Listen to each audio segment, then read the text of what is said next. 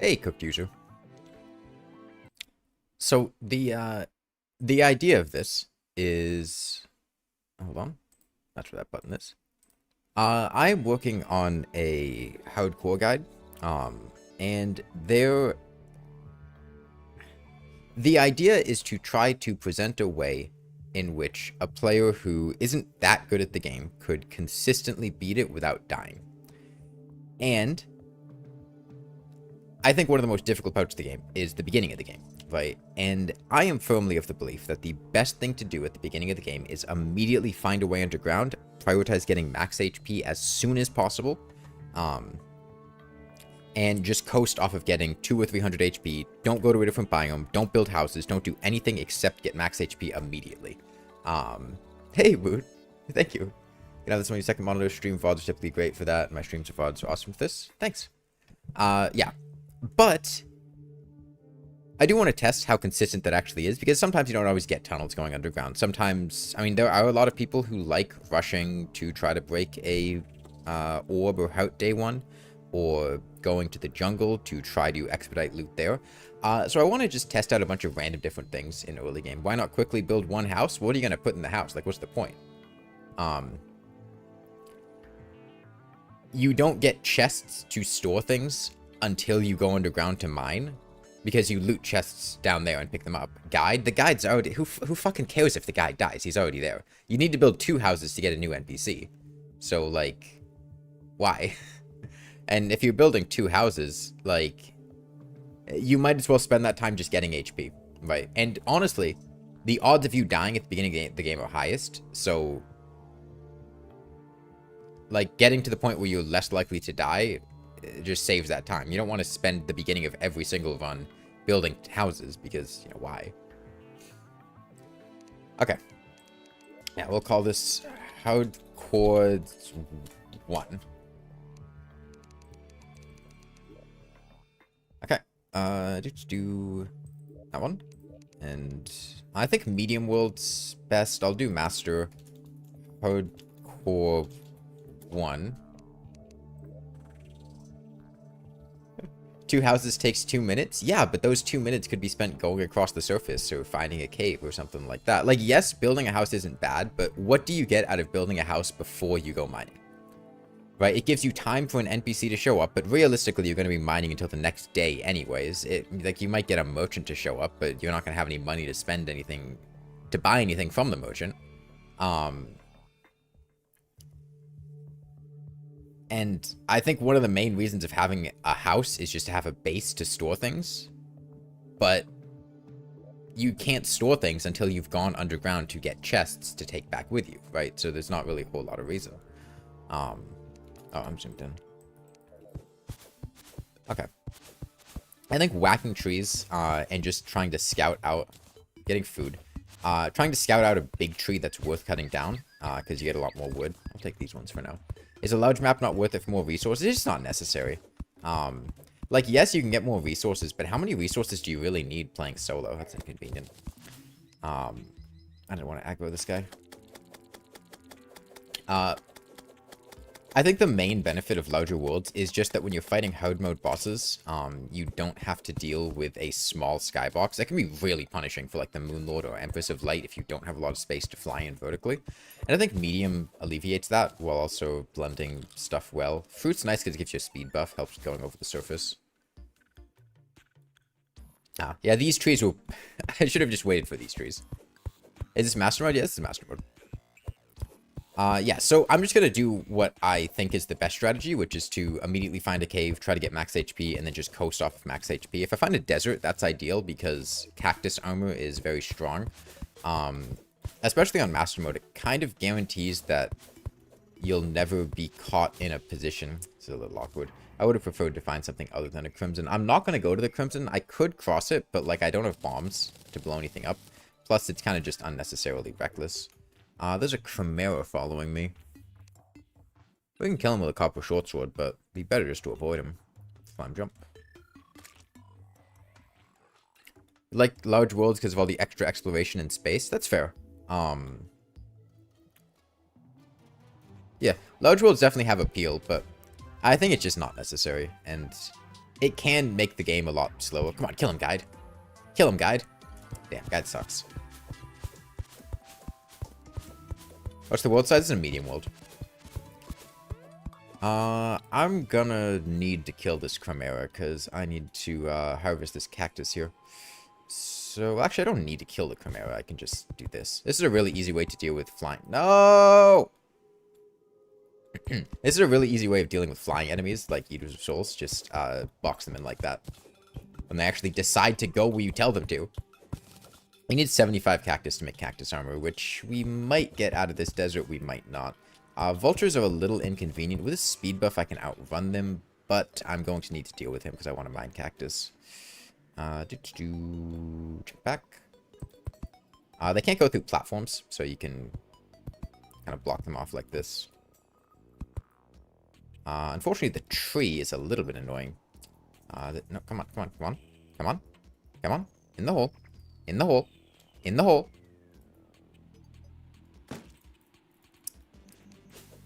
This vulture does not want to cooperate. In. Let me just bring him down one. That should do it. Okay. Anyway, cactus. God damn it.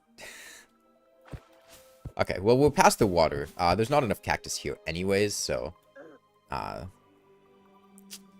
water's inconvenient. You move fast enough to outrun a vulture with a speed buff consistently, but with water, you get slowed down to the point where they might catch you. He's just gonna keep chasing me. There's a cave here, though, so that's good. That's what we wanted. It's in the Crimson, but that's fine, because Crimson enemies aren't really gonna spawn down here. I need to make some of these. I got some bombs from that pot, which means that there's a decent chance I could get an Undertaker here while following the basic game plan of just going in a cave, which would be pretty awesome.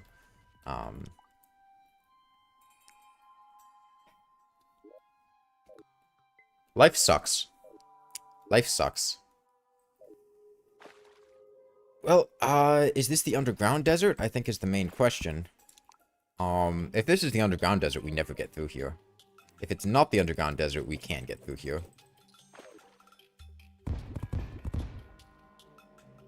Yeah, that's the underground desert. Okay, well, fuck everything I said. I guess we're just crossing the Crimson. Yeah, good strategy.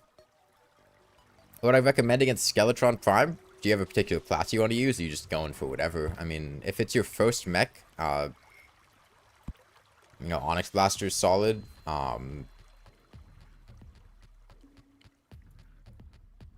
If you've killed the twins, Rainbow Rod's pretty respectable. I mean, like, we're here and we have bombs, but we also don't have a way out. But, like, Undertaker's really nice, so, like, I might as well go down here. Okay. I need to be a little careful, because spiders spawning off-screen move very fast for, like, a frame or two, which is a little... Well, not a frame or two, a bit longer than that, but... they move very fast for a little while. Come on. I'd really like them to stick down here. Come on. Come on.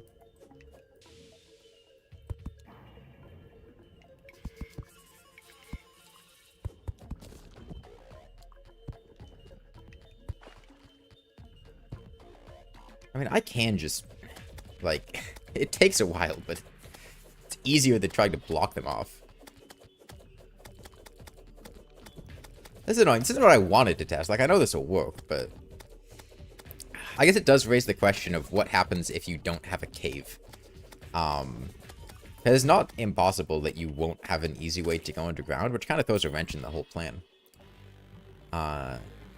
Noted a bug where Plantero's bulb wouldn't spawn. And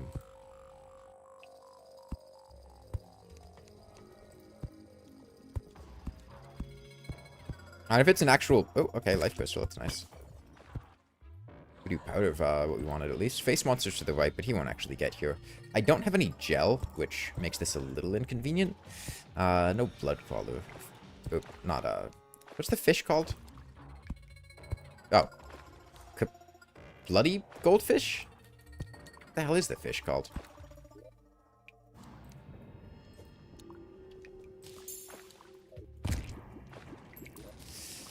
Well, unfortunately, I don't have a recall potion, so we're stuck walking out of here. This might get me a rotted fork, which would be really nice. It's a crimson heart. That's good. Yeah, this sucks.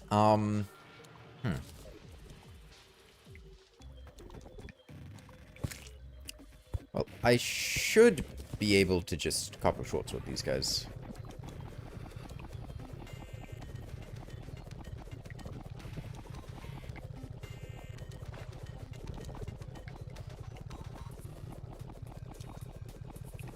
Do I kill them before they hit me? I don't think I do. There we go.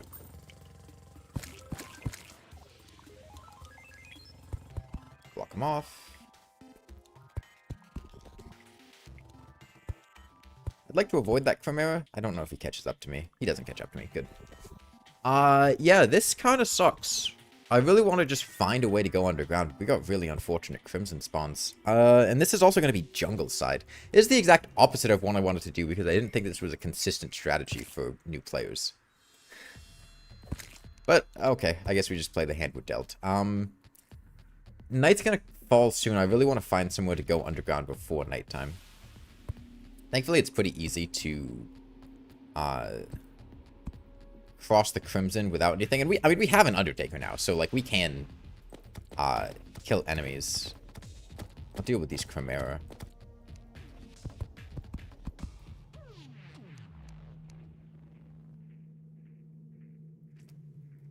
Shadewood Bow might be a good option, but honestly, I just want to get across the Crimson right now. It's getting late. Do I have any rope? Oh, okay, there's the end of the Crimson. That's good. Yeah, there's the jungle. Still have torches, so that's nice. I really need to find a way home. Thankfully, there should be a lot of wooden... I need to re-eat a buff. Is mass mode core? Yeah. Okay, there's a chest there. Might have recall potions, which would be nice. I'm gonna block this off so we can't get in here. Swiftness potion and recalls. That's good. Grenades are solid. They might come in handy for man-eaters in a little bit. Do I have rope? Yes, I do. Leaf wand as well. This is a cave going down, which is what I wanted. It's in the jungle, which isn't what I wanted, but that's okay. Spear's fine.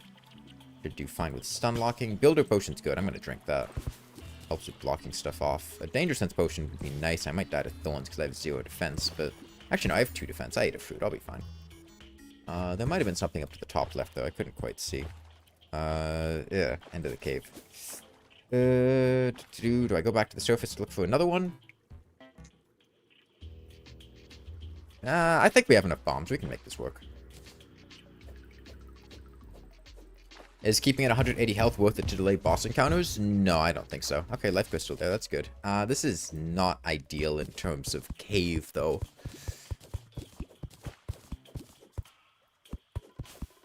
Okay, no, there's a big cave down there. That's good. No. Once you get a life crystal, just eat a life crystal.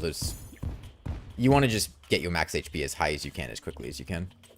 Okay. I mean, if we're really lucky, that could be a boomstick, I guess. Staff of Ego, it's also pretty nice.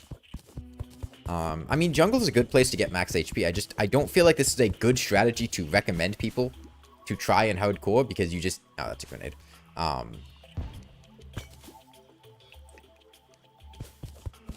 Like, the odds of a regular player pulling this off and not dying is not that high. Like, sure, I could do it, but that doesn't mean it's a good idea. I guess we're just stuck doing this, though. Staff where we go still pretty solid.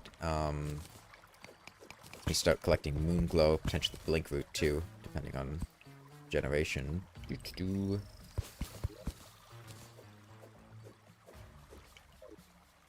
is a bit awkward, because right now we don't have a cave. And you really don't want to dig straight down in the jungle, because man-eater spawning can clip you from off-screen. I shouldn't die in one hit from a man-eater, but I'm liable to die in two, I think. Find it handy to rush Starfury. It's a bit hard to rush Starfury without gravitation potions, though. Ooh, gems. A couple sapphires, not too many. What's the strategy we're testing? Well, I was trying to test, how consistent getting an early cave to immediately go underground to try to get life crystals would be. I think I got my answer, which is not consistent enough, seeing as it didn't happen the first time that I tried it. Yeah, most people get destroyed in the dungeon, like, in the jungle. Like, I'll do this because, I mean, we're here, and why not? Does this drain before I die? No, I have to get it. Yeah, actually, yeah, it drains before I die. I lose some HP, but I survive. So, ideally, I go out to there. The problem is the longer it takes me, the worse it gets. These hornets are quite a problem. More than the man-eater. I can deal with the man-eater. I can't deal with the hornets.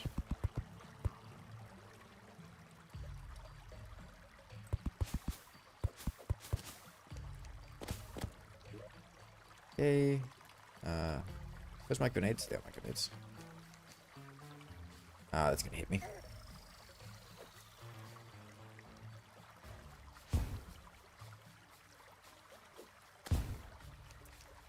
Man, that does not deal that much damage.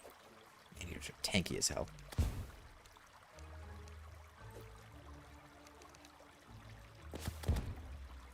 He's almost dead. There's another man-eater. This is why the jungle sucks. I don't have the speed to mine through them, and in the time it takes you to kill one, two more have spawned. Hey, Amuniminium. The idea of a guide for beating hardcore on your first attempt, because you're pretty simple, just rush in and... the idea is just giving consistent ways to play the game in hardcore. And, like, yes, you can rush the jungle, but...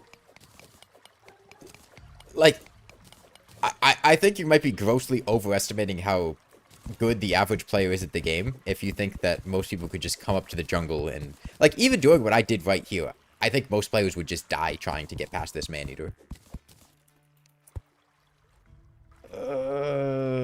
It sucks. It's a big cave over there. My best option here is to despawn these man-eaters. They haven't picked up coins. So if I just go far away, then come back, by the time I come back, they should be gone. Should be about 12 seconds. Oh, more man-eaters. That's great. I can check out over here. Might be something. Oh, it's a life crystal. Yeah. Nice. Also a whole other cave here. I'll go back to the other one. It looked promising. Yeah, you can look for natural-looking ponds. That can be a good way of finding floating islands.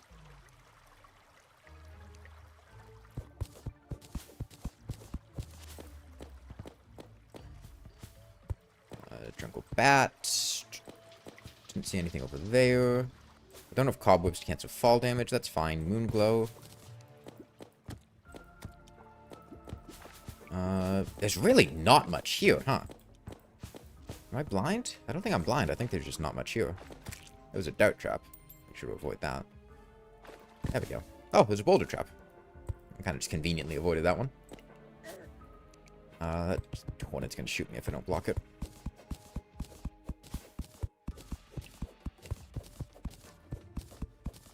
Okay, I make it here, but the hornet probably aggroes and walks towards me. Night Owl Potion's quite good. Get rid of these shurikens. Suspicious looking eye for later. Throwing knives. Shurikens. That's all fine. With Night Owl Potion, I feel more comfortable approaching the dark areas because you can see man-eaters through blocks more easily. Do I have cobwebs? Do we say fuck it, we ball? I think we say fuck it, we ball. Nothing, nothing, nothing. Wow, a whole lot of nothing. This is the worst jungle I've ever seen. Dead man's chest. That's something. I should be okay from that man-eater. I don't think he can reach that far. Gold pile. That's nice. That was just a thorn that hit me. Nothing too dangerous.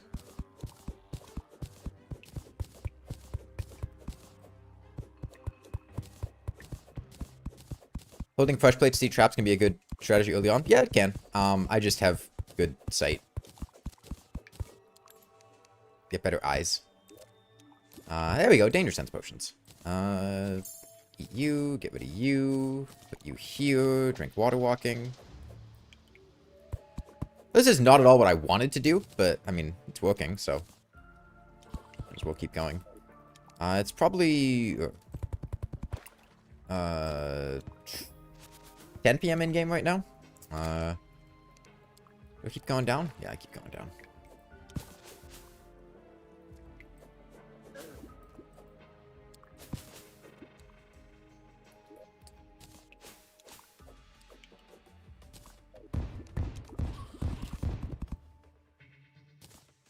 Okay, looked like there was something down there. Lucky Horseshoe from Sky Islands are great. Yeah, fall damage immunity is super, super nice. Well, this gets us somewhere. Not sure where, but... I'm gonna re-drink my potion buffs for mining speed. I still have another fruit. Well, had. I think it's gone now. More Moonglow. I mean, Moonglow is nice for Spelunker potions. Nothing up there. Get down here. Not really. I avoid that Moonglow. There's too many hornets nearby. Life crystal's nice. Anything up there? Possibly in that water. Piranha. We have a spear though, so we're okay. No, Piranha's flanking me. Another Piranha from the top ropes. Good, now we Piranha'd out. We're Piranha'd out. Black slime moved in up there. Am I gonna drown if I don't kill that black slime? Ooh. He's a bit more concerning than the black slime. Pressure plate here to a boulder trap. We need to go. Okay. Well, that wasn't really what I wanted to do, but we got to 200 HP, so I guess it kind of worked.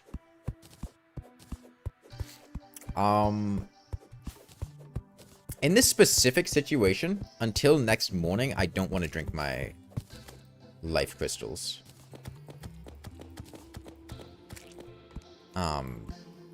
Because we do have a possible goblin invasion, and if a goblin invasion happens, we are kind of screwed. Because we don't have any way of dealing with that easily. You can find horseshoes in golden chests? Nope, you used to be able to. For a time in 1.4, but then they went back to being in Sky Island chests. Okay, let's build a little house here. And yeah, horseshoes are not craftable. That's a calamity thing. Now is a good time to get houses, which is nice.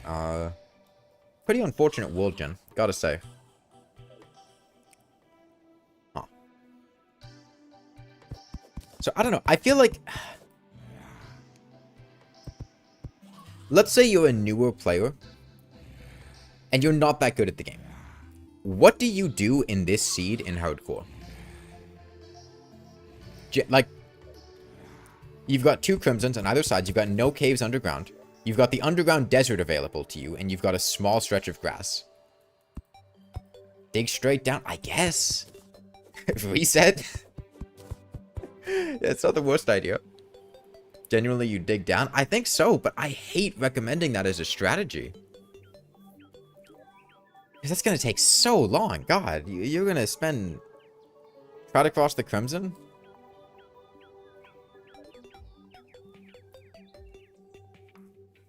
Safe. Yeah, but it's such a bad strategy.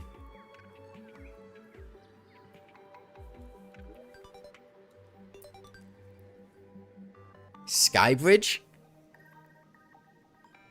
You know, honestly, that's not the worst idea.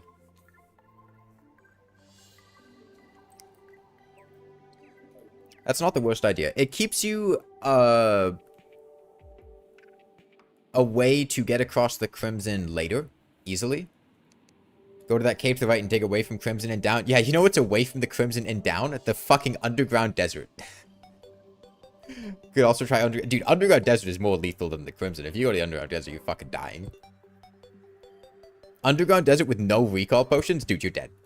You're dead. The second a worm spawns, you're dead.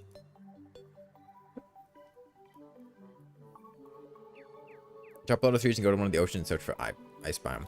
Yeah, I think... Let's see how it goes.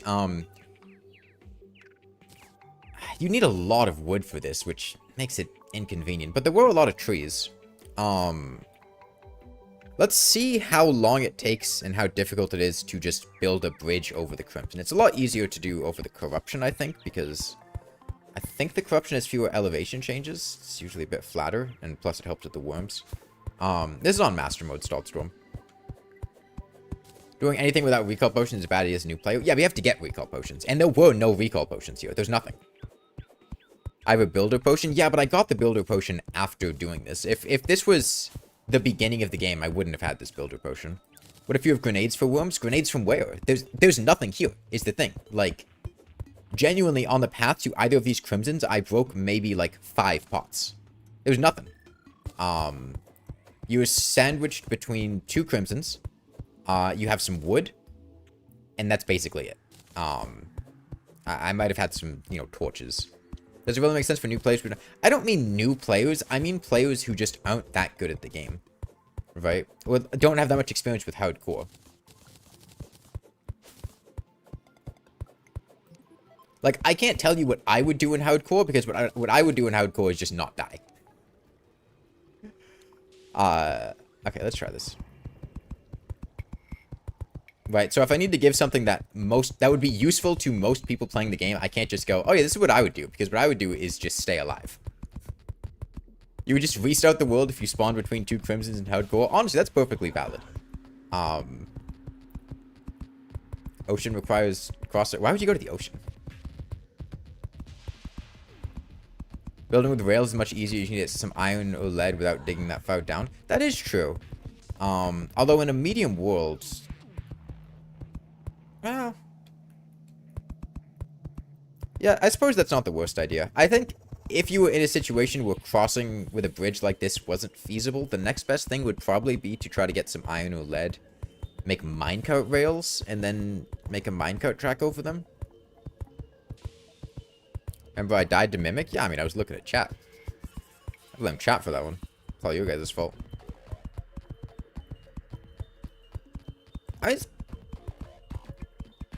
This was pretty easy. You know, built a sky bridge without platforms makes sense in hardcore, but it feels so wrong. Yeah, well, the problem is there were flying enemies down there, and if a Chimera shows up and flies up here, then I'm kind of screwed. We got rope. I don't remember if we had this rope or not. We probably would have gotten some rope from pods. Is this out of the Crimson? Yeah. Pretty far down. Nope. Well, basically, honestly. We're fine here.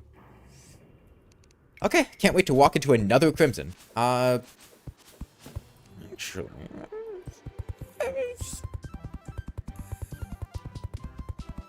You know... It's a distinct possibility. We've got the rope. I'd love to cobweb fall down, but there are trees underneath me.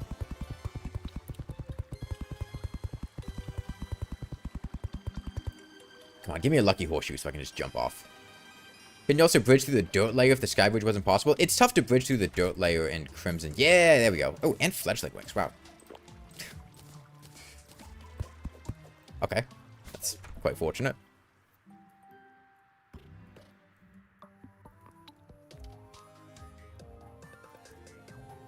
Okay. I'm gonna get rid of these wings. I don't think they're applicable to how most people would be playing anyway. This isn't a cave we can go down. It's something, but it's not a cave we can go down. You guys go to desert as your second biome in hardcore? Okay, I guess we're going to the...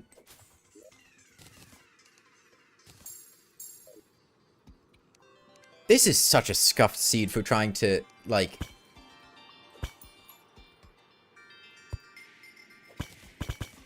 Okay. At this point, you go mining down here.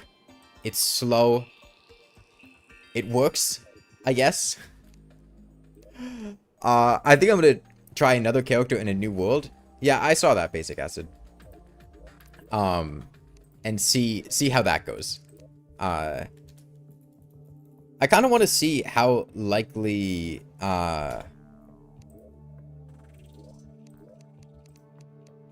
it is...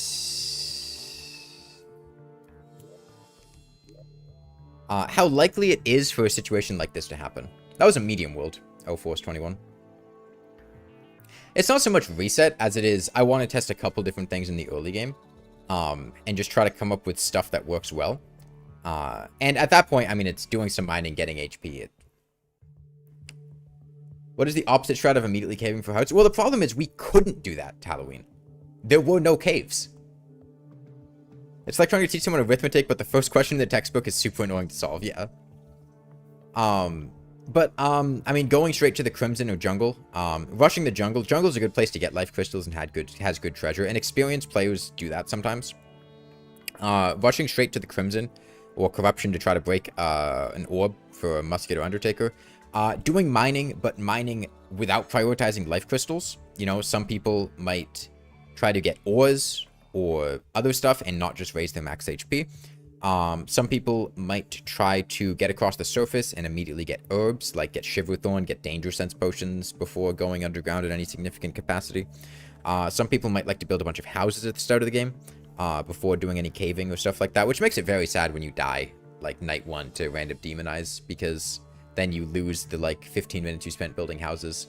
That's part of why I don't recommend building houses immediately, is because you just lose that progress if you die.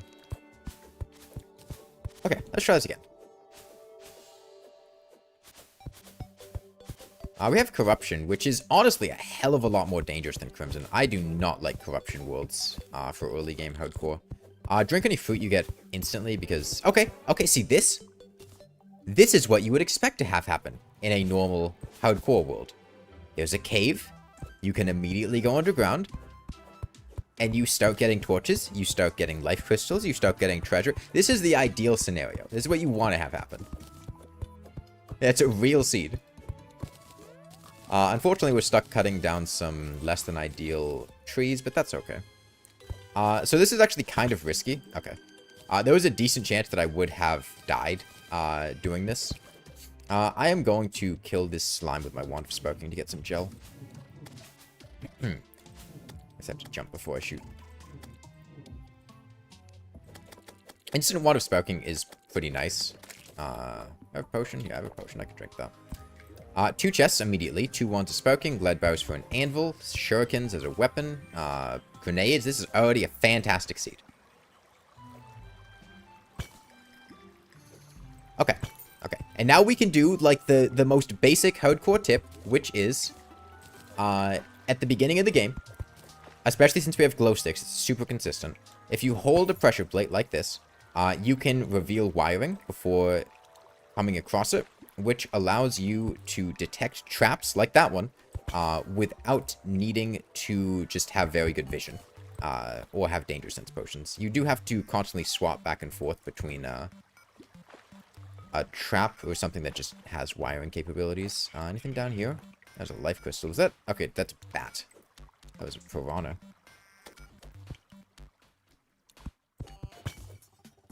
Okay, do we have rope? We must have rope. Actually, I'll just go down here.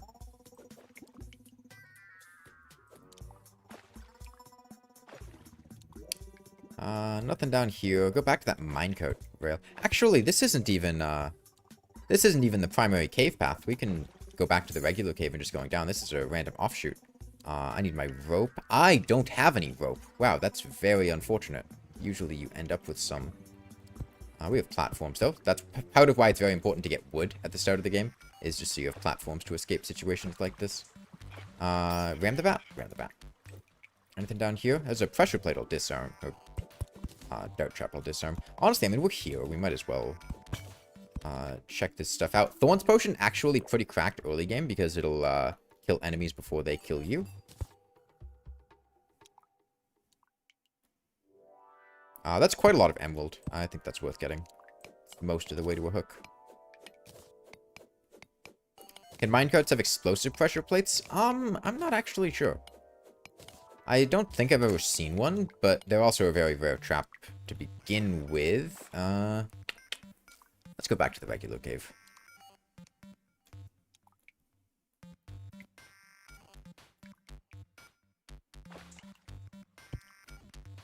What am I doing? Just a bunch of random hardcore stuff. Okay, so here's the question. Has any of what I've done so far been something that your average player would struggle to replicate or pull off? I don't think so. We basically just walked down a cave and dodged a couple enemies. I mean, I guess I could have, like, you know, blocked a couple enemies off, but I think it was mostly, like, pretty reasonable to do. This is a good situation where you want to pull out your pressure plate. Oh, actually, the cave does. It's an odd generation.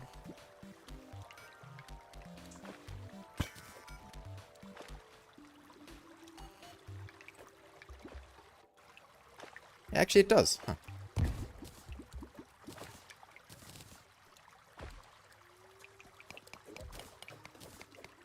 Okay, right now we have enough to upgrade our pickaxe, which is quite nice, so I am going to do that. Also a life crystal up here. Do I have rope yet? I still don't have any rope. A pot dropped a rope down below, but it wasn't in a spot I could pick it up.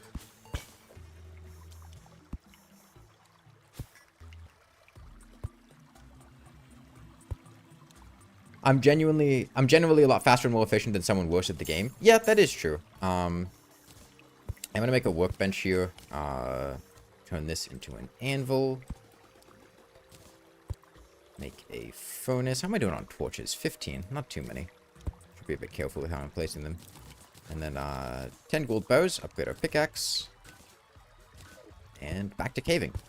I mean, right now, it's been a couple minutes. We're already at 160 HP, which is massive over 180. Plus, okay, crawdads are kind of dangerous. I'm going to be a bit careful with them. Their bite attack does quite a lot. I have a proper short sword, not a spear. I was mixing this up with the previous world. It won't one-shot me, but, oh, he jumped. Okay. I could try intentionally going slower. I guess?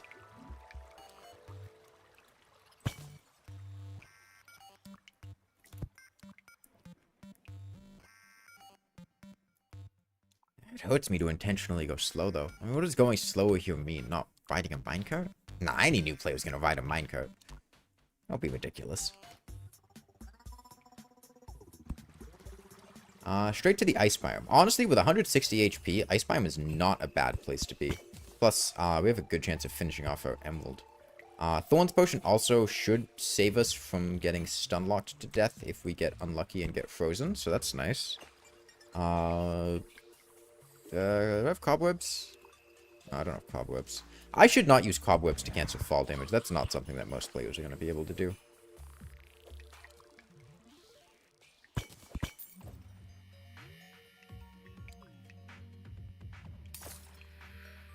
Life crystal down here. Yeah, blizzard in a bottle would be really awesome. Making some sort of tutorial for new players. I'm trying to make a kind of like a hardcore tutorial, yeah. How to beat the game in hardcore.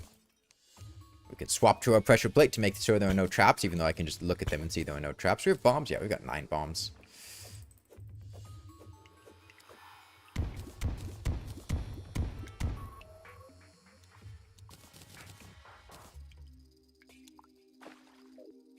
You forgot you could place cobweb. I mean, it's kind of it's a decently high-level strategy, which is placing cobwebs underneath you to cancel fall damage. The problem is that it's very easy to mess up, and if you mess it up, you just die. So it's not something that most players should try to do. But once you get good at it, it's a pretty easy way to... There we go, there's some cobwebs. To cancel damage. You can place them on background walls, which is usually the nice thing. The problem is, a lot of times, if there's, like, furniture on the ground, you can't just blindly jump into somewhere and use cobwebs to cancel fall damage. If there are no background walls, and you can't see the bottom, it's not a consistent strategy, and you shouldn't do it. Because you might end up, with blocks underneath you that you can't place cobwebs on. It can happen with, like, trees in the jungle, for instance. You can't place cobwebs off of trees. And I don't think you can place them on top of background objects. Underground Miner is an enemy that you should go kill if one shows up. The items they drop are useful enough that they warrant a detour for. It's a good example of me taking more risks. You think the average new player would have hesitated there and gotten caught by the bat? Yeah, I guess maybe I should play in a way that addresses every enemy. Might be a better idea. Are those gems the same? These are all topaz, if that's your question, yeah. How do I actually kill? I have shurikens.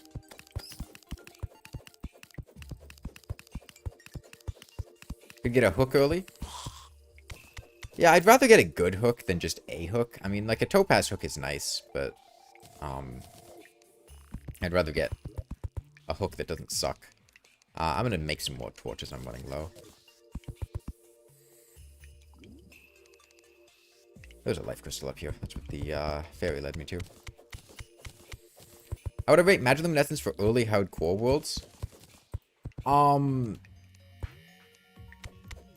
Okay, there's a good example of something, which is recognizing an enemy that could pose a danger to you, and then doing something small to nullify the risk before it happens. Right there, just putting that one block makes it so that the ice slime won't shoot me, even though he very easily could.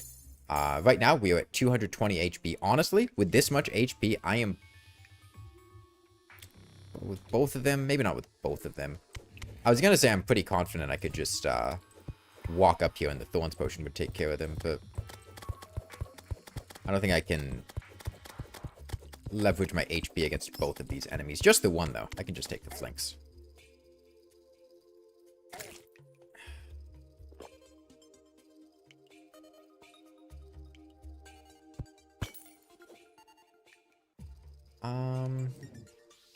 Nothing up there. Crazy tin value.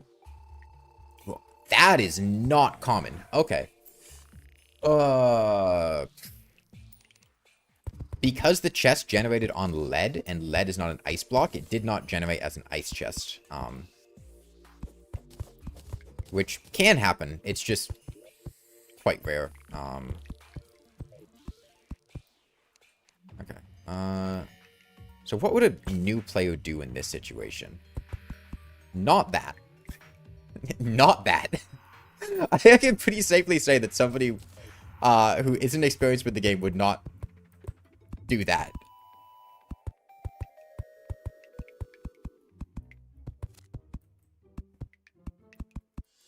Box themselves? Yeah, potentially. Man, flinks take a lot of stun lock. Or knockback. So a new player in this situation would probably throw grenades at the flinks. Newer inexperienced players would probably not use blocks that much. Well, I think that's one of the things that they should really learn to do. Like, I think that's something that a guide should tell you how to do or tell you to get good at, because that's a huge part of playing hardcore. Okay, Spelunker Potion and a Mace, both incredible finds. That should speed up our exploration here a lot.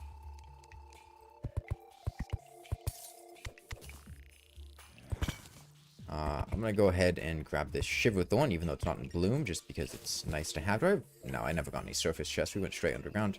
That's water. It's going to flood this area. Those are emeralds. How many emeralds do I have now? 9. That's 4 emeralds. 5 with that. That's a hook.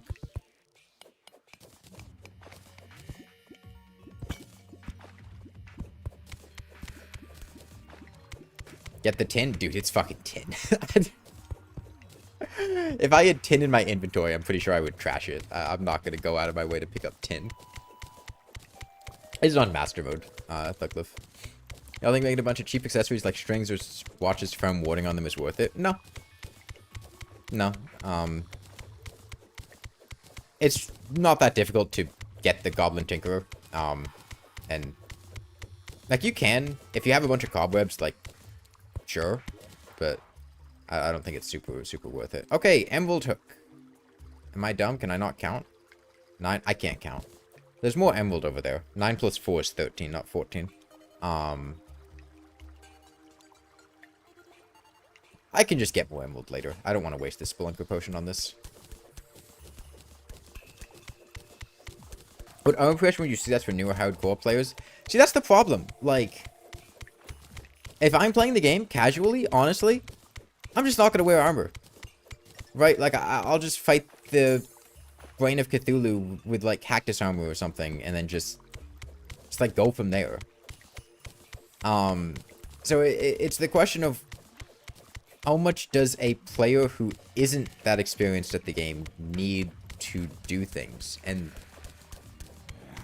man, it feels really bad sitting here recommending new players to just mine for gold armor. But at the same time, like, it will be their most consistent path to success. If I get rid of this bat, or just block it off. Yeah, this is good. We can walk here. It's sapphire. Another gold chest. Man, I love all my ice chests in the snow biome. See, that's a situation where I think most players probably would have died. Or at least hurt a lot. Maybe with this much HP they wouldn't have died, but... Silver or gold? Yeah, silver's okay. It's a dead man's chest. Dead man's chest, 3 explosives. A new player could farm... Oh, dude, it'll be a cold day in hell before I ever tell someone to farm gladiator armor for their hardcore playthrough.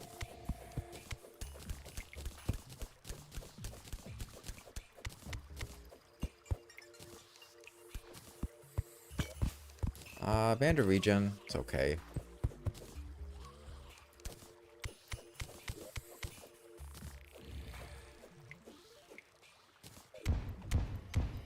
Which pickaxe is the best to dig through stone right before entering hard mode? The molten pickaxe. The molten pickaxe is the only pre-hard mode pickaxe that breaks stone in one hit. So, it's the best for that.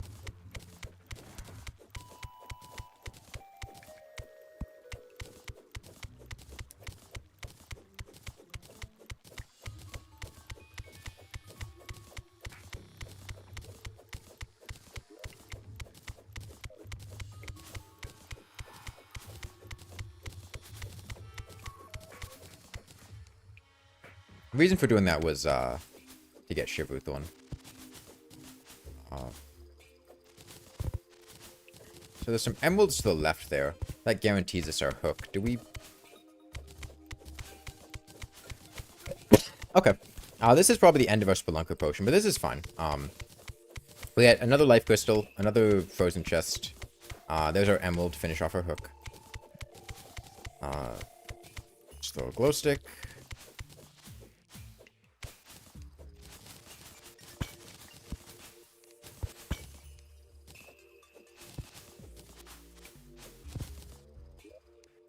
Ice Blade. I'd prefer that. Gravitation Potion's quite big. I think this is a solid haul to go home on. Teleportation Potion's also quite nice. Get the frozen chest. Get rid of you. Got a couple seconds. I can scout out nearby areas. Make sure there's nothing too loud I'm missing. No. Man. This feels like a weird fun. Okay. It's nighttime, which isn't usually an ideal time to teleport back, but there's not really a whole lot else I can do there.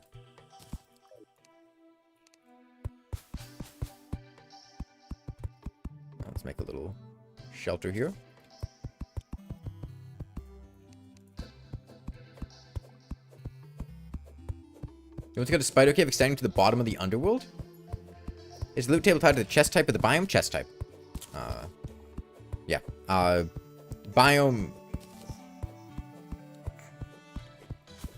Biome doesn't matter. Like a rich mahogany chest still has gold chest loot in the jungle. The living mahogany, the ivy chests in living mahogany trees actually have. This is very weird. I think a 75% chance of generating jungle loot and a 25% chance of generating gold chest loot. It's very strange. Okay. Well, I think the ideal house to build at the beginning of the game, assuming you have no mobility aids, is something like this with a trench along the bottom. Is wood armor bad? It's not bad, it's just useless.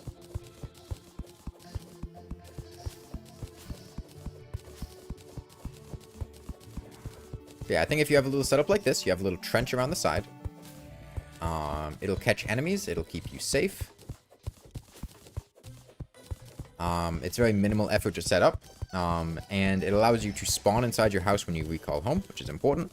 And it also doesn't require you to have a double jump or boots or grappling hook in order to get to the top of the house. Speaking of which, I'm going to make my grappling hook. You also have the option for a couple other items.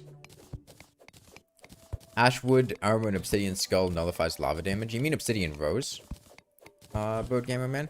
Not every wood armor is useless. I'm going to say every wood armor. I said wood armor. Ashwood armor sucks because by that point in the game, like, a lot of defense and an obsidian rose also nullifies lava damage. It makes you take like 1 damage per tick.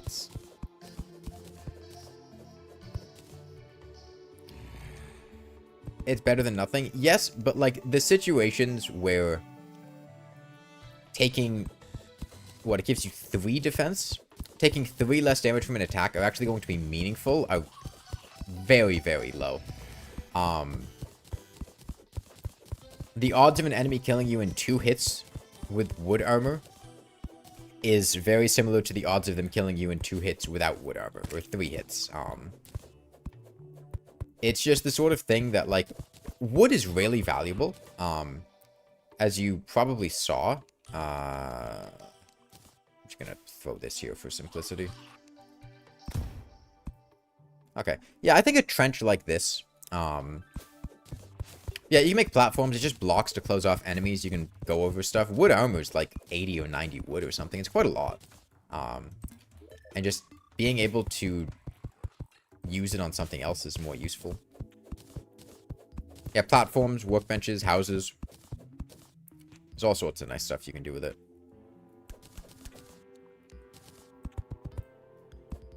Yeah, I think a basic trench design like this is really easy to set up and should keep most players very safe.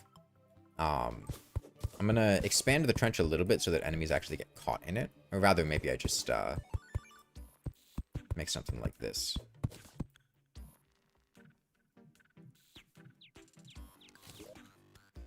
The rope here is also pretty important. That ensures that you can get up to these doors, and it also prevents NPCs from opening the doors outward, trying to leave.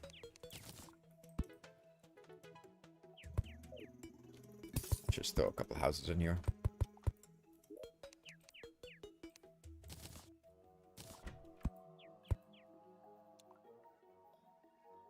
Dude, fuck you, Joe. Okay. Well, it allows you to go back into the house. I forgot NPCs could just open open doors inward. Damn it, Joe.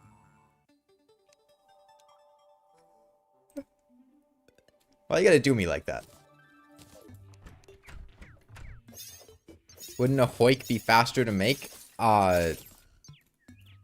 Remember, this is a strategy that I'm trying to suggest to regular average players, and I think implementing hoiks into regular houses are something that most players are not going to be comfortable doing and will probably just forget.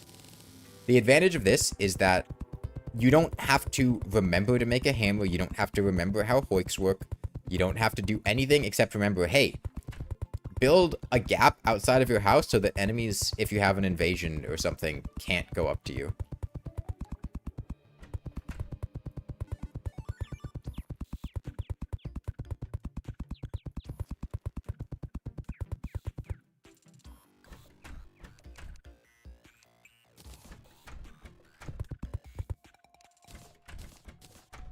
Okay,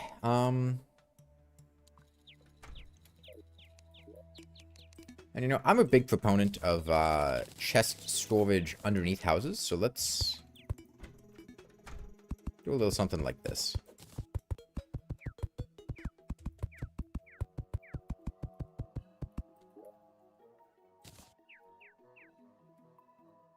Probably do crafting stuff here. We didn't get that many chests, but we got enough, and we can use those as our house here. Oh, that catches slimes. Interesting. Okay, let's do a little chest sorting. Ores and bows. Tungsten, lead, topaz. Got teleportation potions, which are nice.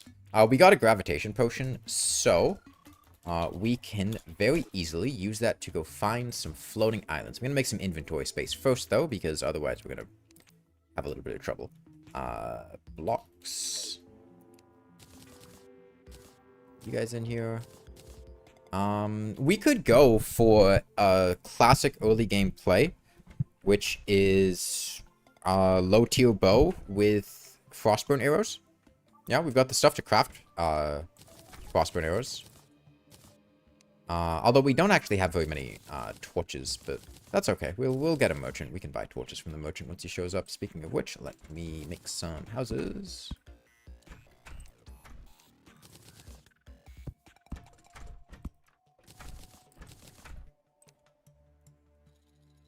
Yeah, let's go tungsten bow, frostburn arrows. I think that's a solid early game line. This door isn't openable.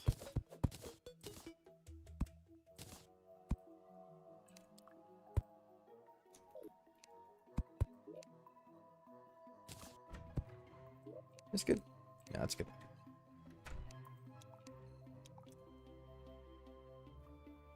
Trench will be good for rates. Yeah, that's another advantage of having them. Okay, yeah. Tungsten bow, frostburn arrows. Very easy early game line. Strong weapon. We've got mace, sunflowers. Pretty solid. Let me make some potions. You don't think newbies would normally go for frostburn arrows? Well, that's why it's a good piece of advice to get frostburn arrows, because they're a lot better than regular arrows if you happen to, you know, have gone to the snow biome and got this stuff, which you're pretty likely to do, because snow biome is where you get shiver thrown for danger sense potions, and danger sense potions are really good, so I think it's a solid piece of advice. Yeah, this is fine. Let's go out. So the one thing to keep in mind when you're exploring floating islands, this is an incredibly stupid way to die that I think anyone who has played Terraria long enough, especially if they played before 1.4, has done, which is remembering that gravitation potions do not cancel fall damage. If you use a gravitation potion to flip gravity, that will cancel fall damage, but just drinking the potion won't cancel fall damage. And you can just be flying through the air like this and then land on a floating island and just die. Thankfully, clouds nullify fall damage now, but rushing snow for frostburn arrows has been your secret early game tech since 1.3. They're pretty good, yeah. Unholy arrows even worth it later on. You choose frostburn, jester, hellfire. Yes, yes. Unholy arrows are incredible. 1, they have very high base damage. 2, they have very good piercing. They're a better piercing arrow than jester's arrows. Now, jester's arrows do pierce more targets. They have technically unlimited piercing with 10% damage fall off for every enemy they hit, up until they reach their endpoint and disappear. But unholy arrows pierce 5 times with only 5% damage fall off. And there really aren't that many situations where you're going to need to pierce more than 5 enemies. So realistically, in the situations where it's meaningful, oh, it's a lake. Unholy arrows will do more damage. Plus, they have higher base damage than jester's arrows. And also, unholy arrows can just be purchased from the arms dealer after killing the evil boss at night. So you can get an effectively unlimited amount of them. Unholy arrows pierce? Yeah, they pierce 5 times. And they have, is there an arrow that pierces better than unholy arrows? I don't think there is. I think unholy arrows have the best piercing out of any arrow.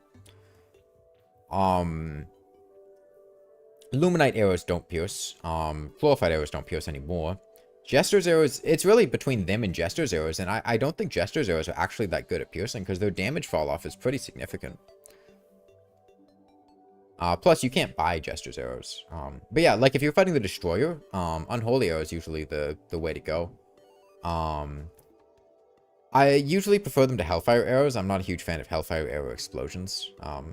This is terrible luck, by the way.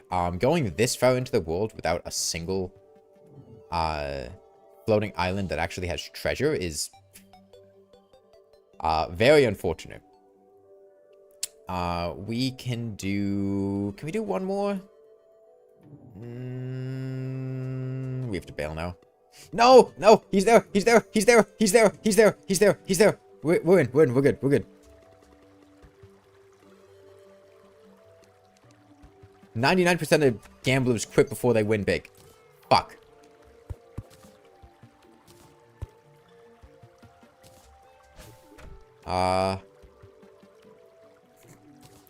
Okay. Okay, so you're telling me there's a chance.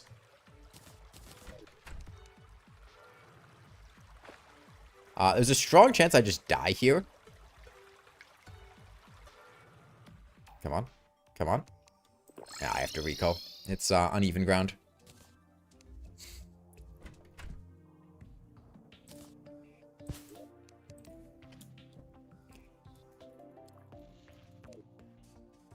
It's kind of expensive to be able to explore this much of the sky in one potion as a result of finding no island spending. Yeah.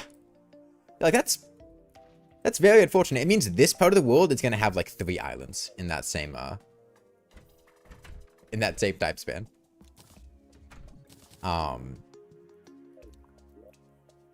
So what do we do now? What would be the next good thing for a player to do? We have a lot of HP. Okay, you know what? I'm going to go back underground, again, get more max HP, but I'm going to go to a regular biome, ideally, and I'm going to try to get deep enough to get a bucket of lava. I think that's a good line. Is there any just miscellaneous lead anywhere that I missed? I think a bucket of lava is basically a ticket for a free goblin invasion. So I think that's a good thing to recommend people to get. We did get Shiverthorn and Cobweb, so we can make Danger Sense potions. I think it would be worth going to the desert, which is going to be on the left side of the world. So let's explore the surface a little bit in order to do that.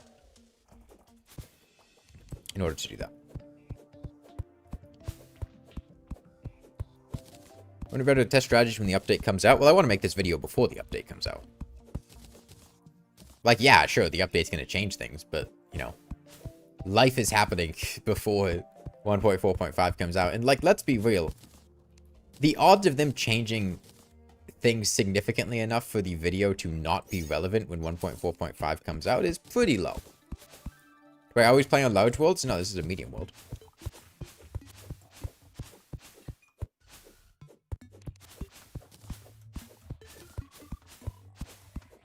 Okay, well, there's the underground desert.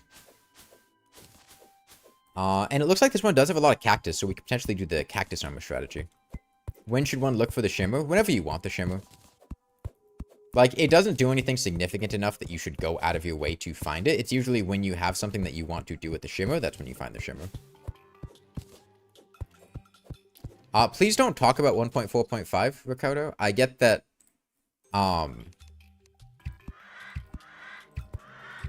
I get that you're excited for the update, but a lot of people are trying to avoid figuring out or hearing about stuff in the new update. And, you know, as a courtesy to that type of person, you should avoid just saying random stuff about the new update.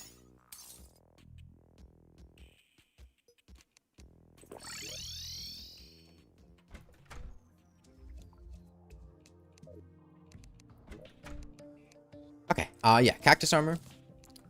I didn't get a single piece of sand. I'm a dumbass. Hold on. Back in a minute. I'm serious. Don't talk about anything related to 1.4.5 besides just when it's coming out.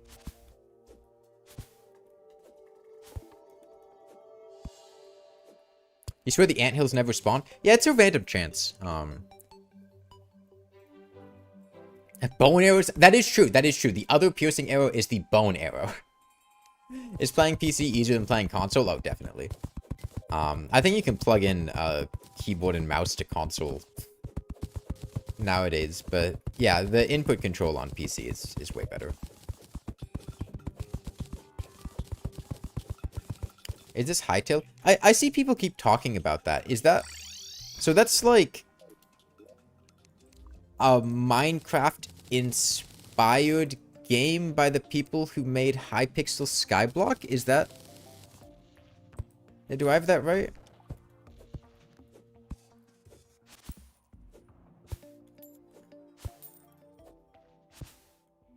People saying Hytale is like 3D Terraria. We've gone full circle. Supposedly also has a lot of Terraria inspiration. It's, what? It's an MMO? Is that...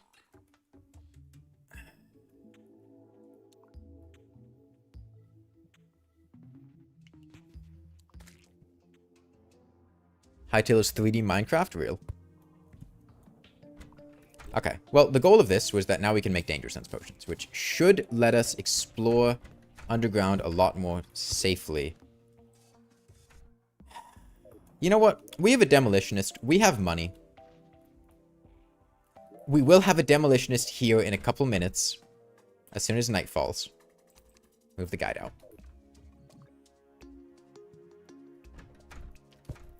We can buy bombs, and we can just blow our way up down there. The problem is, if we go to the left, we might just find ourselves in the jungle, which would be quite inconvenient because we don't really want to be in the jungle. Although, honestly, what are the odds a player dies in the jungle at this point? They've got Danger Sense Potion. They won't step on traps. They've got Cactus Armor, so they won't get stunlocked by bats. They have decent offense.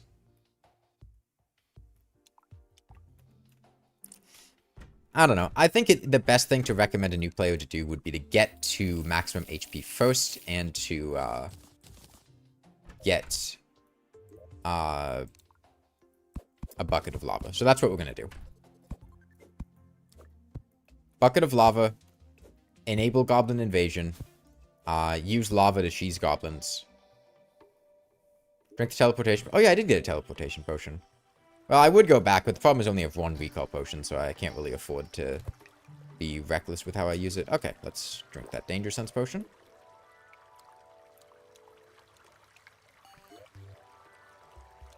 Did I go down in the water? I guess I go down in the water.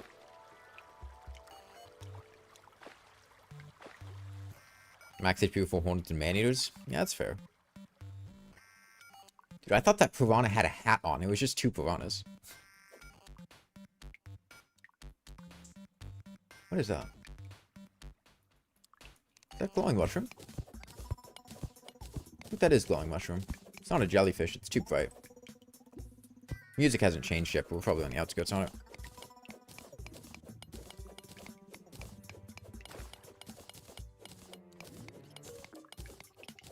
Yeah, it's glowing mushroom.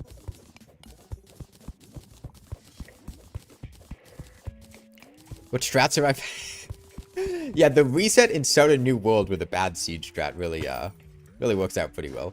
Okay, here's a great strategy. If you find a glowing mushroom biome, immediately go to the glowing mushroom biome because it's going to have like 3 life crystals in it.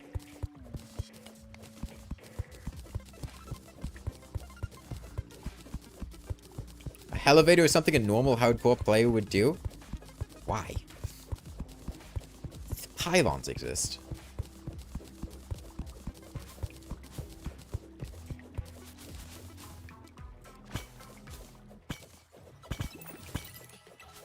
Okay, there's 1 life crystal. Yep, like I said, glowing mushroom biomes, 1 life crystal, as you'd expect. I messed up there, but that's what cactus armor, where cactus armor comes in handy. Nothing up here. Still a little bit unfortunate. Salamander coming. So, in anticipation of him coming, we can make a wall here, and that prevents the salamander from reaching me.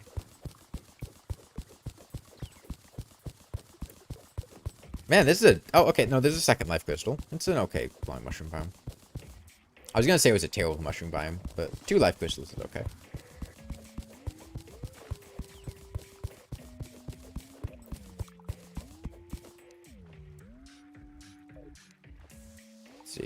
we walk to the side here, we can bait the mother slime over here, and then put down 2 blocks to block it.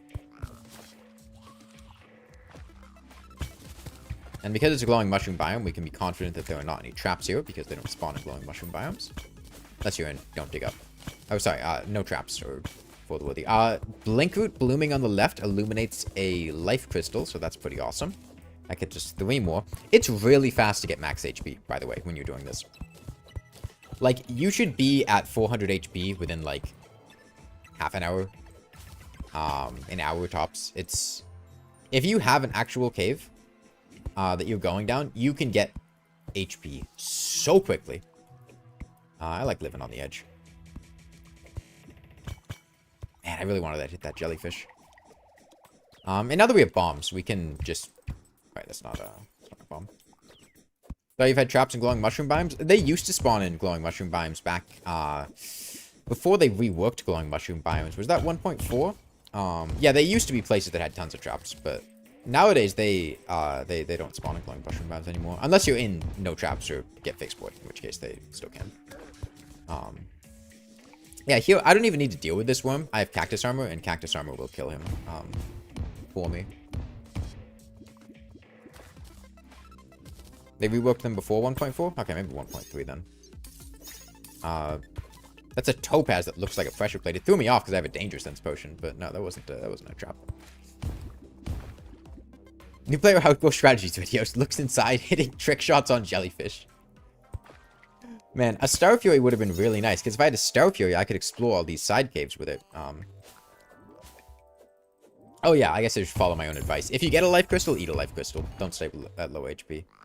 320. The goal here is to get to the lava layer, so we're just trying to make distance downward. Do I have money? Not enough. I do have the option of making a pylon down here, but it wouldn't pan out. I can't buy one. I'm gonna give tips for each class in the guide. I think if you're playing a specific class in hardcore, you're making the game more difficult than it needs to be. Right? Just go with... If you want to just beat the game without dying, the best strategy is to use whatever is most effective at that point in time. Restraining yourself to one type of weapon is, fuck it, we ball. Fuck it, we ball. Fuck it, we ball. Fuck it, we ball. I don't like the elevation change. Now we can just trigger this.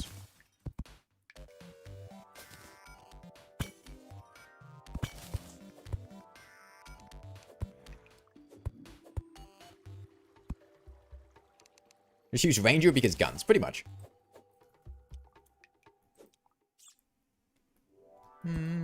Big cave there. We can show off our tungsten bow with frostburn arrows, which is a very effective weapon.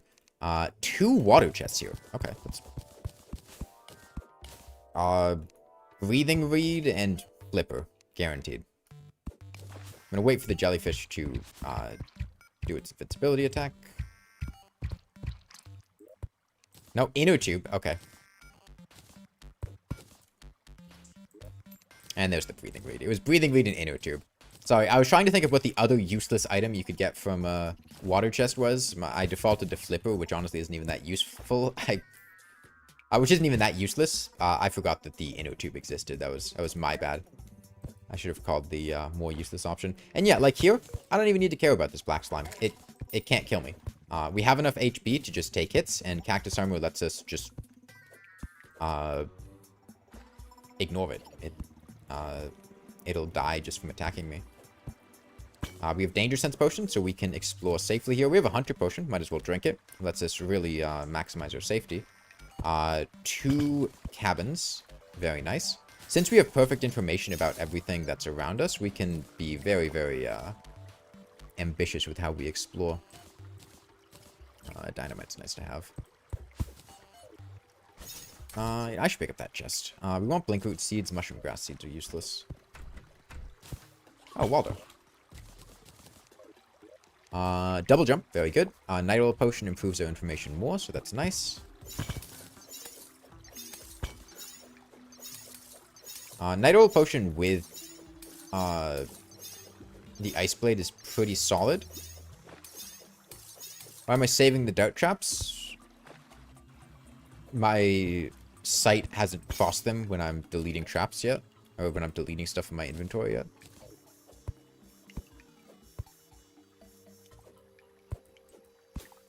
When deciding how to delete items, I just look at what's in my inventory, and when I see something I don't like, I get rid of it. It's not a, hierarchical preference of, this is that much more important than that. It's just, oh, this is bad, get rid of it.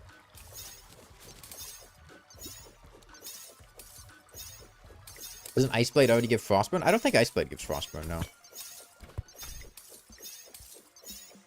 It might have been something that they patched in at some point, but I don't think it gives a debuff. I think it just deals damage.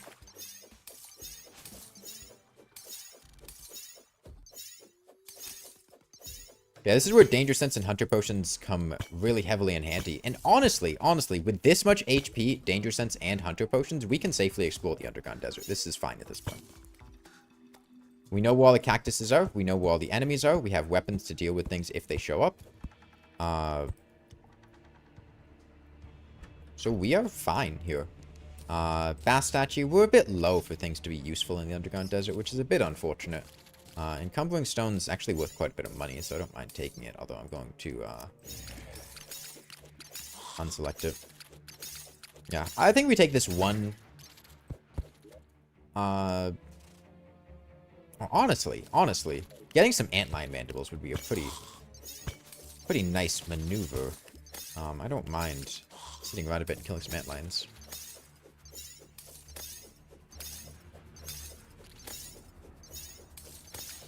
Past the genuine danger stage? Yeah. It's slow here. We're going to lose our potion buffs. And the goal here was to get a bucket of lava, which there is lava here. Did I ever get any ore? No, I need like 3 pieces of iron or lead. Go find some. It's more likely to be outside of the desert than inside of it. Here's 2 pieces. I need a 3rd though. What do I get rid of? Workbench. 1 piece of lead ore.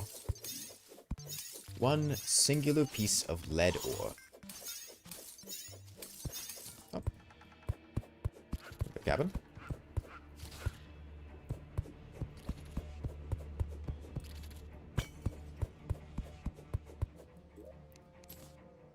Storm Spear, huh? That's not bad.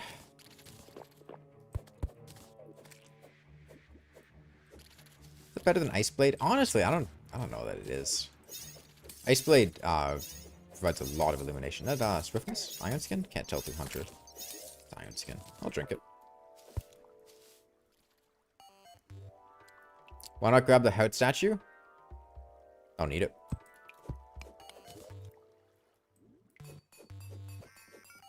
Okay. Furnace. Lead anvil. Lead bar. Oh, I didn't take the lead bar out of my chest. Okay, we need 1 more.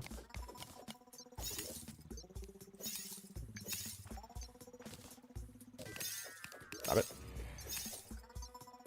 There's a bucket.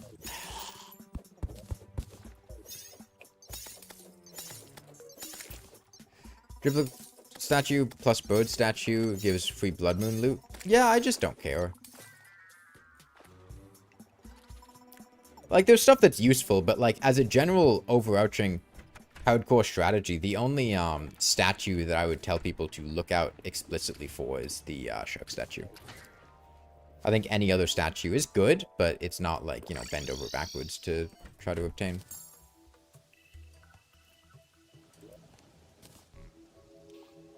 My opinion on Hanged Man. It's a pretty useful tarot card. Being able to fly can let you access some objects behind rocks or over pits.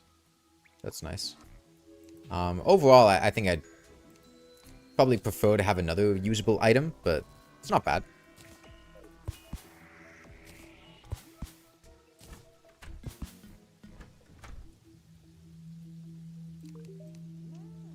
You feel an evil presence watching you. Okay.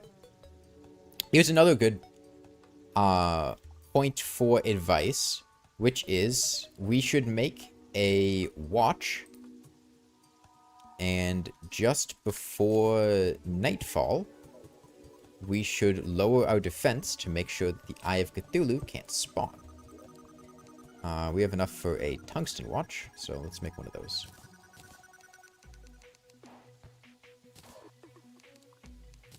What in my opinion is the most underrated item? Honestly, I think poison throwing knives are actually very good. And I think they're an item that basically everybody completely ignores. Now, that's not to say that they're incredible or better than every other option, but I think almost nobody pays any amount of attention to poison throwing knives, but they're actually quite good. Okay. Get you out of here. You can go on potion ingredients. Ideally, at this point, we want to go find a shadow orb and break it. That enables goblins to show up. At this point, we have a basically free goblin invasion. So we're going to try to go find a corruption. There was a corruption past the snow biome to the right. There's a good chance there'll be one to the left as well. So we're going to explore left because we haven't been to that part of the world yet. Getting a good amount of knives is not usually that easy. I mean, you can get like a stack of 200 or 300 from a wooden chest. It's not that unlikely. Like, yes, they're not super common to get, but if you happen to get those throwing knives, upgrading them to poison throwing knives can actually be quite powerful.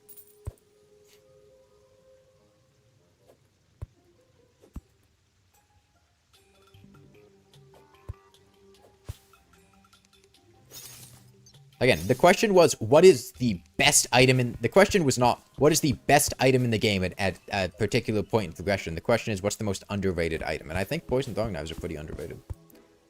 The problem is, most weapons in Terraria, if they're decent, are not underrated. Because people understand that a lot of weapons are decent or solid. Like, the sand gun's not an underrated weapon at this point. People understand that the sand gun's quite good. What's the best for poison throwing knives? I think it's 50 poison throwing knives from 50 throwing knives and a vile powder or vicious powder. Is frog leg underrated? Frog leg's not a weapon. But was it underrated weapon or item? Well, in either case, I don't think frog leg's underrated. In fact, if you go to a lot of online Terraria communities, you will have a lot of people insisting that Terraspoke boots are absolute trash and that amphibian boots are the only valid option.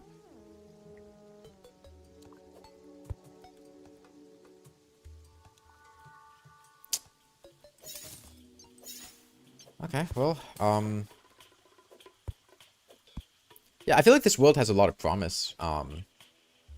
You know, all it takes is vile powder, which is pretty damn easy to get.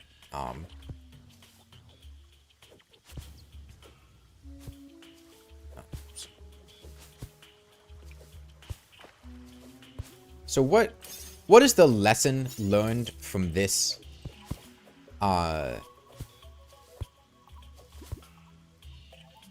this little run here, right? Going underground immediately. Is this an actual hardcore run? I mean, it's in hardcore. If you mean it's an actual run, like I'm not going to play this through to completion on stream right now because the point is testing early game stuff. So we'll probably make another character and do some other early game stuff. So what...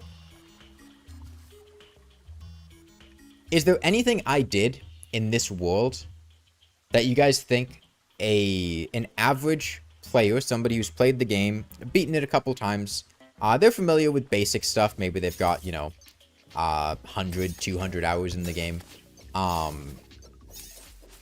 would not have been able to do, or would have... That is very uncommon. Surface Sapphire. Would have died, when I did something.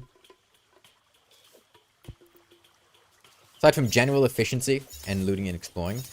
Yeah, I think one thing that I did that I think most players wouldn't be that great at would be just managing enemies. Like, I know here with the speed buff that I have that these bats are not going to catch me. And even if they do catch me, I can just hit them to knock them back a bit. It's really not that risky.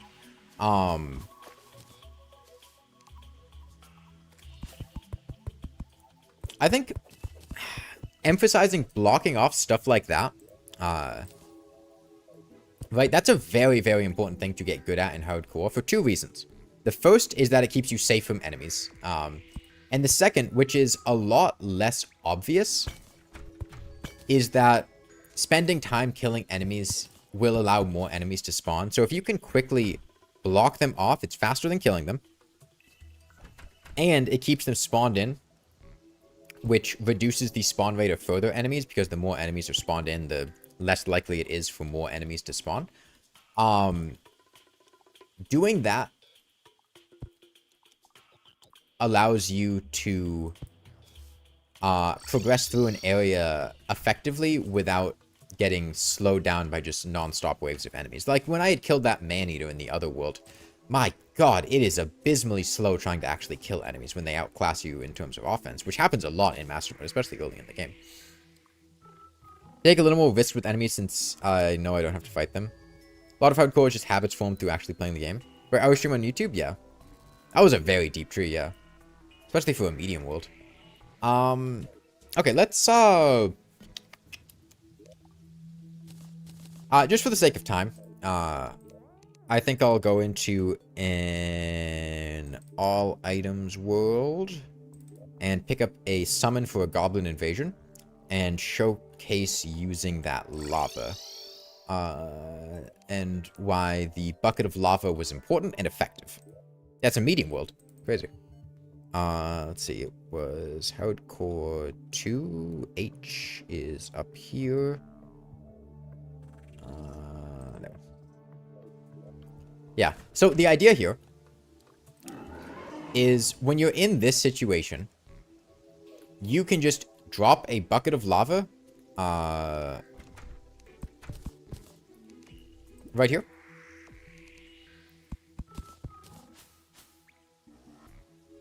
And you're basically completely safe from goblins. They basically can't do anything to you.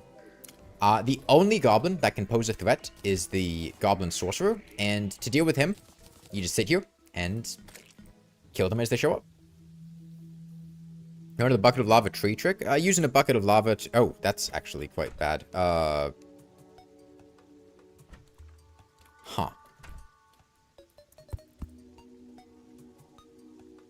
We'll just put that there for now. Okay, there we go. Yeah. You kill the sorcerers as they show up, and every other goblin will just walk down in the lava, immediately die. You could do this with a copper short sword. Very comfortably. All you have to do is just hit teleporting goblins. There's basically no risk here as long as you don't step in the lava, which you shouldn't do. Can the other goblins spawn on top? I mean, the sorcerers can teleport on top, but just, you know, make a little hole and attack them as they show up. Why wouldn't a new player use the all items world to get endgame gear? Seems a bit wasteful to only get the goblin summon. Well, I mean, a lot of players just aren't familiar with all the options they have available to them, you know? Yeah, I just don't want to have to wait around for a goblin invasion after we break an orb to showcase this. Yeah, this is the general idea. You go underground at the start of the game. You get life crystals as soon as possible, as many of them as you can. If you get down to the lava layer, pick up a bucket of lava, because the bucket of lava allows you to do this. The reason I'm not doing journey mode, I mean, you can't do hardcore in journey mode. Like, I get that it's functionally the same, but, like, you also spawn with better gear, and, like, why? What's the point? What would journey mode allow me to do that this doesn't allow me to do? How does the player grab the loot? Well, at the end, you can, make a little funnel to drain the lava. And then you can just pick up the items. Aren't you getting naked for nighttime? Yeah, I know, but it's not nighttime yet. Also, we don't have to because we actually don't have 11 defense anymore. The reason we did previously is because we drank an iron skin potion. But that iron skin potion wore off, so right now we don't have enough defense to trigger the Eye of Cthulhu spawn. Is just digging down viable at the start if surrounded by world evils? That's a good question, and honestly, I don't know if it's better to dig straight down or if it's better to try to bridge over the world evil.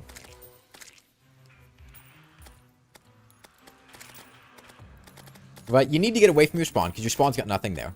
And your options are either try to get past the evil or just ignore the evil and go down. And they're both bad options, is the thing. we were able to bridge over the Crimson very quickly, and then I think we got to a cave pretty fast doing that. Yeah, doing this, Goblin Invasion, basically completely free.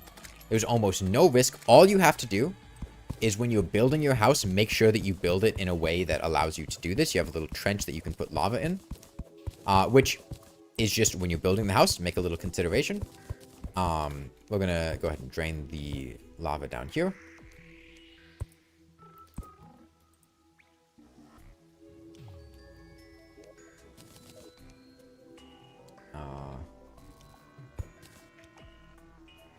Okay. Well, this happens sometimes. Sometimes you lose your lava, but that's fine. Free 3 gold, 33 silver.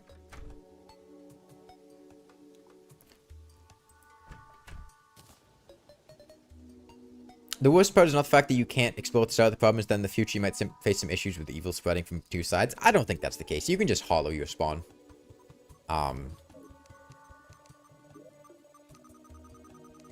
Yeah, okay, let's do another early game. Hardcore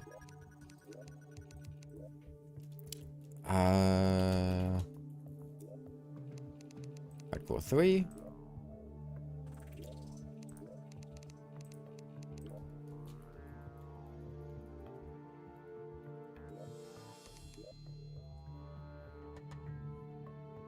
Rope up about 200 tiles above spawn to make a platform where enemies can only spawn from one direction. You're talking about farming? Build a lava trap in an ocean base. You can farm events invasions coming from one side only all throughout the game. Oh, yeah. But this was more about the fact that at the beginning of the game, the Goblin Invasion can be something that threatens players a lot and they can be really afraid of. And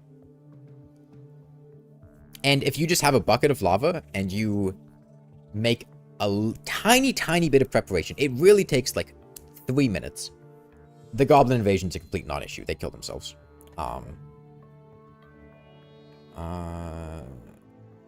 Dagmore Triff.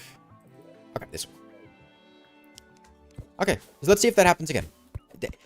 90% of the time, you're not going to be flanked by corruptions on both sides, or crimsons on both sides. It's incredibly bad luck that happened. I think a big takeaway here is how insignificant weapons / armor are. Yeah, most of the time, using blocks is more effective. And honestly, the copper short sword's fucking cracked, dude. The copper short sword is incredible. I was sitting there taking out blood crawlers in the crimson with it. Like, this thing kicks ass. If you know how to use it.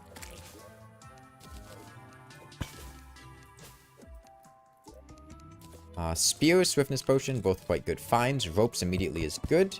Grenades are good.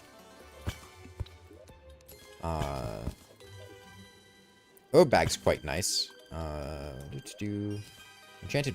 Well, regular boomerang means an enchanted boomerang later though. Bombs are good. That gives us the option to. Oh, hello. Do I kill him? I don't have that many torches. I should kill him.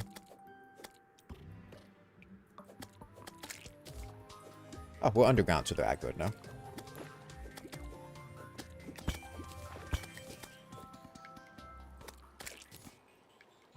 Okay, so here we do need to be careful about pressure plates, especially because we drank a swiftness potion and ate a piece of food. We're actually moving very quickly, which means it's very easy to accidentally step on a pressure plate before noticing that it's there. So, in situations like this, you want to be very cautious. That's going to hit me. Blink Fruit down there in bloom is 100% worth obtaining. So we go straight down here. Now that is not the underground desert. That is just sand. So we can dig through that one. You're pretty sure the copper short sword couldn't swing in any direction at one point? Yeah. Before 1.4 we worked it. It was an absolute trash item and it was abysmal. But that's not the case anymore. So I'm done killing slimes now. What I can do is just put some blocks here. Slime can't hit me, and now we're completely safe. We can put stuff here to break the sand more quickly because we have a copper pickaxe, and that does not mine very quickly. Yeah, if you have sand like this in the cave, as long as it's not the underground desert, you can just mine through it like this. Getting some sand like this also helps because you can use it to block off enemies in dangerous situations. Lightsblade and Blade of Grass are absolute champs at keeping you safe through knockback.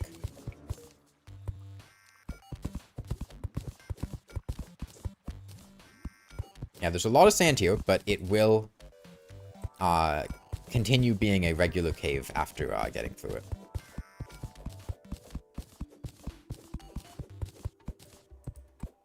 And there it is down there. The cave continues. And really doesn't take that long to mine through all this sand. Just be careful not to, you know, have the sand fall on you.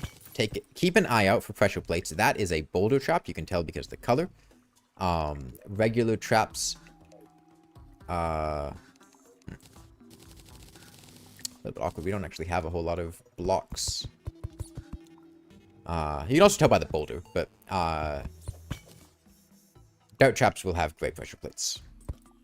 Best thing to do here is to get that blink root, because blink root in bloom is very helpful. I'll get this one out of bloom too, honestly.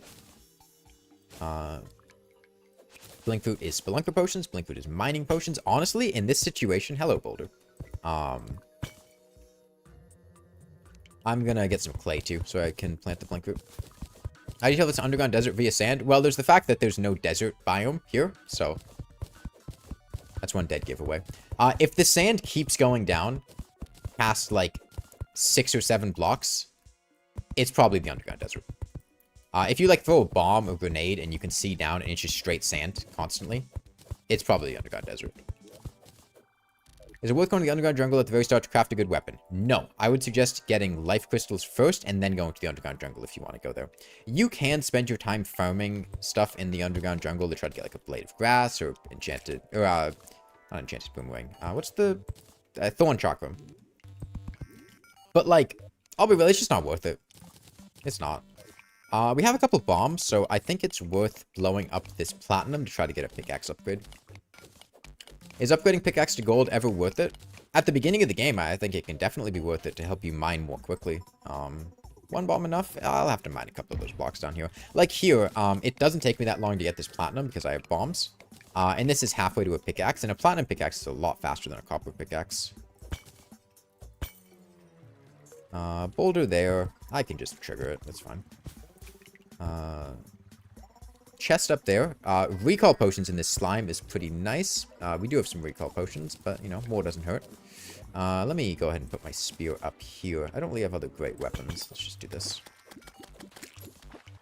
So this seed, terrible luck with life crystals so far. We have gotten 0, which is mighty unfortunate. That's a dead man's chest. That's why you should always put torches down before opening a chest so you can see nearby. I can open this and I can see if it connects to any other explosives. It doesn't, so that tells me that I'm safe to go down here, put this here, and open this. Boulder trick shots on the worm.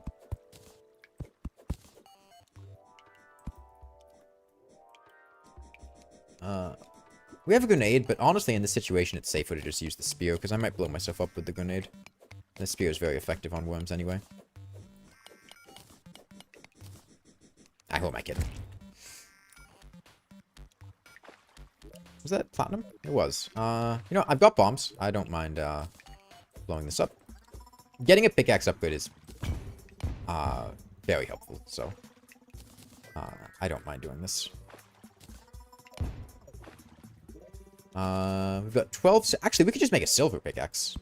We got enough silver bows from that chest to just make a silver pickaxe. And silver pickaxe is pretty good, so let's do that. Oh, do I have an anvil? We also have enough for a platinum, but we don't have an anvil, so rest in peace. Also, check the particles of the chest. Yeah, but I think stuff like that is reliant on player perception in a way that is easier to mess up. So I usually prefer strategies that are a lot more obvious. Okay, we're still following the cave.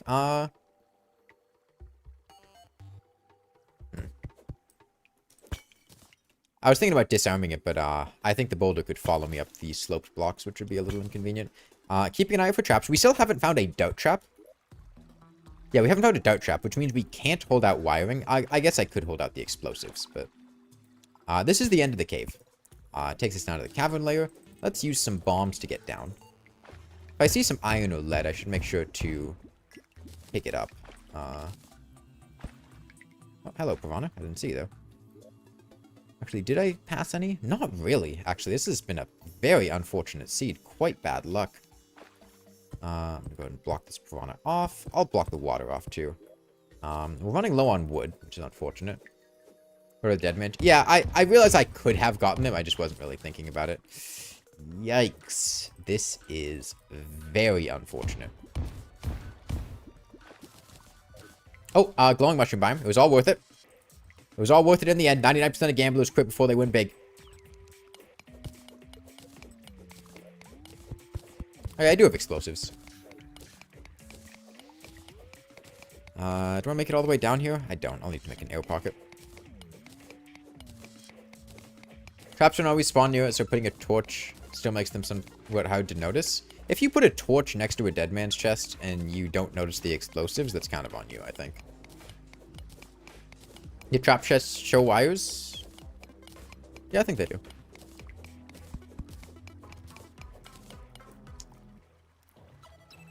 Yeah, in this situation, I know that I am safe from these bats because they can't go through water. I also know if I do this, then when the water does drain, the bats won't be able to reach me. Now, I also know when I go down here, because I've been spending a lot of time mining through all this stone, there are going to be a lot of enemies built up here. And I do not have cactus armor to keep me safe, so I need to be a little bit cautious. My best play here is to jump straight in that water, because bats can't follow me into the water. Then I can keep mining down. I can pick up that chest there. I can block off this stone after me. I see a bat down there. The best thing to do would be to... Oh, hold on. Hello. Yeah, leave me alone, bat. Go past it, block it off there. That's one of the situations where cactus armor can be nice. I knew the bat wasn't going to kill me because I felt like I could get past it before it would do that. I was a bit slow because of the shoe spikes. I was expecting to slide down at normal speed. Instead, I was kind of clinging to the wall, which made me not place them. That's part of why I don't like equipping shoe spikes that much. And because of that, the bat was able to hit me a couple times. Now, if I had cactus armor, wouldn't have been anything resembling dangerous because the cactus armor would have killed the bat before it was able to hit me. In that situation, 1 or 2 more hits from the bat and I would have been dead. So that's part of why cactus armor can be really nice. Do you think using a farm is ever worthwhile? Yeah, sure. It just depends what you want to farm. 15 iron ore here lets me make a pickaxe upgrade with my platinum bars, so I'm going to make that.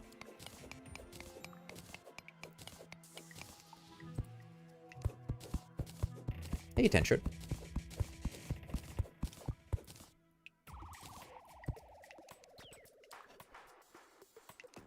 But yeah, honestly, in that situation, a regular player probably would have just killed the bat, and I think they would have been fine. But I guess in that situation, that's where cactus armor can really come in clutch. And I think that's the sort of situation where recommending cactus armor can really save people's lives. Yeah, this, because platinum pickaxes break mud in 1 hit, actually phenomenally increases the speed that I mine this mud at. So it's going to really help with digging underneath. Actually, we don't need to dig underneath.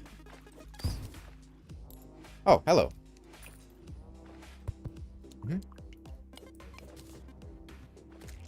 I should play how a regular player should approach this. And the best thing for a regular player to do is to just dig underneath. A guide on how to make and use farms? Not really. There have been a couple of farms that I've, like, shown off, but not in, like, a, you know, comprehensive guide to farms or something. Well, it's one very specific money farm in hard mode that requires getting a lucky coin. It's not, like, a super feasible thing to do in most playthroughs. But yeah, mining like this keeps you completely safe from enemies up top. The only danger is if something follows you from behind. Sometimes it can be hard to spot, like a black slime coming after you in the lighting of glowing mushroom biomes. But if one is coming, you can just put some blocks behind you to close them off.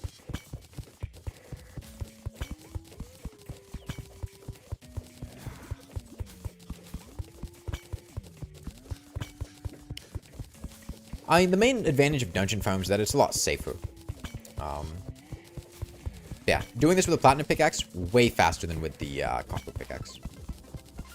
Yeah, artificial dungeon farms, it just like, they really are very nice. This is a terrible glowing mushroom biome. Are we seriously at 0 life crystals? Maybe the bottom will have some, but Mining this far in the world with 0 life crystals is very unlucky. Yeah, there's none down here. If I time this well, I should be perfectly safe here because there are no regular enemies. And, okay, terrible chest too. It's got a broken mace. Dude, this seed fucking sucks.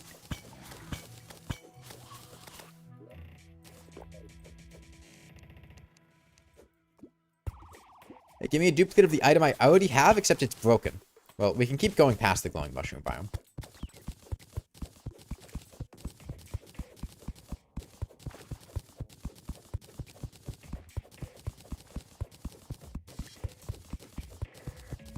Torch mace for forced reroll. I already have a mace. I don't need to reroll the modifier.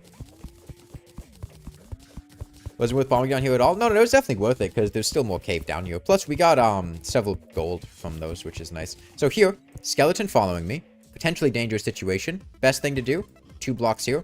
Well, I misplaced one, but 2 blocks there, close them off. I'm also not going to go forward yet because there's an undead miner. And I am a big fan of killing miners. Any of the items they drop, aside from bombs, can be very helpful.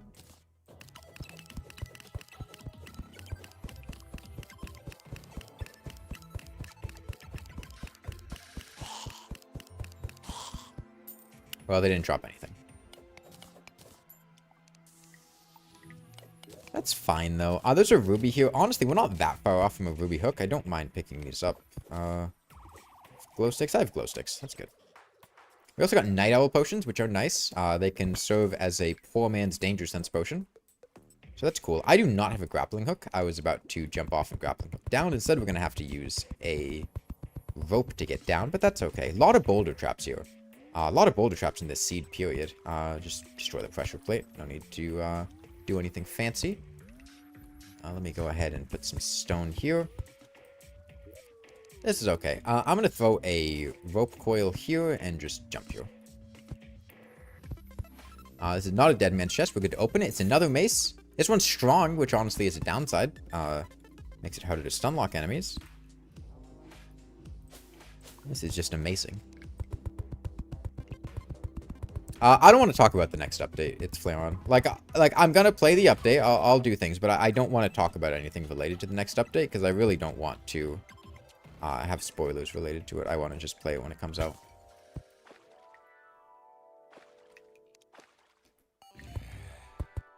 Okay, doing this prevents this skeleton from being able to follow me. Day 300, no life crystals. Unfortunately, minecart tracks are not the best places for life crystals, but it should be okay.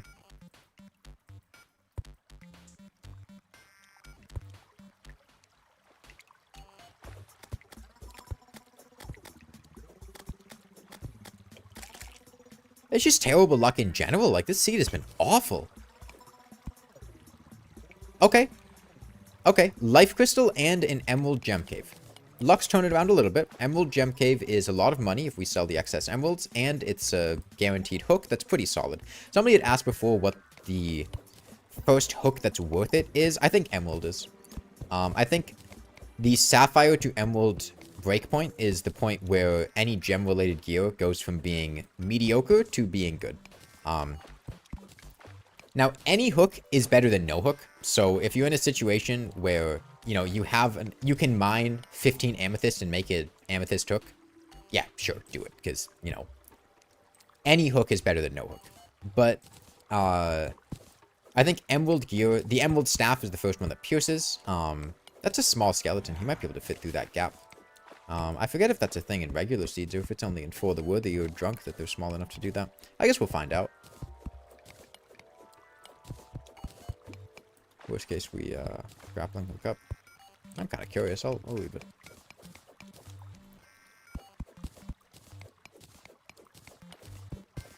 Yeah, sometimes, enemies can drop through 1-block gaps like that. With fighter AI, if they're running at a specific speed. Use the base hook because gray is your favorite color? Well, if the base hook wasn't terrible, it would be a bad idea, but unfortunately the base hook is kind of terrible. That That was needlessly reckless. This is a situation where I could survive, but I think the best thing to do would just be to leave. I think that's what a regular player would do in that situation. A regular player wouldn't be doing what I was doing there anyways.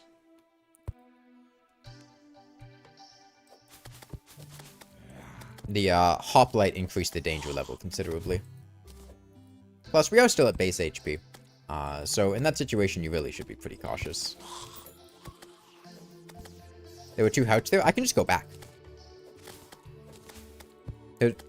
It's really not difficult to go back. Remember, we've already made the path down there. All we have to do is just walk down a cave we've already mined. It won't take very long at all. Yeah, we can get 2 life crystals, and we can just go do it now. Once we, I'll probably make a little place to drop off my items first. Genuinely atrocious life crystal luck, but I still think this is the best strategy because, what else would we have done in this situation, right? It's... Going down to immediately get life crystals didn't really work out, but it did get us a better pickaxe. It got us a weapon that's quite solid. And what else would we have done? Rush to a more dangerous biome that would have been more likely to get us killed?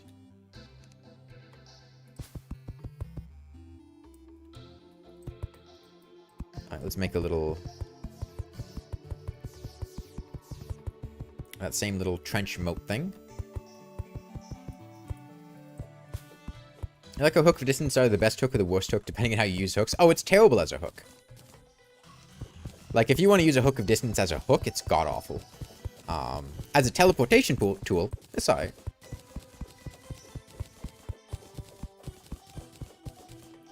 Realize new players use blocks less because they expect to back travel more. Yeah, that's a potential explanation.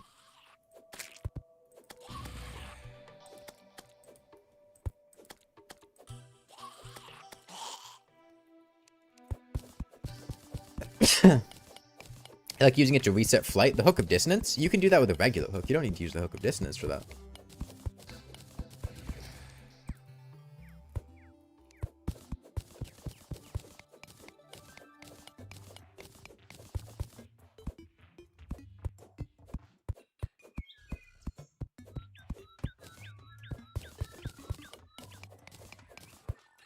That's fair, you just like queen slime just drops?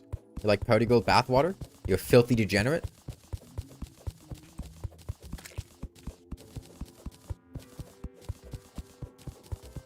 I know what you are. Oh yeah, I like all of Queen Slime's drops equally, really. What's your favorite Queen Slime drop?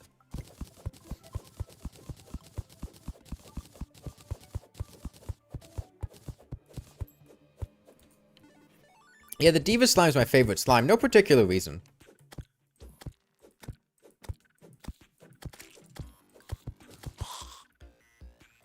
No, you see, guys, the Diva Slime, because the Diva Slime is the one that requires you to actually do something that's, like, feels, like, secret and cool, it's actually one of the well-designed town slimes, because, like, you know, most of the town slimes just kind of accumulate randomly through regular gameplay, and they don't really feel that rewarding to unlock.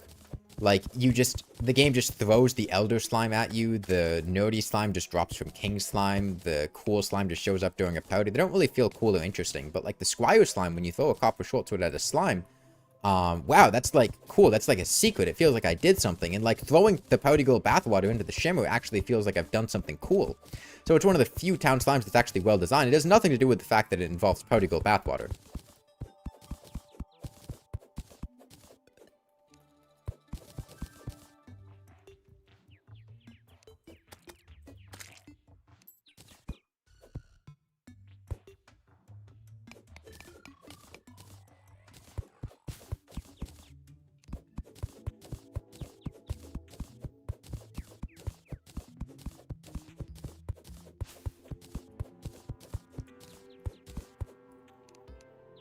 I do unironically believe what I just said, though. I do think that they went too wide with town slime designs. And I think that the best town slimes are the two that actually involve, like, secret or somewhat obscure unlock mechanisms, which are the Squire Slime, and the Diva Slime. Because all the other town slimes just don't feel rewarding to get, and they feel like the sort of thing that should be a secret. And as it is, you end up literally just playing the game normally. With huge numbers of town slimes cluttering up all of your houses. And, like, they're objectively nice, but Mystic Slime? The Mystic Slime's okay, but I don't think he's as interesting. I think the reason is because there's a whole NPC who... Well, not NPC, but a whole enemy who is solely dedicated... Not enemy, but you get what I mean. What's a more appropriate word? Critter? There's a whole critter who has no purpose besides being used to unlock the Mystic Slime. Right? He's basically the tortured soul of the jungle. You can't catch him. You can't put him in a cage. Dude, it'd be great if you could catch the Mystic Slime and put him in a cage. That would be so much fun. I would love to do that to him. But it's obvious that there's something to it, right? Whereas the Party Girl bathwater is a joke item. It inflicts slime on people, right? It has value beyond just being used to unlock the town slimes.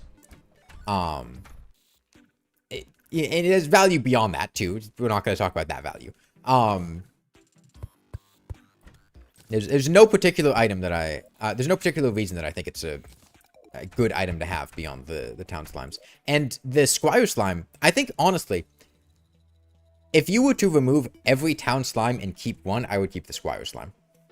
I think the Squire Slime is by far the coolest of the town slimes, and has the coolest unlock mechanism.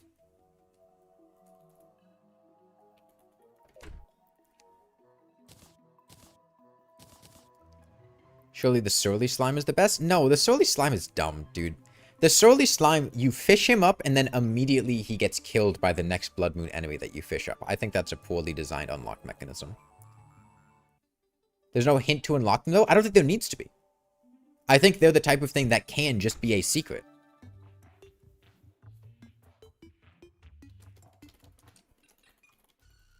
Right? Like, secrets are okay to have in games. And I feel like the town slime's the sort of thing that should be, you know, a secret instead of being the de facto pet. Dude, it feels awful. I really dislike how town slimes affected the other town pets, because I feel like the bunny, cat, and dog are just completely overwhelmed by the town slimes. Because it's not cool having a bunny or a cat or a dog when you have fucking 5 town slimes just chilling around the place. And like you're forced to get them. You can't even be like, hey, I don't really want these town slimes. The game just chucks them at you. You can't kill King Slime without getting a town slime. You can't kill Skeletron without having a town slime constantly shoved at you until you unlock him. You can't get a Pouty Girl without getting a cool slime. The Clumsy Slime is like just thrown at you on a windy day anytime you're in the sky. Like, that one's avoidable a bit, but there are at least 3 town slimes that you will always get because the game just throws them at you with no way to avoid them.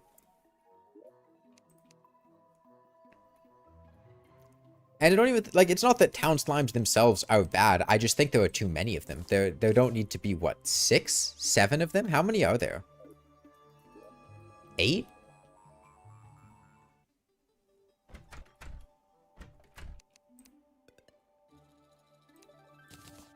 You need to kill Skeletron to beat the game? Yes.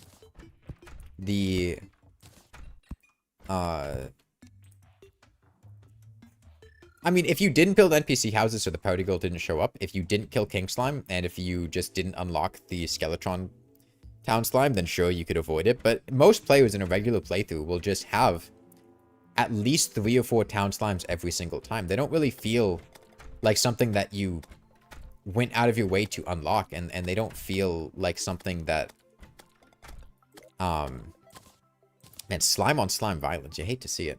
Holy shit, that's the scout from TF2. I gotta save that guy. I hated when he died in XCOM.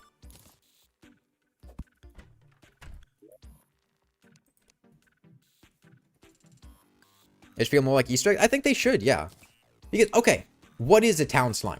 A town slime is an enemy that you effectively befriended and convinced to join your settlement. Right? Like, that's the sort of thing that I feel like should be relegated to something like secret or cool. So that when you unlock it, it's like, oh shit, I've just, you know, befriended a slime. I've given this slime a sword and convinced it to fight for me.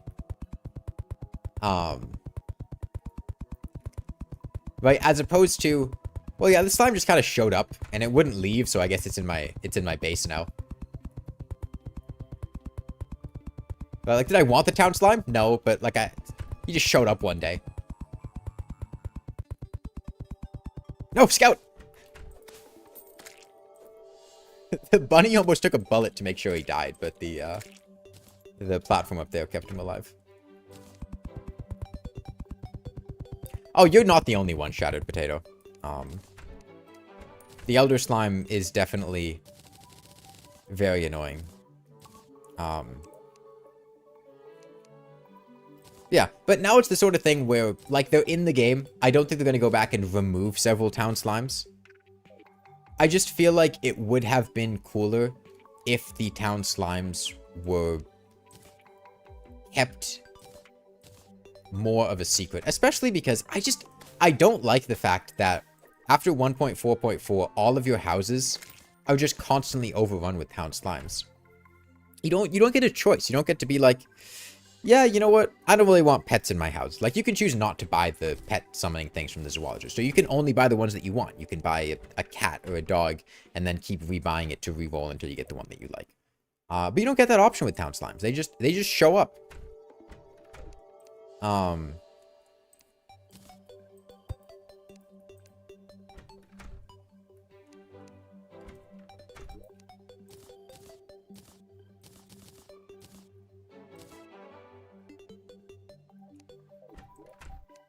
I'd like to get a merchant to move in. We got a danger sense potion. We still have 100 HP, which is awful.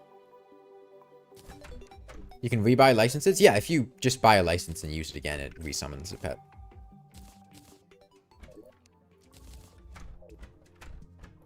Yeah, I think town slimes are a situation where I think restraint would have gone a long way.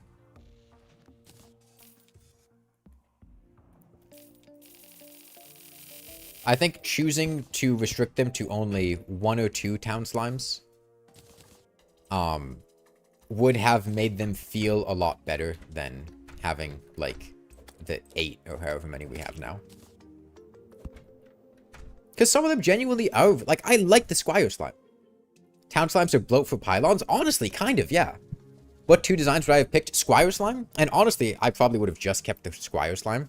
I feel like having 1 of something is a lot cooler than having 2 of something. Like, okay. From a mental framework of perceiving something. If you have 1 town slime... I could gel my ammo slot. That's the town slime. Right? That's the that's the town slime. It's the Squire slime. It's the slime that you were able to convince to serve you by bestowing upon it your old sword. Right? That's cool. Right? It's the sort of thing that players are going to remember. It's going to be memorable. And, like, when the player learns that it can happen for the first time, like, holy shit, I can befriend a slime? Wow, that's badass. But I feel like that is diminished by him being 1 of, like, 8 town slimes. Right? The Squire slime is made less cool by the existence of every other slime. Because it's less special when it happens. It's not, holy shit, I'm able to befriend this slime and keep it in my base as a cool, like, town pet. Instead, it's, oh, okay, so this is one of the 8 town slimes. This is how I unlock this one. It feels more like collecting town slimes than a cool secret.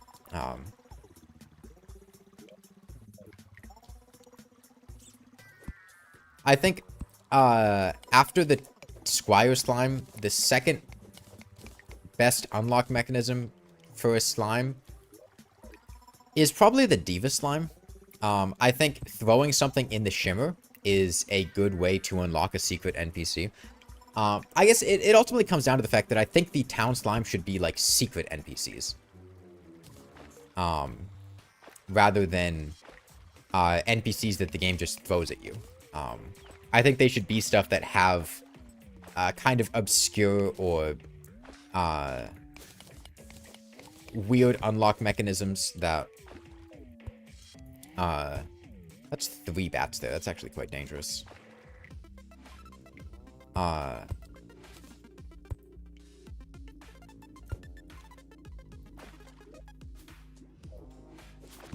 the player needs to, like, do experimentation or find stuff with to unlock.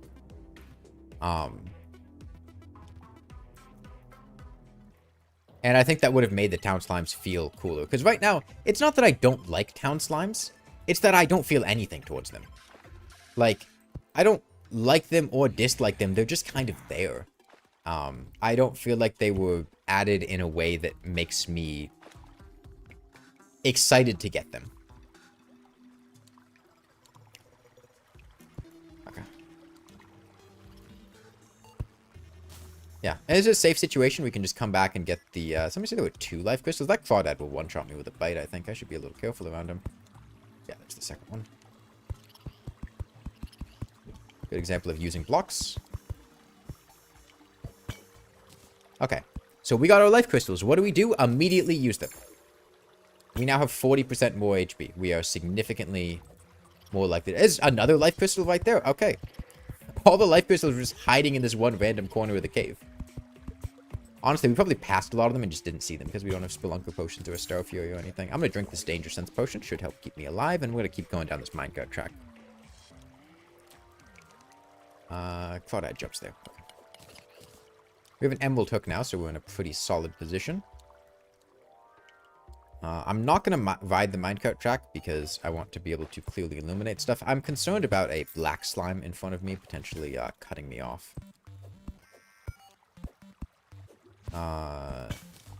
Gold here is nice. Any life crystals down here?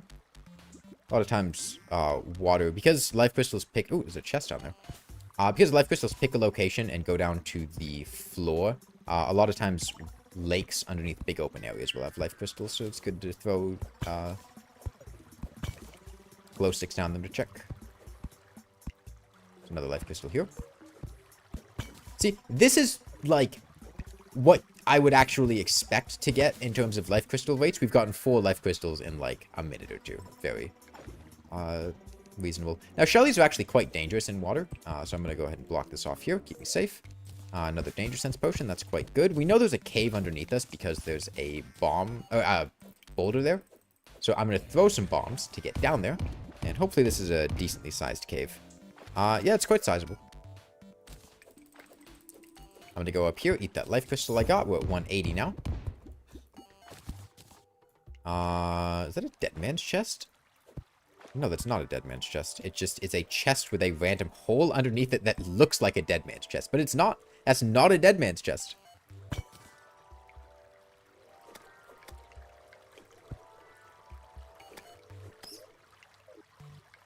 Okay. Ideally, I bait this black slime over here. Yep.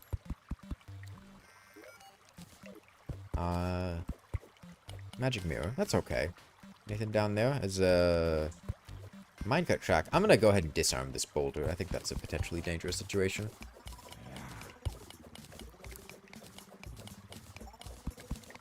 The chests that don't tie to a structure is one of the same way as life crystals? I think so, yeah.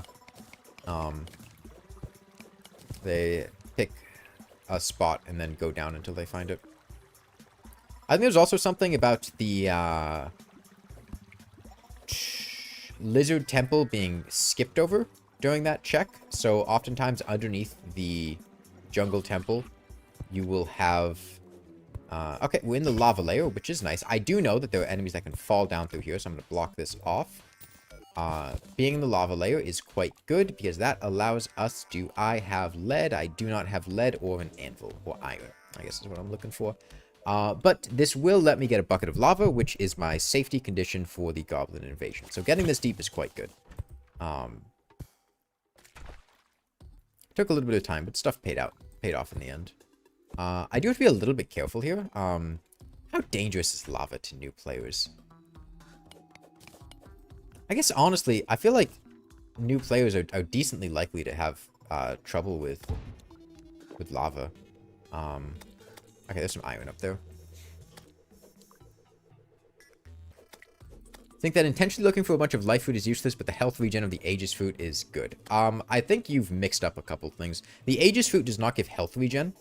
The Shimmer upgrade that gives health regen is the Vital Crystal, and that Shimmer upgrade is terrible. It just does basically nothing. The Aegis fruit, however, is the best Shimmer upgrade. It gives you 4 defense, which is significantly better than 5 HP.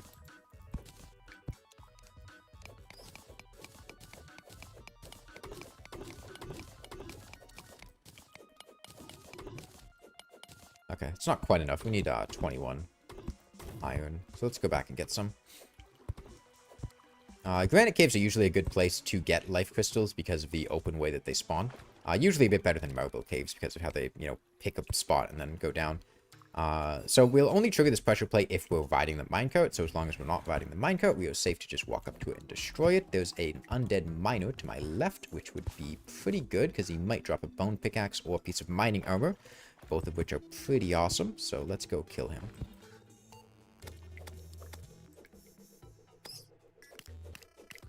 You can't get down here. Now, these moss biomes, on the one hand, are nice places to explore because you can see stuff through walls. On the other hand, it can actually be pretty difficult to spot stuff with a danger sense potion in moss biomes. So do not get... Man, terrible luck with undead miners. Do not get overconfident with your danger sense potion keeping you safe in a glowing moss biome because... sometimes dart traps or pressure plates can be hard to spot in the dim lighting with the color variance of the moss. There's a dead man's chest up here, though. You can tell because of all the explosives. Yeah, slime statue's nice. Don't think I'm gonna get it, but... Alright, here, another situation. Eventually, this bat is gonna make its way to me. If I put some blocks here, the bat can't make its way to me. I saw the slime statue in the chest, or in the cabin. I just didn't care. Now, if you like living life on the edge, that explosives over there, it can't reach me.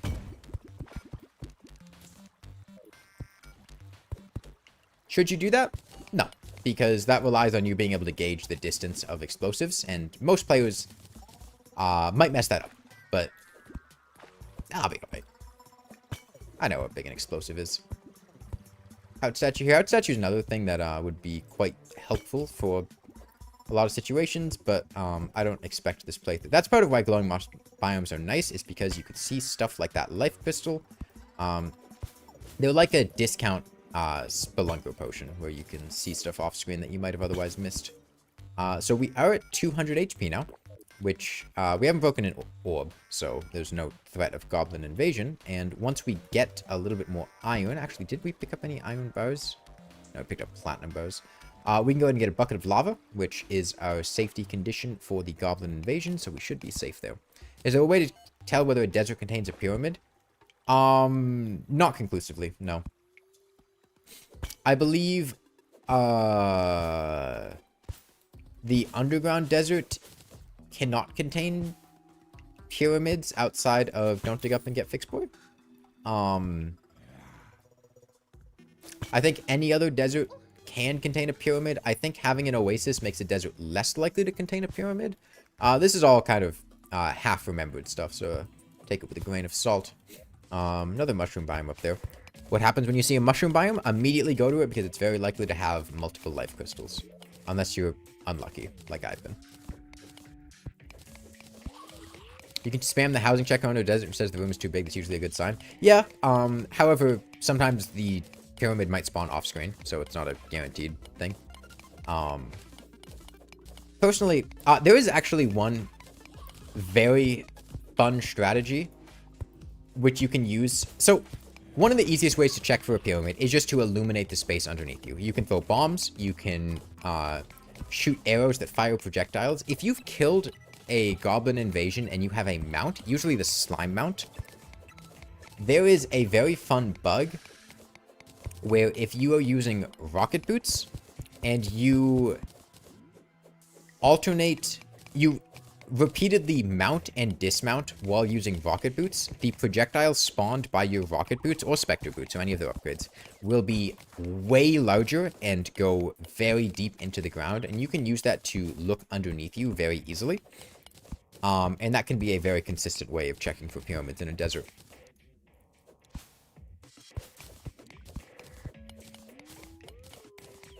There can be pyramids above the underground desert if a sand dune generates over it. Yeah, it's not a guaranteed thing.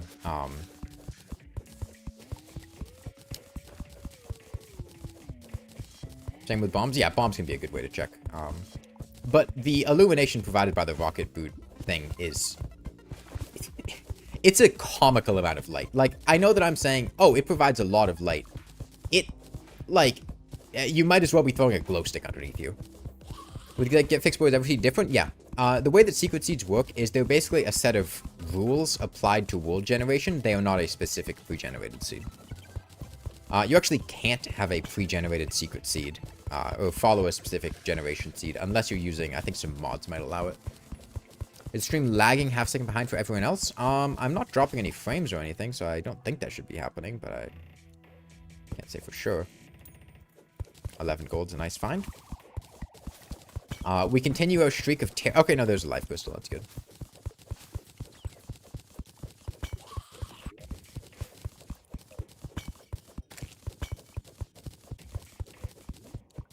Okay. So I think this is the point where I ask the question. It's a rhetorical question to myself, but if you guys have any thoughts on it, let me know. Is there anything I could have done on this world that would have been better looking at it from the perspective of a player who is not extremely experienced?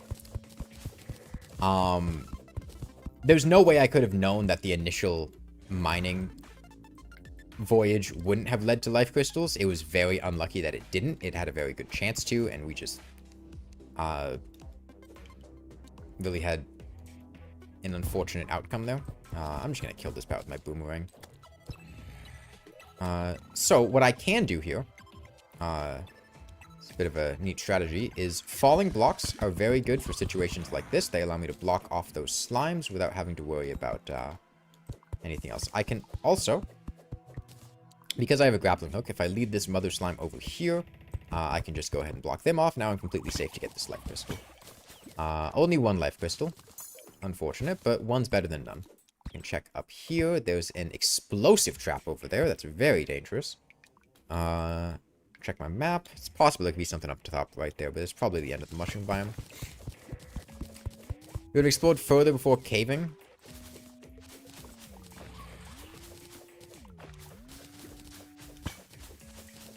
For what, though? What does that get? I mean, yes, you might get more surface chests, but at the same time, it's likely that you'll find surface chests on the way down underground to a cave.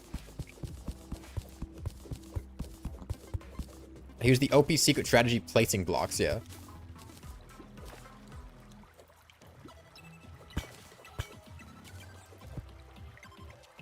We're in the snow biome now. I was wondering why I got slowed. Oh, Shark Statue. Shark Statue is huge. Shark Statue is the one statue that you always want to make sure you take if you get, because it gives you unlimited access to shark fins, which are the key ingredient in hunter potions. If I do this, I won't break the ice. Oh, okay. I guess it still fell a bit too. That's quite bad. I should go... I should just leave. The threat of being frozen there is... quite high. I think that's a situation where I was being a bit reckless. I knew it was in a snow biome. I knew there was a possibility. I think there's a good chance that a newer player would have died there. If you get frozen by the spiked ice slime, you're probably dead. I could have died if I got frozen there. I don't think I would have. I think the other things were far enough away that I would have unfrozen and been able to recall, but potentially dangerous situation.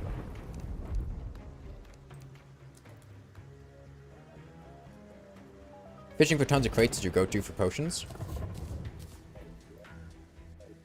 Okay. You know, I didn't get a bucket of lava, but I feel fine crossing the surface, going to break Shadow Orb, and then just going down and getting a bucket of lava afterwards, because we've gotten down to the lava layer.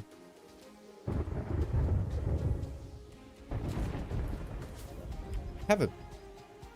No, this was from a blowpipe that I had before. This is a cave.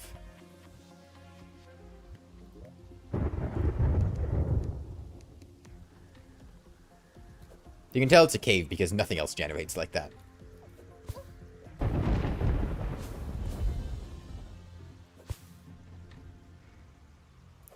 Sandstorm. I mean, okay. On the one hand, I do quite like the idea of advising players to get cactus armor, because I do think cactus armor is pretty fantastic for keeping you alive in situations where an enemy could hit you multiple times in succession, which is oftentimes what can happen when you're mining. A bat corners you or a skeleton falls on you when you weren't expecting it. So maybe suggesting players to get cactus armor early could be a good play. The problem is, you might not have a desert nearby, and you might not have that desert grow enough cactus to make cactus armor. It's hard to bank on it as an option. So maybe walk around the surface a bit, see if there's a desert. If there is a desert, try to get cactus armor, but don't bend over backwards for it. Cactus armor and sword. I don't think the sword's that great. But the armor is quite good.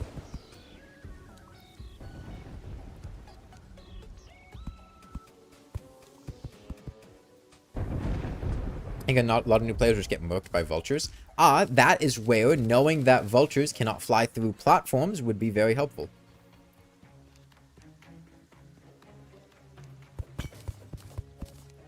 Yeah, I mean, if we came here, we would have gotten this living tree. No cactus armor. This could be a finch staff. That's a finch staff. Bit of money from this. More items. Any useful potions? Not really yet. Could be more down here. Nothing there. Orb's going adjacent to the jungle. Yeah, maybe, the question is, would players have more luck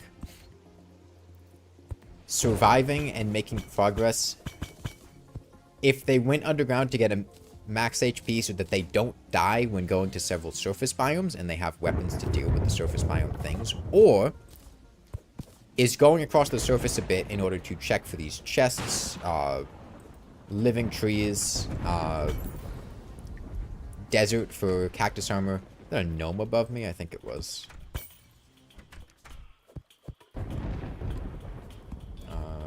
Yeah, it is.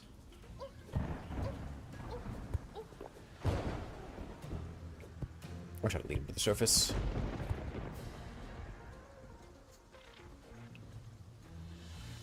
Any tips for people trying to get into hardcore? I'm actually making a video on that right now. What's the issue you're usually having in hardcore? If you identify where the issue is and try to find ways to solve it, that can usually help. I'm gonna keep a bucket on me.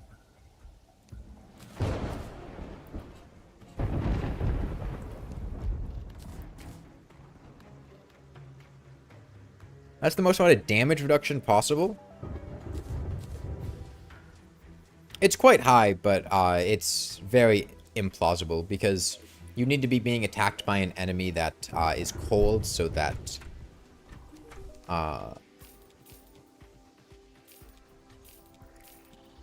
the warmth potion takes effect. You need an ally with a paladin shield, and you would need to have full beetle endurance.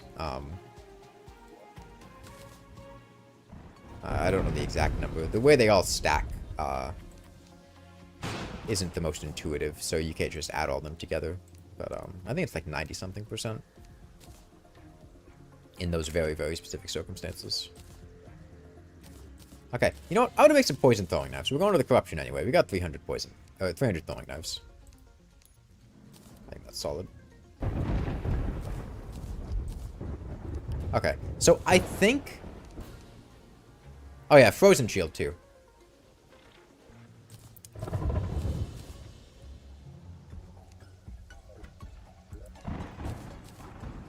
I think spending a little bit of time going across the surface to see what's there before finding a cave would probably be a better strategy than just going right in the cave. But at the same time, like, going right in the cave can really pay off. Like, it can really work well because you go down there, you break a bunch of pots immediately, you loot a couple chests, and then you snowball oftentimes. Okay, it's a crimson.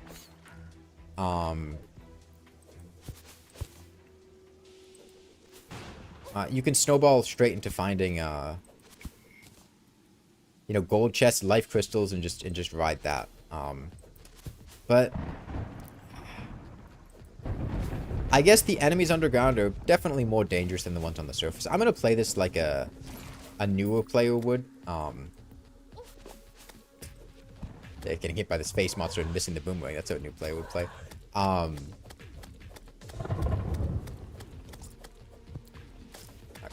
Yeah, you don't want to have enemies at a slightly elevated elevation if they are fighter AI. That's what leads to situations like that.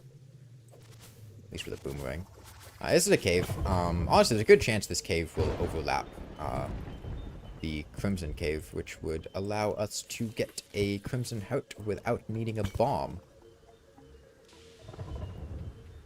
Would a new player survive face monsters in the Crimson with an enchanted boomerang? I think they should be able to.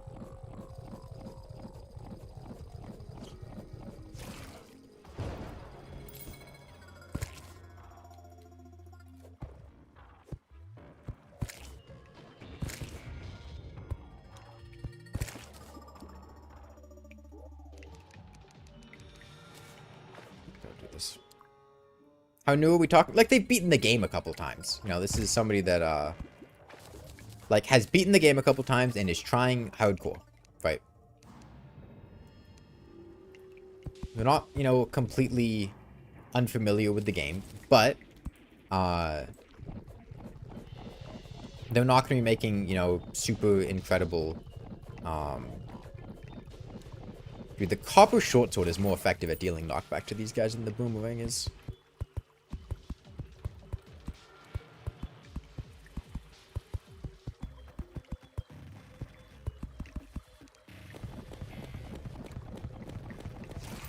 It's quite hard to block enemies in the Crimson. You don't really block enemies in the Crimson, you jump over them, leapfrog them.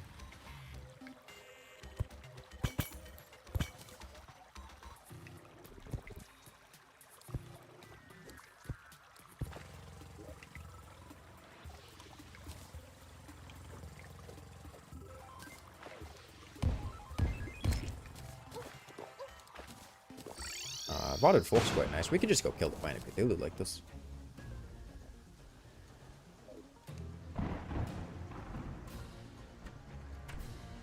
Honestly, I mean...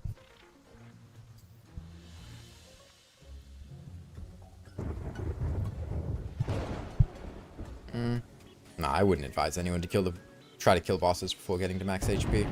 Plus, we were supposed to get our lava for Goblin invasion safety.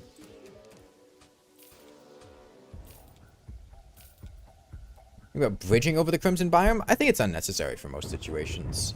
If you do not have a weapon, then I think it's a valid option. But I think if you do have a weapon, then it's pretty unnecessary.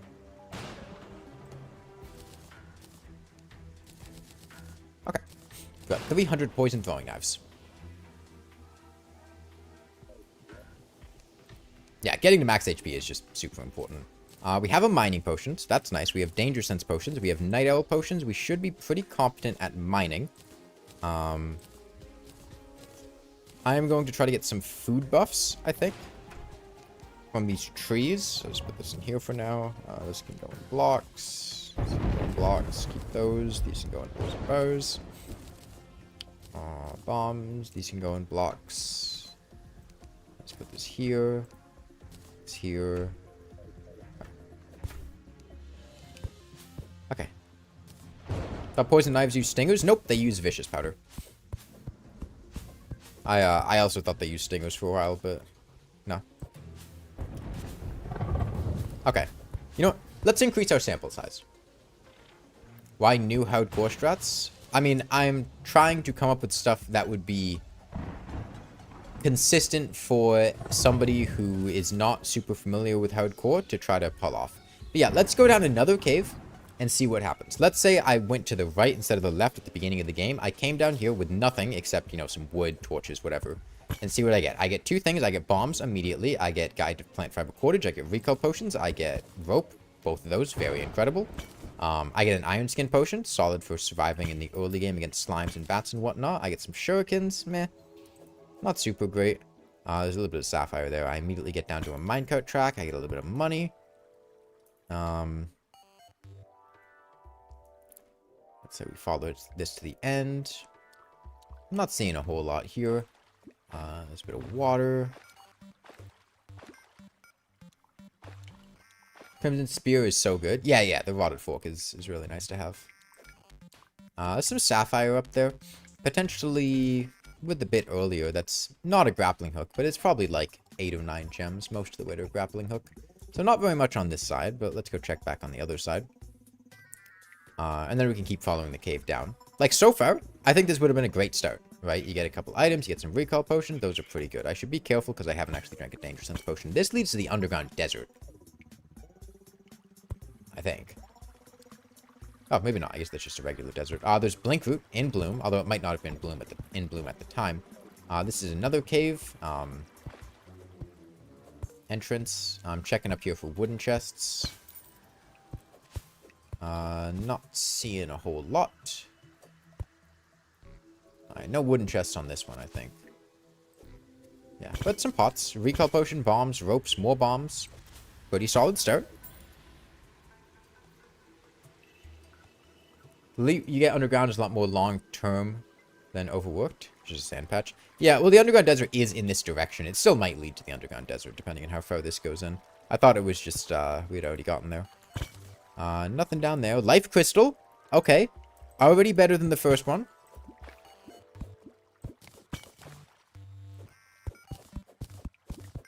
Stops just shy of the underground desert. That's fine. You can hear the antlion to the right. Whoops. I didn't mean to press shift there. Or tab. That's my mount button. Hello, slime. Chick potion, we're good.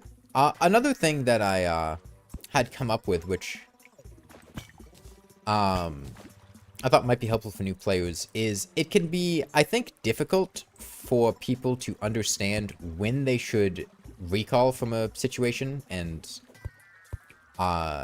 just bail to come back another day, and when they should stick around. And I think as a general rule of thumb, if you're below half HP, your potion is on cooldown, and you're not in a situation where you're safe, I think recalling is the right decision. I think half HP, even if you're, you know, at a low max HP, is a reasonable standard because it kind of scales with how much damage enemies deal to you, right? If an enemy is able to deal enough damage to get you to half HP, they can deal enough damage to kill you. So you can use that as just kind of a nice baseline. You know, if you're not taking enough damage to get to half HP, then the enemies aren't really going to pose much of a threat to you anyway.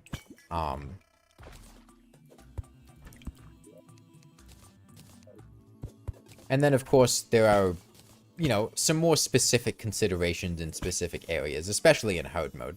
But I think in pre-hard mode especially, like, I think that's a pretty reasonable guideline. Life crystal there.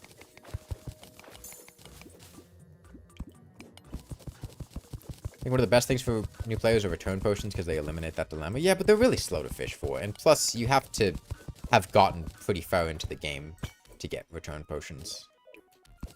Alright, drink these immediately. We got mining potions, which were very nice from surface chests. You don't get those from underground chests. They only come from surface chests, I think. Actually, not 100% sure on that. But,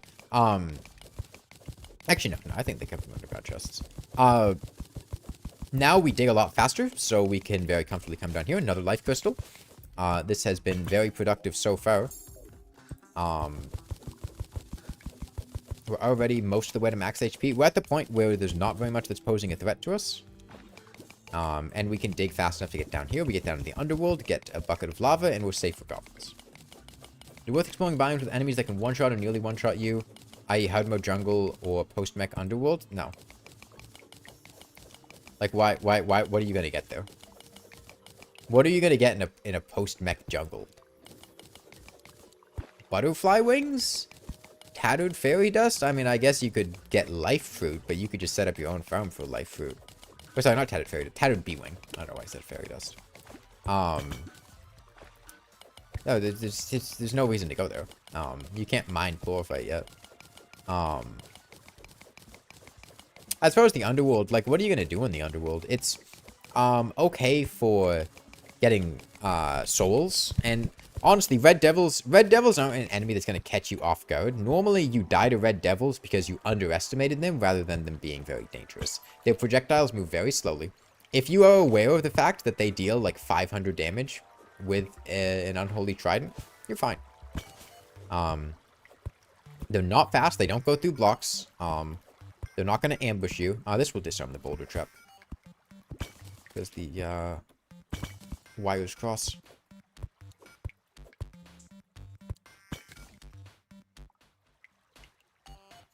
Yeah, I wouldn't go to the jungle until you can mine chlorophyte. Because there's just not really any reason to. At least in hardcore, right? If you're in a regular world, then do whatever the hell you want. Doesn't matter. Another mace? Is that our 4th mace? Big mace gaming today.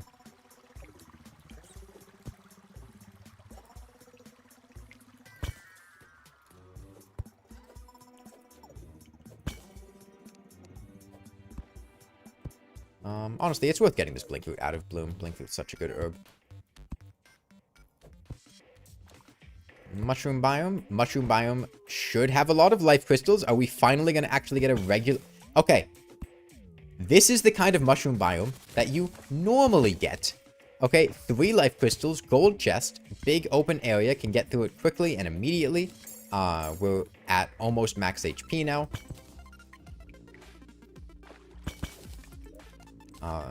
Shoe spikes. I'll drink that water walking potion.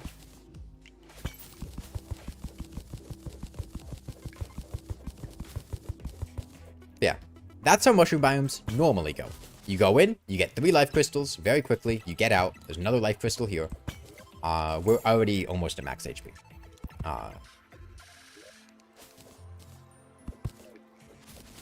The other mushroom biomes we saw just were awful. That's a cabin. That kind of cobweb pattern doesn't generate in normal caves.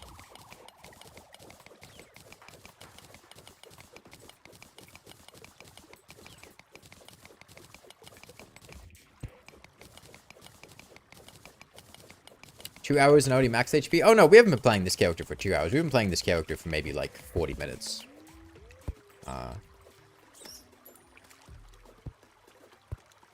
We've done like 3 or 4 different characters at this point that we've gotten to max HP. Okay. Very good find. Spelunker potions. There's a skeleton coming, but he doesn't pose much of a threat. He's not a bone-throwing skeleton, so we're okay.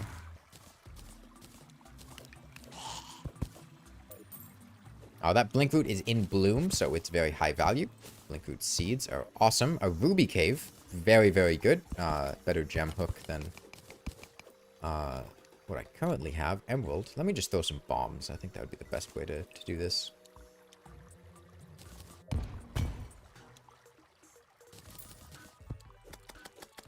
It's on master mode. Well, I'm making a hardcore guide, and I want to just try out a bunch of stuff and see what works well, you know? So I think this is a good strategy, right? This, I don't feel like there's been a single time where I've even like been at risk of dying. I mean, I guess there was one time I stepped on a boulder trap, which could have been an explosive trap, because I didn't see a pressure plate. And I guess if I had played a bit more poorly, there was a point in time where a bat could have killed me. I think if a new player has cactus armor, then they should be completely safe in the bat situation. They won't kill you there. And yeah, I think if you... How do you determine what point in time... Yeah, I had very unlucky world gen with the first cave. How do you determine at what point in time you stop going over the surface and looking for stuff and you start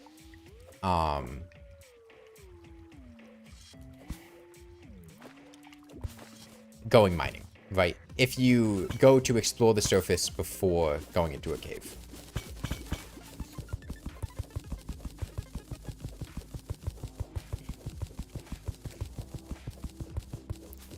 You could do something time-based. It's hard to say after getting a certain item, because you might not get that item, and then you end up going very far across the world. It's entirely possible you could explore the surface and not get recall potions.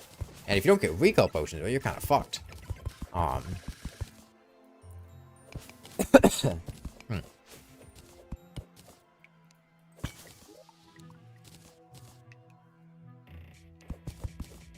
Mining at nighttime? Yeah, you should definitely mine at nighttime. As a desert cabin here. Reason you have explored surface after mining? Get to different biomes, break orbs and hearts. Boots, that's nice. Hi. It's amber, but that's okay. I'll get you out of here.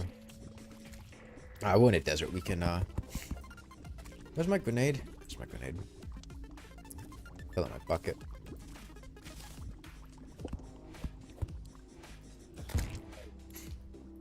Explore surface for aglet.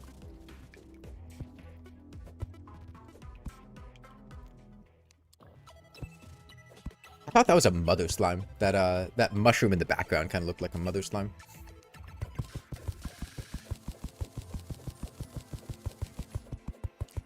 Yeah, well, I don't think it's super worth it, because what is exploring the surface gonna get you? An aglet sucks, useful later, but useless at the start of the game. It can get you secondary loot like torches, ropes, potions, all of which are things you can also get underground.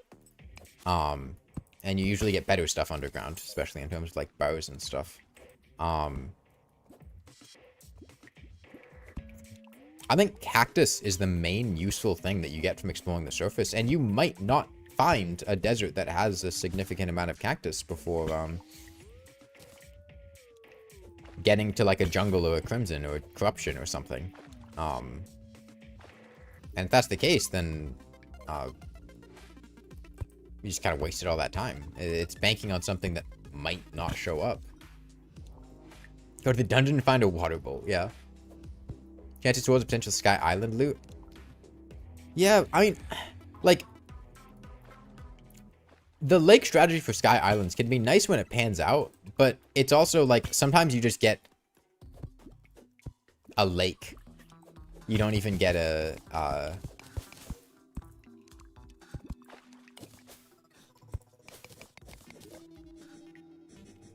That's just a regular worm. Don't need to worry about him. You don't even get an actual chest. Sometimes you get a celestial magnet.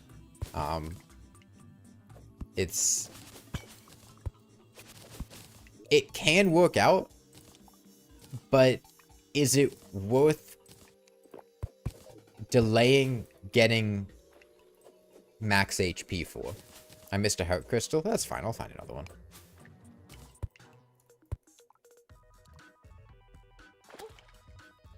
Alright, that's the question. It's not, is this thing good to get? It's, is this thing worth delaying how long it takes you to get max HP, or will it significantly increase your chances of getting to max HP? That's the trade-off. Right, you want stuff like cactus armor? Cactus armor will, I think, help players a lot. And like, you maybe get a Star of Fury or an enchanted sword, but even if you find a lake, which you might not find, or even if you find a pool of water that indicates there's an island above it, which might not happen, there's only a 1 in 4 chance of it being a Star Fury, roughly. Which isn't super high.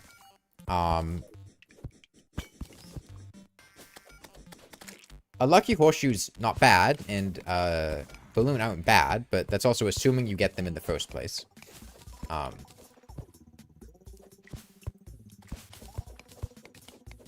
300 plus HP feels right for the other biomes. Yeah, I think once you're at a good HP value, you can very comfortably just go do the other biomes. But I think getting that max HP first should always be your priority. Okay, we're at max HP now. I'll get another life crystal. Oh, it's a nymph. It's quite nice.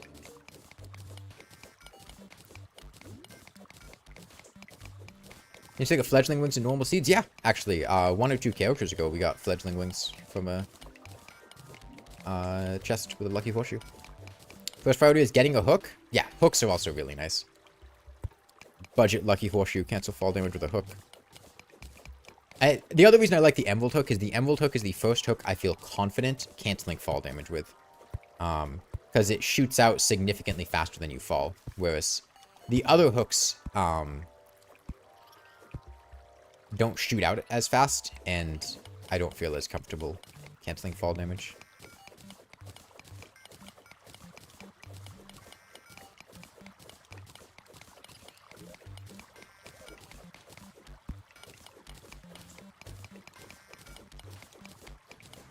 Lava for the woman? I don't think she's a woman. I think she's some kind of fae spirit.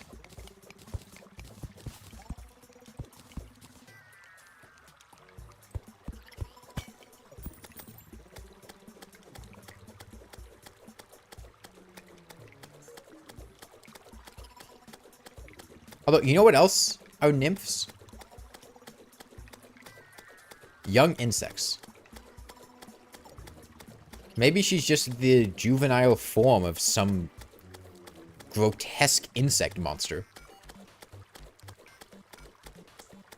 Use an amethyst hook for about 5 minutes in your last playthrough made you want to delete the character. Dude, the amethyst hook is so bad. It's so bad. What do you about mining ores for armor? I just don't think armor is very necessary. Like, it's the sort of thing that I think if you're not confident at the game, yes, mining ores for armor will make you more likely to survive. But, like, the Eye of Cthulhu, dude, you don't need defense against the Eye of Cthulhu. Right now, we can very comfortably fight the Eye of Cthulhu. We have max HP, we're not going to die. We have boots and a double jump and a hook. If you have boots and a double jump, you are fine to fight the Eye of Cthulhu. Boots, double jump, max HP, you're fine. He's not going to kill you. Like, yes, defense will put you in a situation where the Eye of Cthulhu, like, physically cannot kill you. But you don't need him to be physically unable to kill you.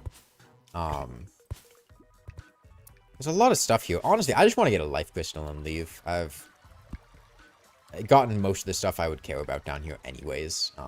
And my Spelunker potion's going to wear off. I think platinum armor is nice. It's nice, yeah. I just... In a regular playthrough, as in, like, not legendary mode or anything like that, I just... It's not something I would do myself, but it's something that I think could be helpful for players who are less confident or experienced.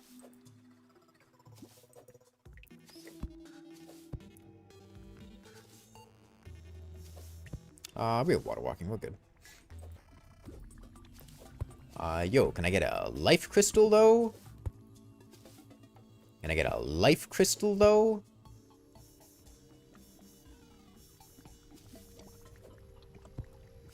Mushroom biome. Not sure of a life crystal. That's a life crystal. Get rid of these. Go quickly. Water walking is very nice. Another life crystal there. What do we have? Hermes boots. We can put those in loadout 2. I'll just use rotted fork.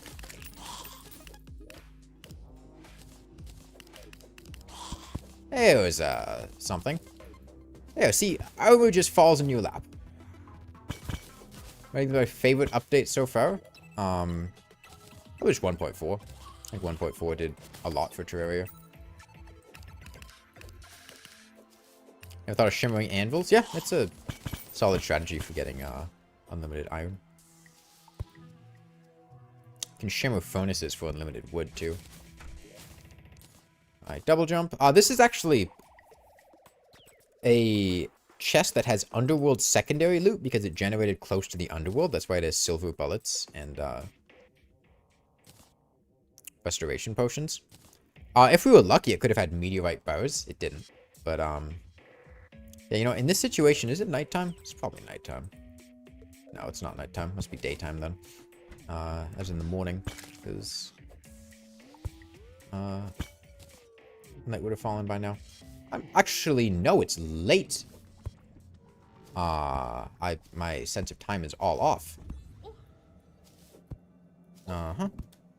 So let's actually go ahead and build a house to buy a pylon in.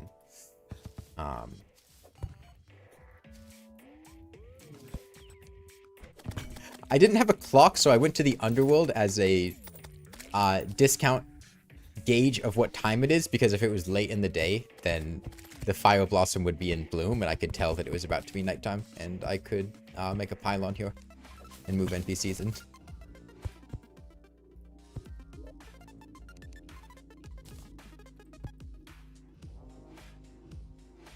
I just figured if it's day or nighttime. Fire blossom only blooms at dusk.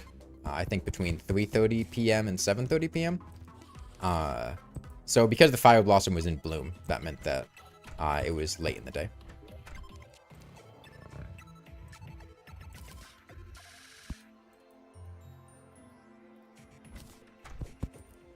And we have a demolitionist, so we can just move him down here with probably the guide to buy a pylon. That'll mean the nurse moves in upstairs with the merchant.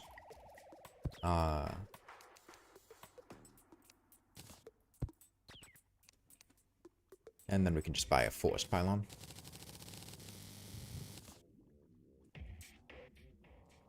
Okay, so I feel like this is a pretty comfortable, consistent strategy. What I've been doing for these couple of characters. There haven't been any points in time where I felt like I was really in danger of dying.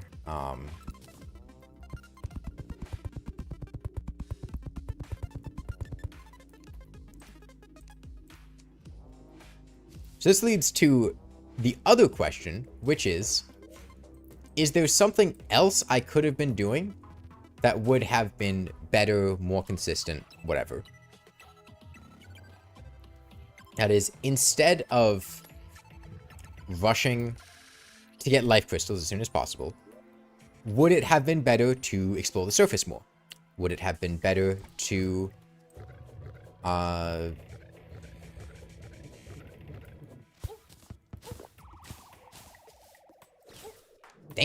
demons hit hard when you have no defense on master mode. I made the mistake of trashing my bullets, which left me with Undertaker only. Or sorry, which left me with Enchanted Boomerang only. And this Enchanted Boomerang fucking sucks. I didn't want to use my poison knives because I wanted to keep those for bosses.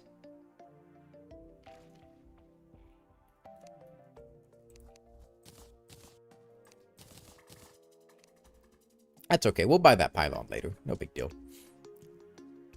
Yeah, right here. We have consistent goblin invasion done.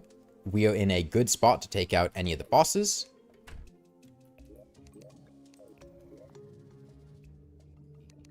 Boomerang is good very early on. Yeah, but...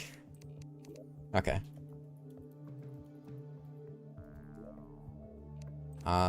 Let's try again. And this time, I'm going to try something a bit different. I'm going to try just exploring the surface. Don't go underground. Just...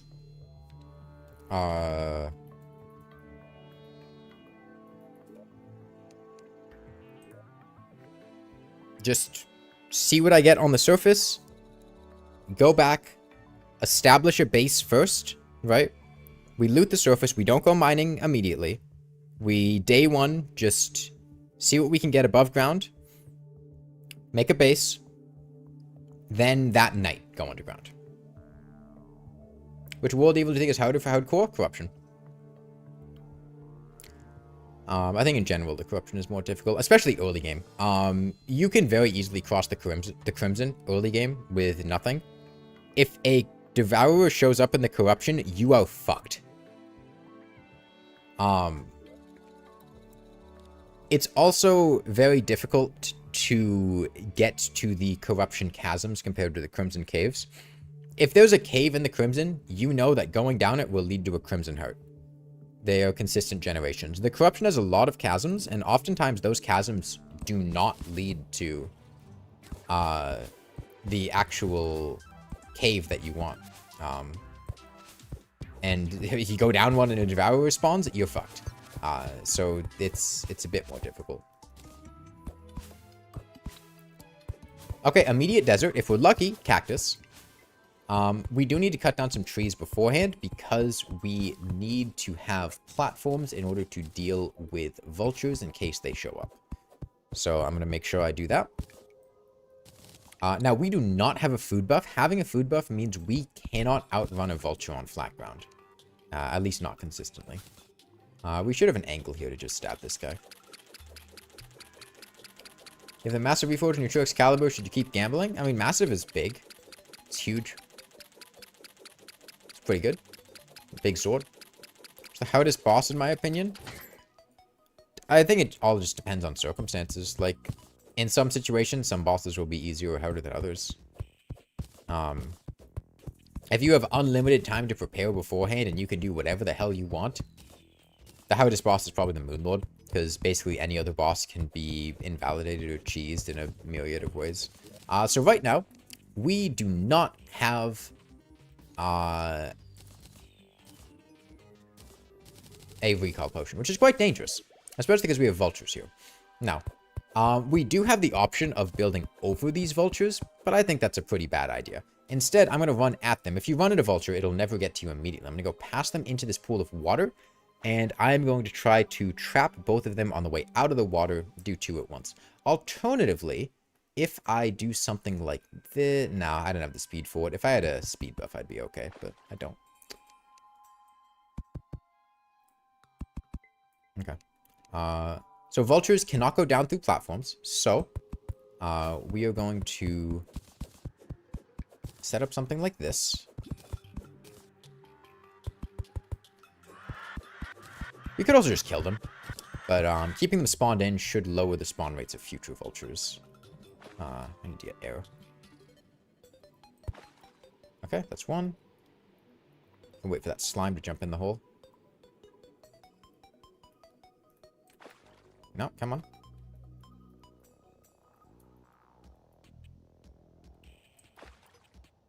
It's a little difficult sometimes. Let me go one higher up.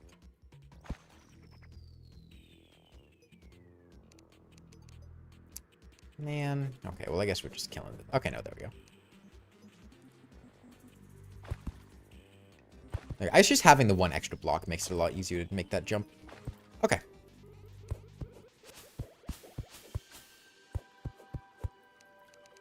In this situation, I am just going to build over this vulture. Okay, so far, exploring the surface got me to the jungle. So this has been a terrible idea. We barely walked anywhere in the world. We're already in the jungle. I shouldn't hit these because they could spawn bees. There's a snatcher. That sucks. There's a cave here, so that's nice. Might have a recall potion. Let me get out of here. It's got a recall potion. We could get out. I'd be remiss not to at least check a couple of these, though. I'm going to keep my finger on the recall potion. There's a bat here. Slime coming in to flank me. See, but like, that's not something that your average player would have been able to do. Right? Your average player would have just fucking died to that bad.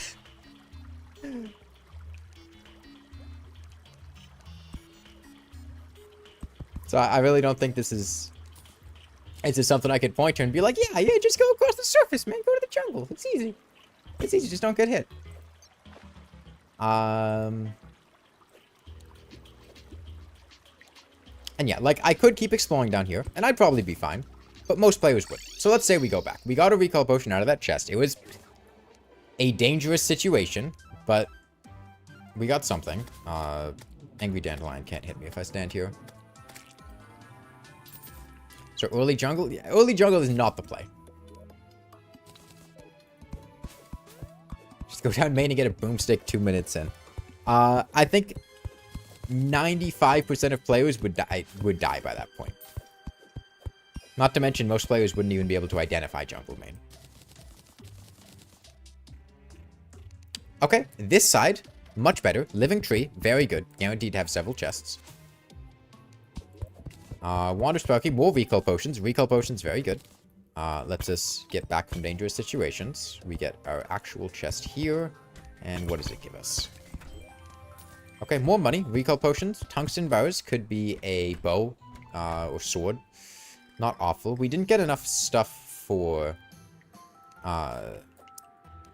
cactus armor, which is a little unfortunate. We also haven't really found a cave outside of the jungle. Okay, never mind. There's a cave here. That's good. So, in this situation, I said I would build a house and go down at night. It's not nighttime yet, and we still have a little bit of time. It's mid-afternoon. Corruption's right here. Bit more dangerous. Realistically, we can't do anything here. We can try to cross it. We have recall potions, which means we're not instantly dead if a devourer shows up. But I think this is a situation where somebody who isn't extremely experienced should just leave. So that's what we're going to do. We're going to go back home, build a house, and then go underground. Jungle, underground, desert are the worst place to go in early hardcore. I mean, I think the jungle is not the worst place to go in early hardcore because it does have a lot of loot. And it can be a very consistent way of getting items quickly. And it's kind of fun, especially if you have potions. I think potions are the main thing that makes it reasonable or not reasonable. You get some mining potions, food buff, hunter potion. And you are in a much safer position than just walking down there with nothing. It's part of why it's actually easier in For the Worthy, because you mine mud twice as fast, and also you can have red potions to drink for 30 minutes of mining and spelunker and stuff like that.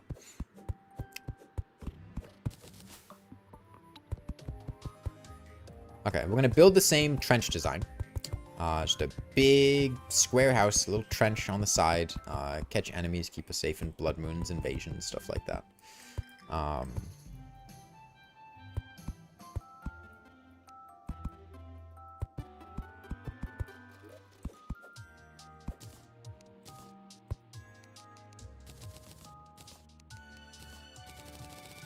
Jungle is easier than underground desert? Yeah, underground desert is the type of biome that it's hard to find stuff in. And, oh, I already have to. It's hard to find stuff in, and it's very easy to just die if a worm shows up. Like, in the jungle, if a man-eater shows up in a bad spot, you can just leave. You can walk away. You can despawn it. If a worm shows up in the underground desert, you kill that worm or you die. And early in the game, you do not have the means to kill worms consistently. You might get some grenades, which can work well. For the Worthy, it's not as bad because you can get grenades. But the spawn rates are super high. It's very likely worms are going to show up, and they're just miserable. Yeah, and you've got the rolling cacti, which... Just curious if I'd out DPS it down there. I think I would have, but I think I would have been very close to dying if I did.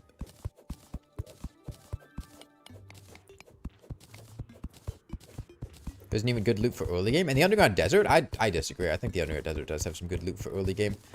You can get a very consistent grappling hook through Amber, which is super awesome. If you have no hook, it's probably the easiest biome to get a grappling hook in because there's just Amber everywhere. It's difficult to get the weapons because you have to get very deep for those. It's not really plausible early in the game. But Ancient Chisel is huge. Dune Rider Boots, huge. Magic Conch is huge.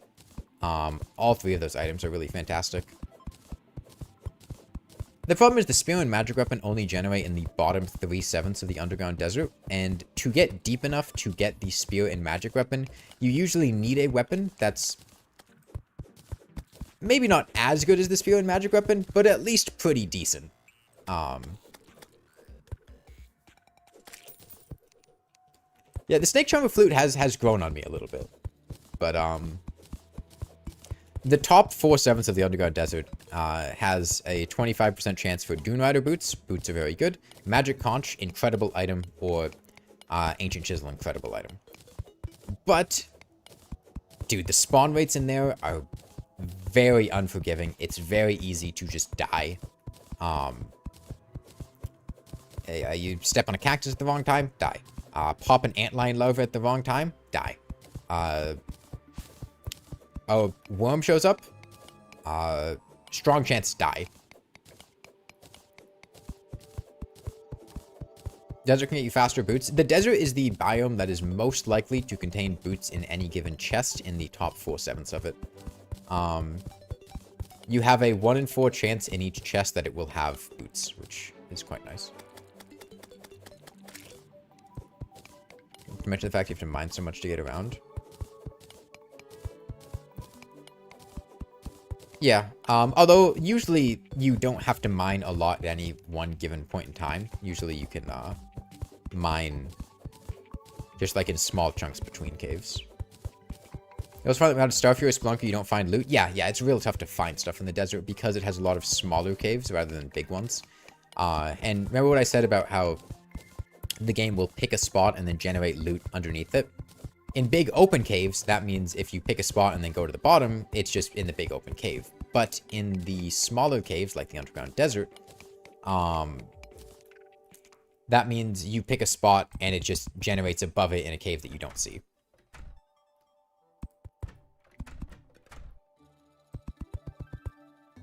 Yeah, Dune Riders are basically a pre-hard mode asphalt. Pretty incredible. Okay, I was a bit slow building this house, which is a little unfortunate. We don't get any NPCs to move in. Guide can totally solo down there, though. Okay, doing this lets me get a falling star to upgrade my enchanted boomerang before going underground. So let's think about the merits of what I've done here compared to going underground immediately. If I had been a little bit faster, I could have potentially gotten like a merchant to... It's another fucking shoddy enchanted boomerang, man. I got no luck today. Rest in peace, guide. Hey, free gravestone. I guess I can... My inventory is a bit... Let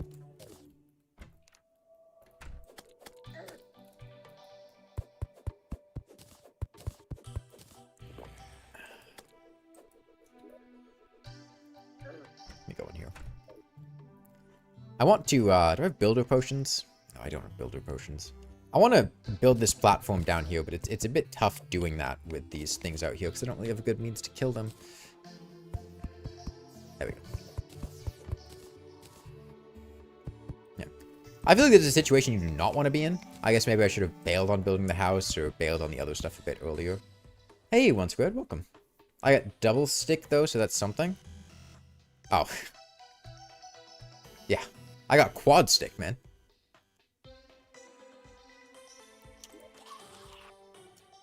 Okay. Well, we've got our oars and bows. I guess we do have a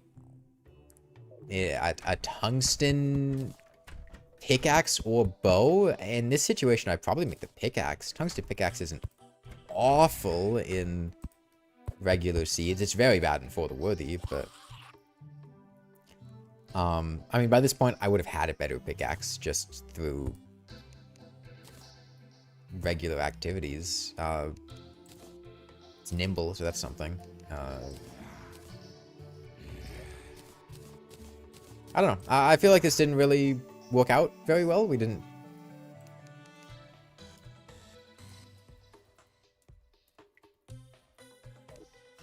Tungsten pickaxe is so slow. It's not as bad in a regular world. It's very bad at destroying blocks that have moss on them.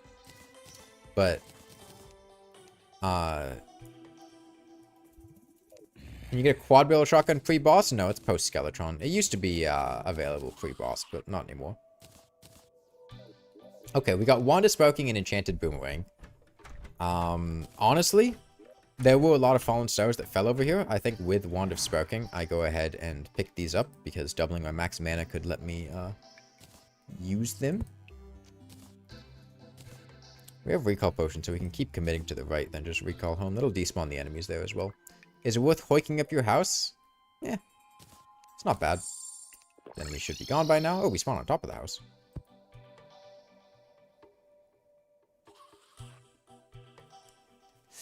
So... Huh. I think all that doing this did is delay going underground and getting max HP. I would have done all this stuff anyway. I just would have had max HP by that time. I don't think any of what I did here really improved my chances of getting life crystals or made it easier. We're going to go through here as quickly as possible because a devourer could spawn.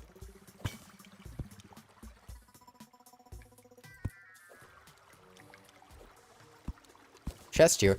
If this chest has a mace in it, then this entire thing was a waste of time. I spent like 10 minutes getting weapons that are just worse than what I would have gotten if I had gone down the cave. Yeah. This whole thing, completely useless.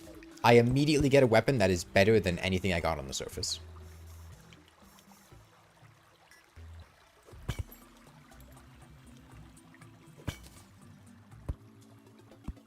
And immediate down here, what's it going to be? A double jump? Shoe spikes. Shoe spikes, I have iron, so I would have been able to make an iron pickaxe, potentially. Yeah. This was a terrible idea. It just kept me in the situation where I was at low HP, for longer. You know, there's a situation, I wasn't going to die to the demon eye, but I took damage from the demon eye, and I got knocked, you know, below half HP, which is dangerous. That wouldn't have happened if I had gone underground and I already got my max HP buffed by that point in time. You need to be careful for pressure plates. That's not a pressure plate. There's a worm, but it's not a devourer, so we don't have to worry too much about him. I'm going to go ahead and make a rope coil to get up here. Big fan of rope coils. There's a pressure plate there. We can use this to detect traps. All we have to do is just hold it out, then swap to other things. There's a boulder over there, actually. The best way to disarm that would just be to do this. Because their wires cross.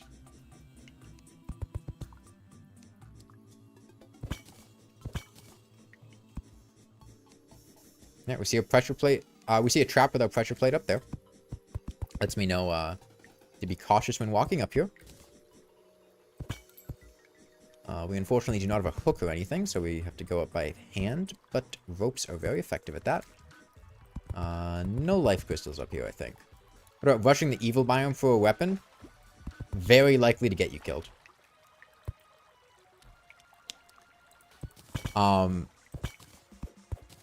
One, you need a recall potion. If you don't have a recall potion, you're dead. With the corruption, you're dead. Crimson, maybe you're not dead. Corruption, you are dead. You need to pick one of the multiple chasms. It might not. Like, this one here, I don't think this one leads down. You jump in the first one, you're at the bottom of a cave, you have no way out, you have no weapons. You might have enough bombs to bomb down to the chasm, you might not. You might only have like 5 or 6. And you need like 4 or 5 bombs to get down to the shadow orbs. Doing that with 100 HP, just a bad idea. Best thing to do is to get max HP first, then go get a musket. It's worth to check quickly for a desert. Yeah, I don't think a quick check is the worst idea. But I do think exploring the surface beyond a quick check is a mistake. And I think building a house especially is a mistake. Like, what did that house get me? That house got me nothing. I was going to do all of this anyway. Now we're going to go down to a mushroom biome here. There's going to be like 3 life crystals. We're going to get to like 180 HP. And this whole thing would have been so much smoother and easier if we had just done this to begin with. Hey, just a random channel too.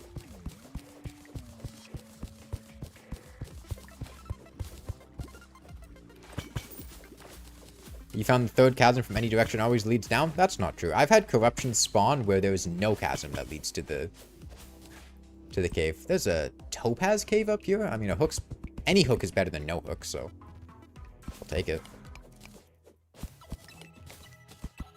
Use blocks. You still prefer to have a house to recall to? That's fair, but like you could just also dig a hole in the ground.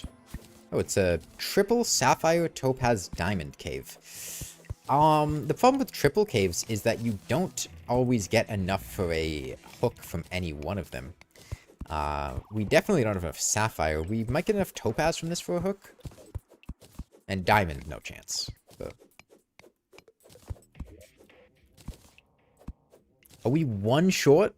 I think we're one short of being able to make... No, there's topaz right there. Okay. We can make a topaz.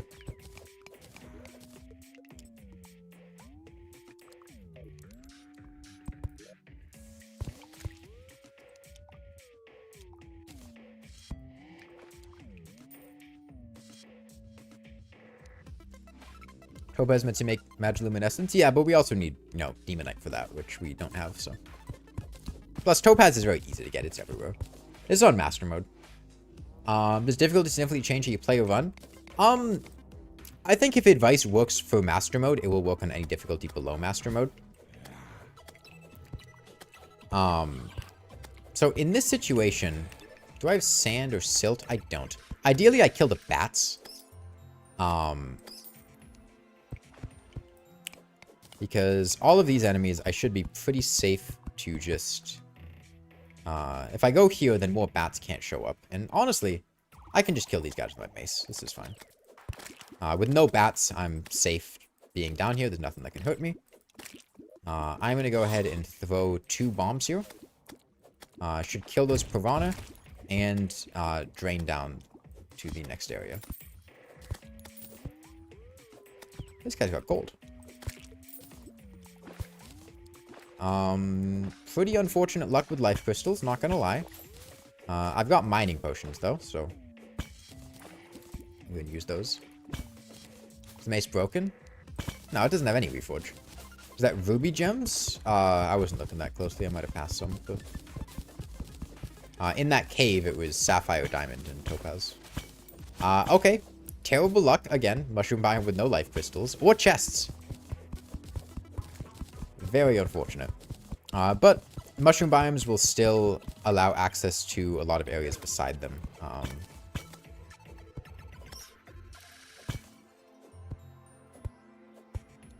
That's a situation where I think a player having cactus armor would really improve their chances of not dying, because bats can be pretty dangerous, and a lot of new players do struggle with bats. Lead me to a life crystal, please? Rubble or rock besides the cave? Oh, I don't know. I don't really care that much. Alright, we've got the merchant, who we also would have had by this point because we didn't build a house until nighttime anyway. I mean, I guess I could have built the house a little more quickly, but... Oh, thank you. Thank you. Okay, 2 life crystals down here. This is about what you'd expect in a mushroom biome. Just... very delayed. Not too many chests, though. And it's got an inner tube in it. Tungsten bars, though. So that's not awful. Okay. We have a much healthier HP value now. 160. Water chest and demonite. Yeah, but it's not enough demonite to make anything, so I don't really care that much.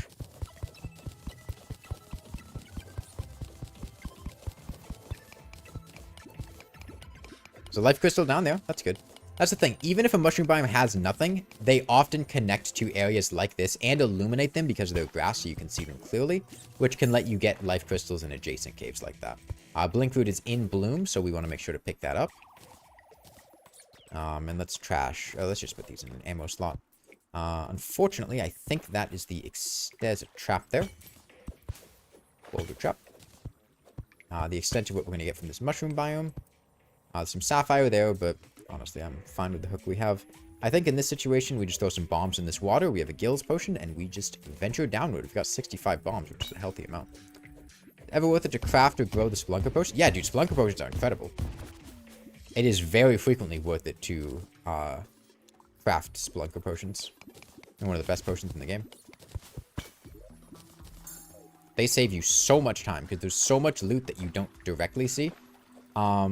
I'm going to do a quick foray into this mushroom biome to see if there's any marble biome. I'm going to leave. There's a bat. There's a good chance a hoplite's going to spawn. I don't want to be in that situation. Hoplite's pretty scary.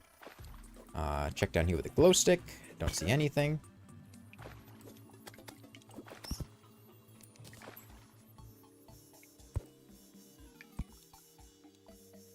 Yeah, they're great for life fruits. They're great for hard mode ores. They're great for finding chests. They're just all around great. They're one of the reasons that blink root is in such high demand. Yeah, that's a ruby there. So we're at 220 HP. We have not broken a shadow orb, so we don't have goblin threat yet. Did I make a bucket? I did make a bucket. So if we get down to the lava layer, we can go ahead and pick up a bucket of lava. This is back in that mushroom biome. Don't care too much. There's some sapphire there. We could upgrade our hook, but a sapphire hook isn't that much better than a topaz hook, all things considered. I should be careful. I don't have danger sense potion, and there's a possibility. I do, however, have a shine potion. So I could just hold out a pressure plate, and I'd be able to detect if there are any traps in front of me. Chest here. Boots, very nice. Water walking potions, good to have.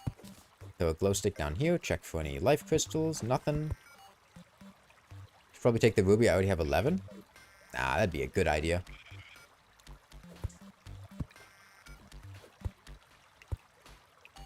I don't believe in making good decisions. That's coward talk. There's a pressure plate here. Must be hooked up to a doubt trap way over there, yeah. Don't really care that much.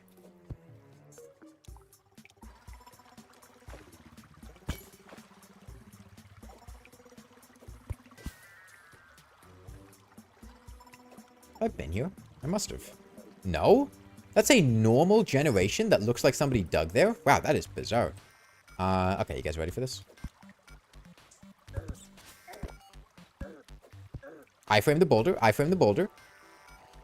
Mother slime. I wanted to make the boulder fall on the bat.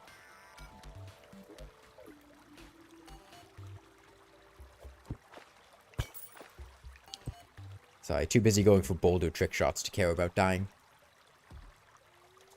This is a dangerous situation we're in. We're at below half HP with our potion on cooldown. Reasonably, this is when I would suggest a newer player to recall. I like living life on the edge, though. It's the only way I can feel alive. So we're just going to keep going. Plus, we have Hunter Potion. Enemies aren't too dangerous. Traps are the main concern. Crawdads are pretty high damage. One of them... Okay, we got Houts from a pot, so we are good. Plus, we got Gills Potion, so we can go ahead and come down here. Marble biome too risky, but Boulder isn't? Nah, man. Boulders are harmless. Boulders have never hurt anybody. A gun would be nice right about now.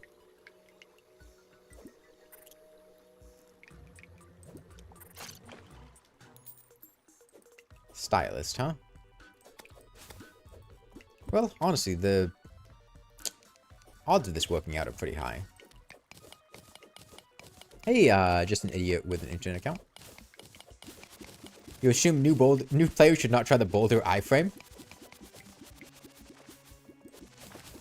I think it's up to personal preference, you know. I believe most players could make it work.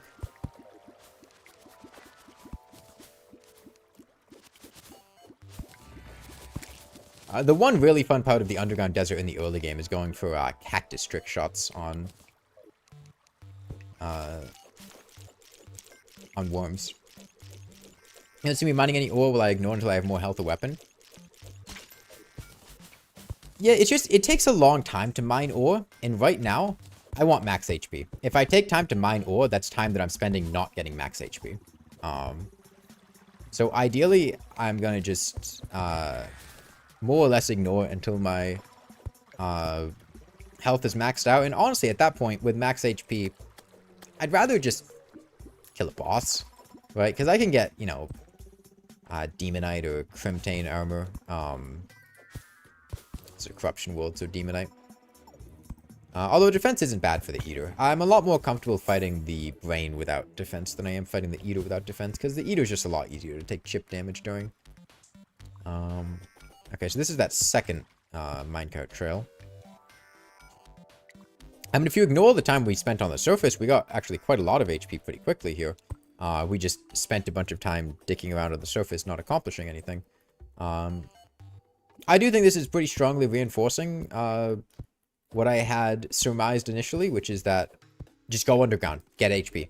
Don't do anything else. Not worth it. Do we have any other caves? There's a jungle cave. You know, 240 HP is the amount of life where I don't think it's comfortable to go to the jungle quite yet. So we're gonna keep going down.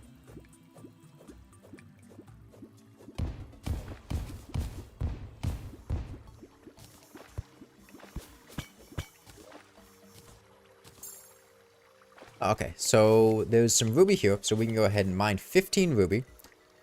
Go ahead and put down our anvil, craft a ruby hook, and throw it straight in the trash.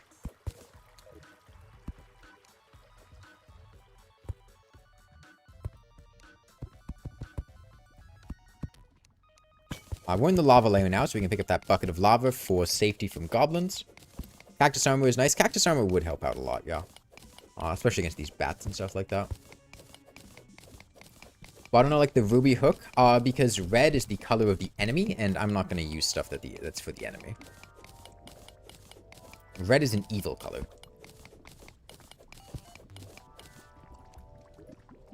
Another life crystal down there. That's good. So we're at 280 HP. Pretty solid amount. I'm going to head back home, quick stack this stuff. I'm going to go ahead and break a shadow orb. Get a musket. This is a comfortable amount of HP. We have a piercing weapon to deal with worms, so that's good.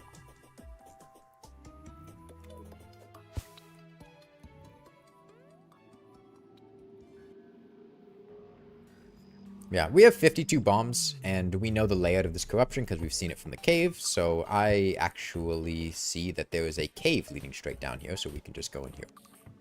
Okay, well that makes things a bit easier. Mining potion's nice.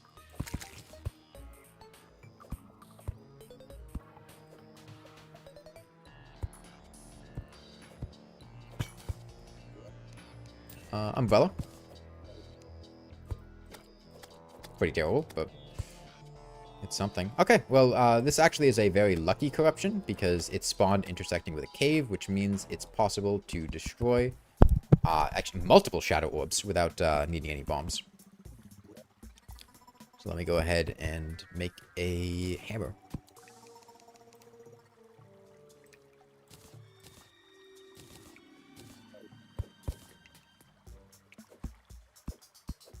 Is ice biome more dangerous than normal caves? The enemies? Yes. Everything else? Not as much, I think. Yeah, there are no boulder traps in ice biomes, which are nice. No dead man's chests, either. Life crystal here. Both of those can definitely give players some trouble, so not having them can be really beneficial. But the enemies are very dangerous in the ice biome compared to the regular caves. A lot of them inflict frozen, which is a death sentence. They have more HP. They have projectiles, the spiked ice slimes, which can really be tricky. But the loot's also quite good. Why make a hammer? Is the bomb conservation that important? It's just easier. I'd have to put down blocks and then, like, try to not have the bomb fall, you know. I can just use a hammer. It's easy. Let's go ahead and get that musket. Yeah, the blizzard in a bottle is very good. I'm a big fan. Thorn's not bad, I guess. Go to you.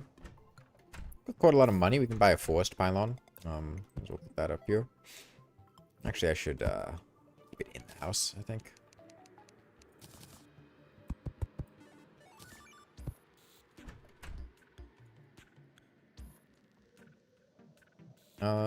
Is this a... Oh, right, the stylist. I was wondering why the guide hadn't moved back in. Right, that was the previous world that we made the underworld house. Okay, well, yeah. Can you guys think of anything else that you could do at the start of the game that would either be a better strategy or make the initial life crystal mining easier, more effective, whatever? Because I can't. I think this is the best strategy you could do to consistently make your way through the early game, get to high HP, and set yourself up for success for the rest of the game. Plant some blinkroot and day blooms. I mean, that's the sort of thing that you can do after you come back.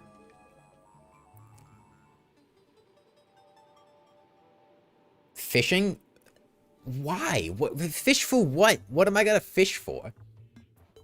Fish for 10? Why? Why? What the fuck am I gonna fish for? What is fishing gonna get me?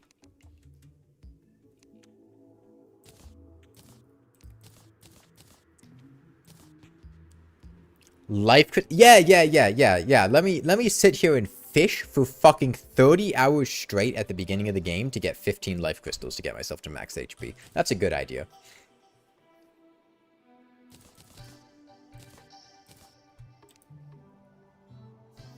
Wait for merchant. Caving is surely a more time-efficient strategy.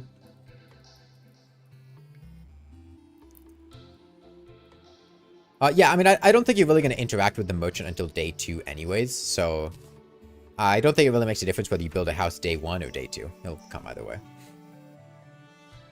Save the iron on the anvil. Yeah. Yeah, I guess.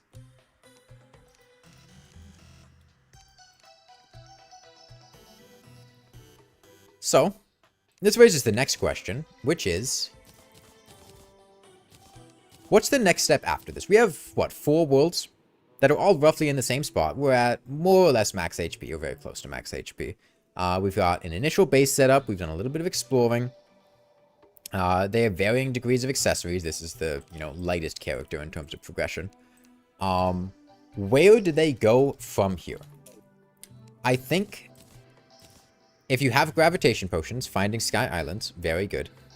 Breaking Shadow Orb or Crimson Heart in order to very quickly get a Goblin Invasion, in order to get the Goblin Tinkerer and just get the Goblins out of the way. Very good idea. Once you have the Lava Bucket, it's very easy to do that safely.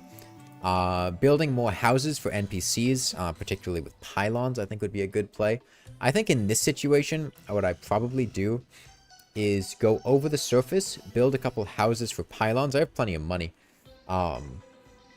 Let some NPCs move in. I can buy ammo for my musket and whatnot. I guess I maybe make a jungle pylon. Who would I move into the jungle pylon? Merchant and nurse should be fine.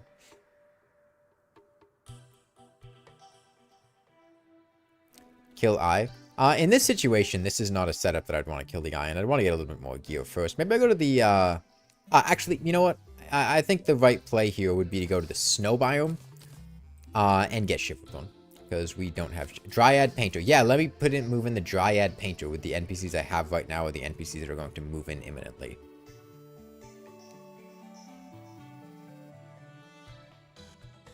No, Nurse Merchant works, but I think in this situation, a snow pylon is actually more valuable. Time of day. Do I get to the snow biome by nightfall? Or by morning? I think I do if I leave now.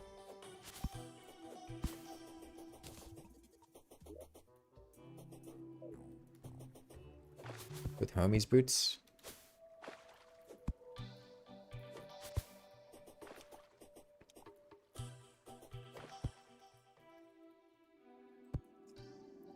Yeah. I think the most difficult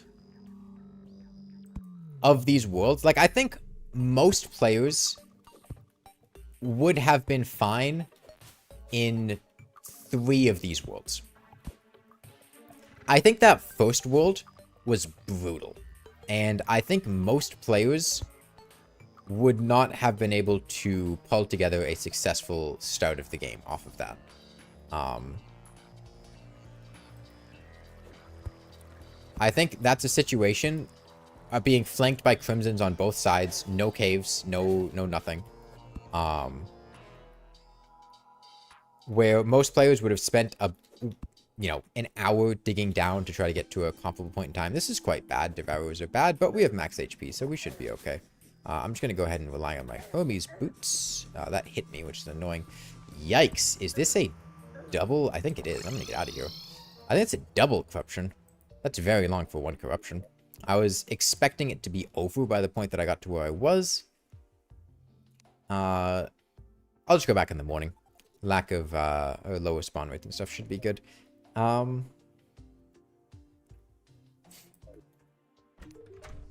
Jungle instead. Now we go back with a vengeance. Do I have grenades? No grenades. It's quite difficult to kill Devourers without grenades. I've got a mace, but I really didn't want to do it with the Demon Eye. I was hoping the Devourer was going to miss me with one of its attacks, but it didn't.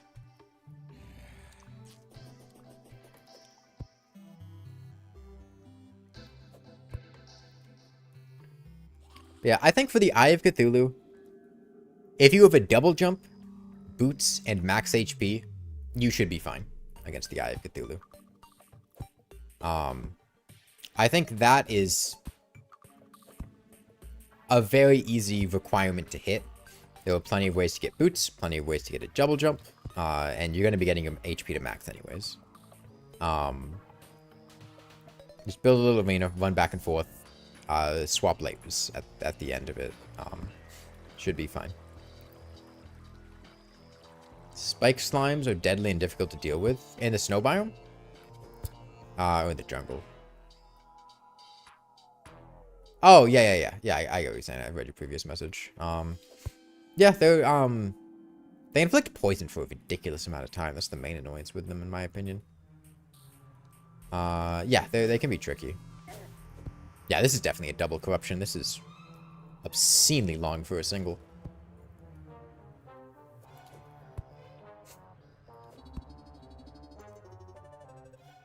Jungle is slow if too many enemies start spawning. Yeah.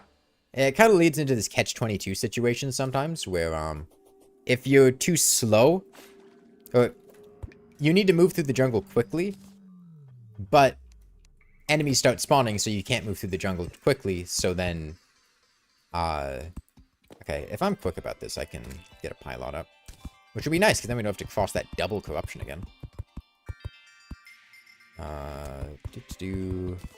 Actually, I only need 2 houses for now. I can add the third on later. Because I only need the pylon purchased.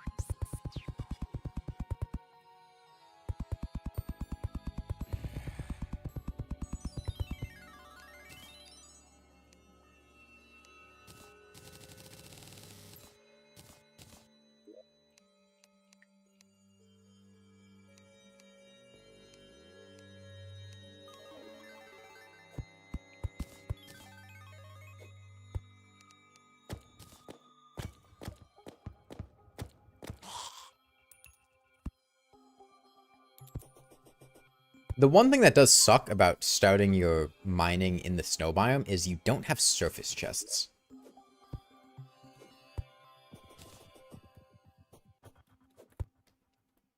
Shiverthorn, that'll bloom. That will bloom soon. And you know what? I can buy some marshmallows. And a mining helmet. Why not? We've got money.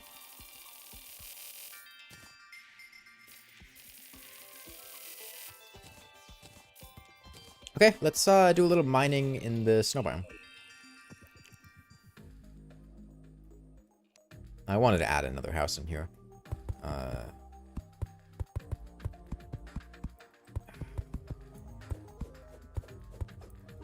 This should be good.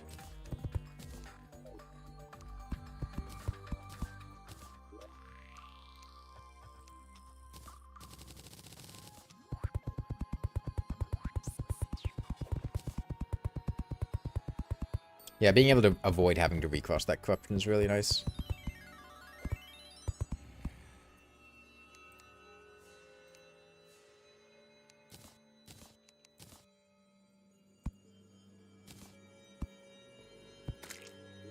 We good? Yeah, we're good.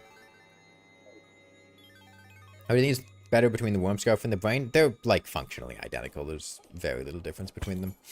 Worm scarf is slightly better at avoiding, one-shot attacks in, like, legendary mode, because it's consistent, whereas the Brain of Confusion does nothing most of the time. The Brain of Confusion is technically a small damage buff on top of things, and can have higher highs and lower lows. But they're basically identical. There's almost no difference.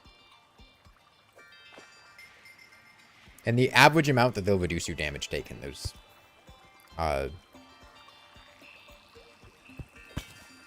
they're practically identical. Okay, I've got Danger Sense, so... we are good to go. No Hunter Potion, so I should be a little cautious, but...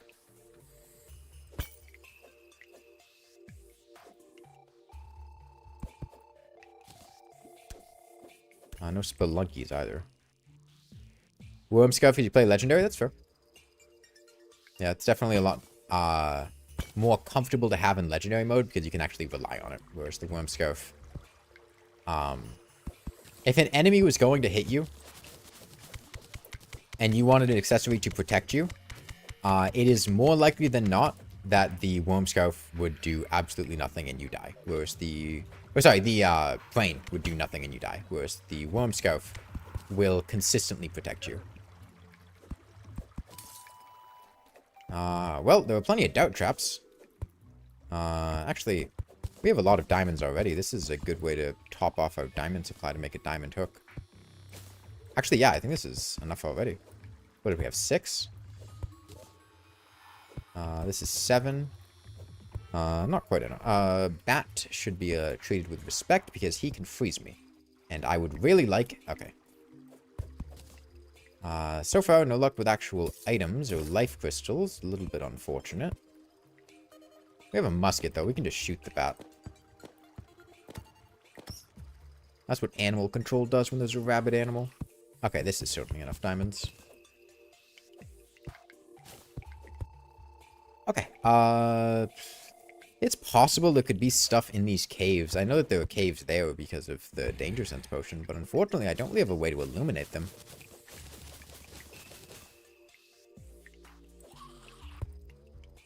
You're already low on HP. Brain can still save you, but Worm Surf can't. Yeah, but if you're low on HP, you should probably be recalling anyway. At least from a hardcore perspective. I'm gonna go down here. It's a good chance. Yeah. Because of how open this cave is, I felt like it was quite likely that some life crystals would be spawning in this pool of water. Because if anything above this was selected as a potential spawn location, there'd be a life crystal down there. Okay, well that's one. That ice slime can't shoot me because he's bouncing on water, so we're safe for the time being. We still have a lot of bombs. That ice slime comes out. I think what I do here is this. The Flinx follows me down. We blow a hole in here. Flinx follows me. I shoot him. Kill the bat. Big cave down there. Good odds of that paying off. We have Night Owl Potion, which is very nice for exploring stuff like this. Lets us see things very clearly. You try and eat the life crystal? Yeah. You ever had, like, rock candy? It's like that. There's a spider cave. The Flinx is there. Another life crystal. Takes us to 340. Getting like a double jump down here would be pretty nice, but we haven't found a single chest yet, which is pretty unfortunate. And it's possible I could have walked past them because I don't have any Spelunker potions. Hard to know. Oh, there's a chest. Ice Blade. It's okay for lighting stuff up. Alright, I don't have a double jump, so... another chest. What's it got? Another Ice Blade. This one's terrible.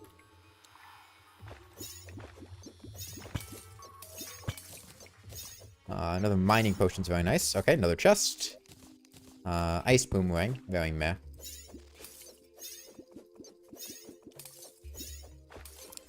Gonna take my time and light this place up. With Night Owl Potion, it's very, very easy to see in giant caves like this. I'm looking for chests and life crystals. Anything down there? Oop. There's a undead miner over there, though. With a life crystal. Chest left. Okay, I'll keep that in mind. Let me get this life crystal first.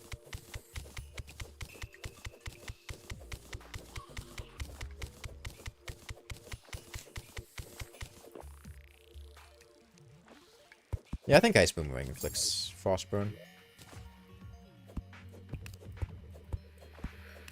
Yeah, it does.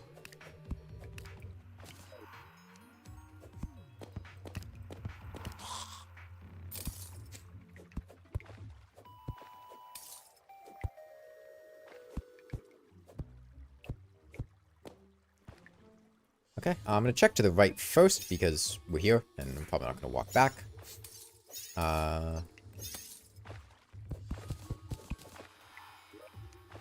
Flowy boots and an ice machine. That's like 2 gold, so that's nice. Gonna beat up his flanks. Well, and a mushroom biome here, actually. That's very worth getting. Has strong chances of being valuable. I wanted to make sure I hadn't already been here. 1 chest, 2 chests, another Waldo. The people who say Waldo is rare are full of shit. I know he used to be rare, but he's not anymore. Gravitation potions, very helpful. That lets us loot Sky Islands. There's a Flinks following me. That's okay, though. We'll just block them off here. Get you away. Definitely keep the Grav potion. I want to make sure not to drink it.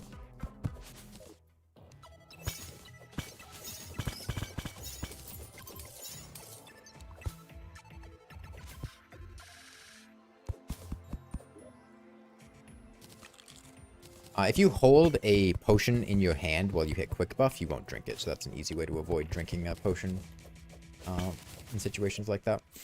Flare gun, it's some money. It's whatever.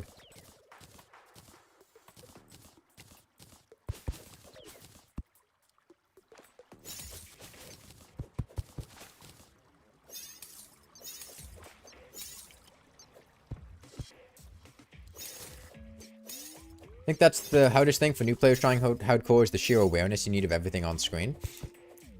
Yeah, I mean, I feel like awareness lets you do it quickly, but it doesn't let you do it in the first place. How did I get food buff? Marshmallow. I bought them from the merchant. They only gave it for a minute, but he was in the snow biome anyway, and I'm doing some mining, and I figured it might come in handy. Hello.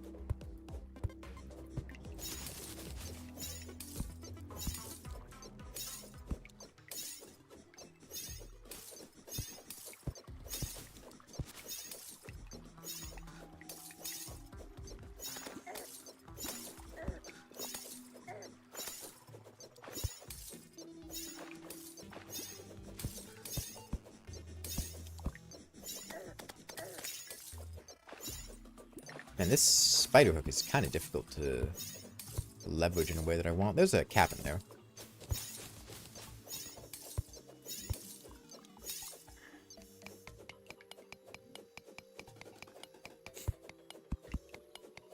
Now, this part of hardcore is easily the hard mode.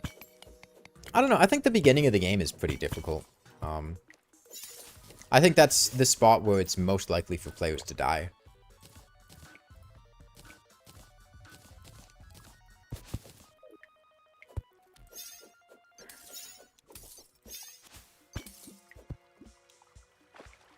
Don't need to worry about fall damage there because we're falling in water. Okay, let's go back. We left a chest here, and we also left a chest off to the left in the snow biome. Band of regen, solid accessory. Basically an equipable heart lantern. Let's see, fastest way down is probably through here.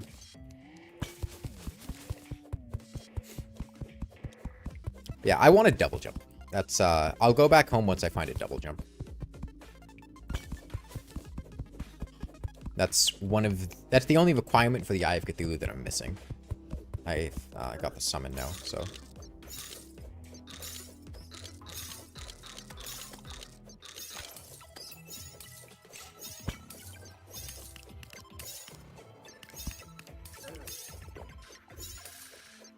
If you die in hard mode, you lose hours of progress. Dying in the early game doesn't hit as hard. Yeah, no, like, you definitely want to be careful in hard mode. It's not that, like, hard mode is easy. Especially near the late game, it's so easy to just randomly die to, like, a turtle or, like, a pillar enemy or something like that. But I don't think it's actually,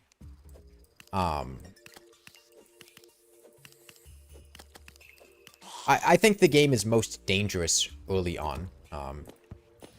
And you're especially more likely to take risks in the early game because, you know, you don't lose much if you lose progress.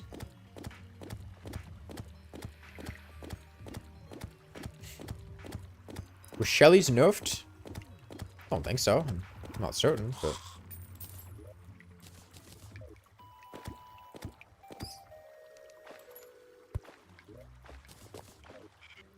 We drink the, Night Owl Potion. There's a chest on the left, huh? Yeah, there it is. I see it. Snowball cannon. Okay. This is a potentially dangerous situation, but as long as we stay up here, we should be fine. The main thing to keep in mind when you're in the snow biome is that there are multiple enemies that can inflict frozen on you, which makes any situation a lot more dangerous if you could get hit. Ice skates. At this point, we're getting everything except the double jump. So you mostly want to be very cautious around bats and spiked ice slimes, because getting frozen by them can really throw a wrench in your plans. Like snowball cannon, it's not bad.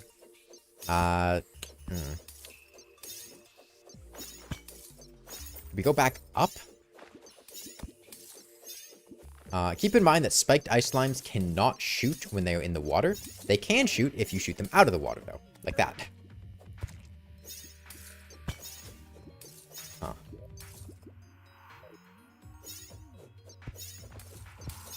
There's a life crystal detected nearby, but...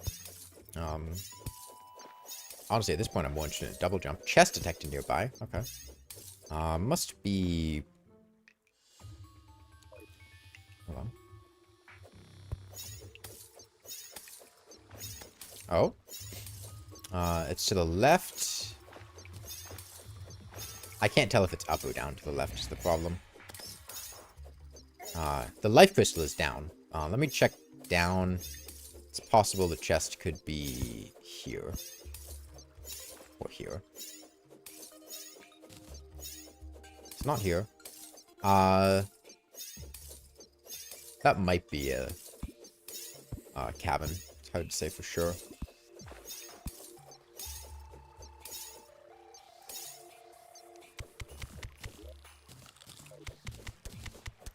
Get lava bucket? We already did.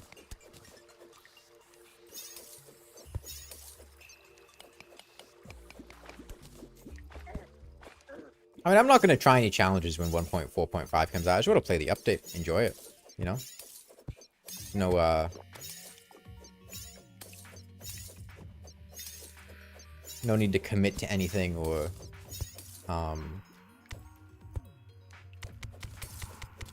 plan to do something before just having fun with it the first time. There's a life crystal on the bottom right. Okay, and the chest is right here, so.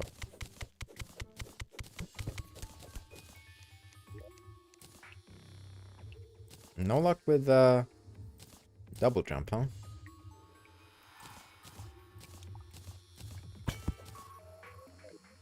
Okay, no chests here.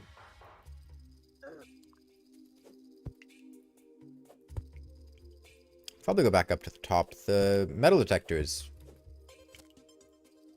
quite a big help. Sucks not having a double jump.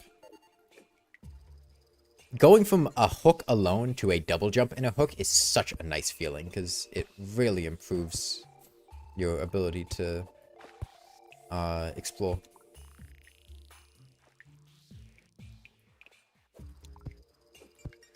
Okay, chest nearby. It's definitely up. Never mind. It's to the left. It's far to the left. Elevation. Hard to say for sure. Let's just go left here and see where this gets us. How dangerous are blood moons for hardcore? Not very. Honestly, the most dangerous thing that happens in a blood moon is in hard mode, wyverns can spawn near NPC houses in the sky. But for the most part, as long as you're aware and built your houses in a way that doesn't allow Blood Moon enemies to threaten you, you should be fine.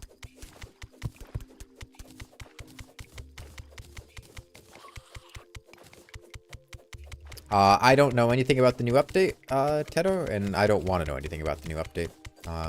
I'd prefer not to talk about it.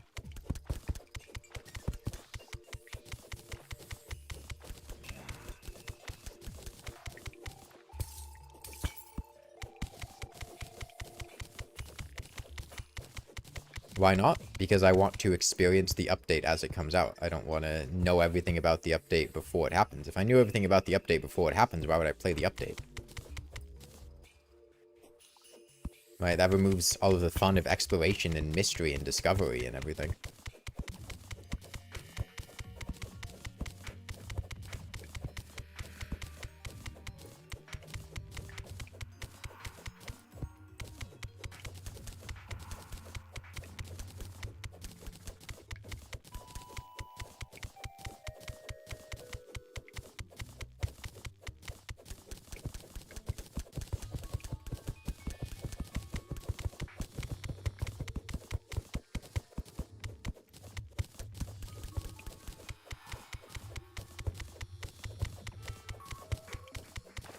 Truly a metal detector mode. I mean, I could have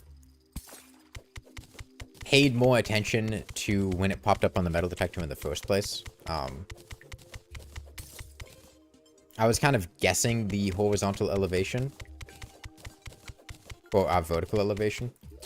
Let's see. It's probably in this spider cave. I was probably lowballing its elevation.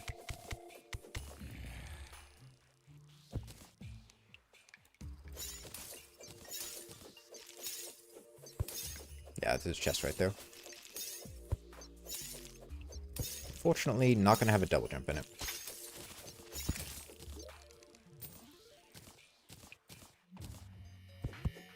I don't chances like this often. I don't entirely understand what you just said. This is unfortunate. I really wanted a blizzard. Oh, there's another chest, though. Let's pay a bit more attention to this one. So it's either left or down. It's left. How far left is the question? Or at what elevation? Let me dig down here. It should give me some information.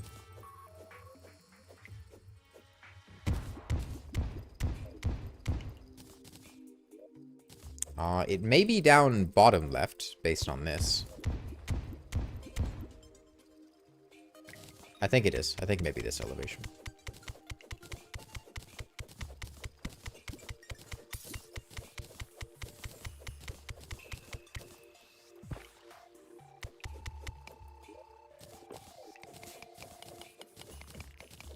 Once we come back, we can go ahead and gravitation potion to explore the Sky Islands.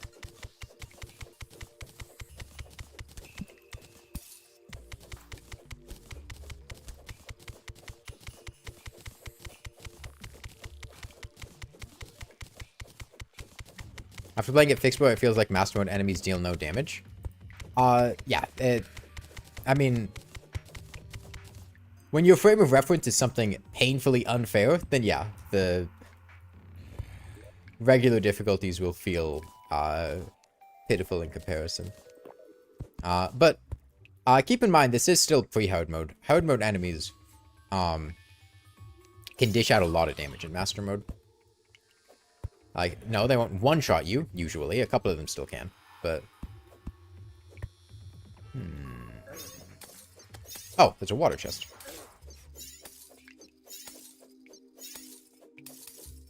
Water chest, guess what? Another chest that will not have a double jump in it.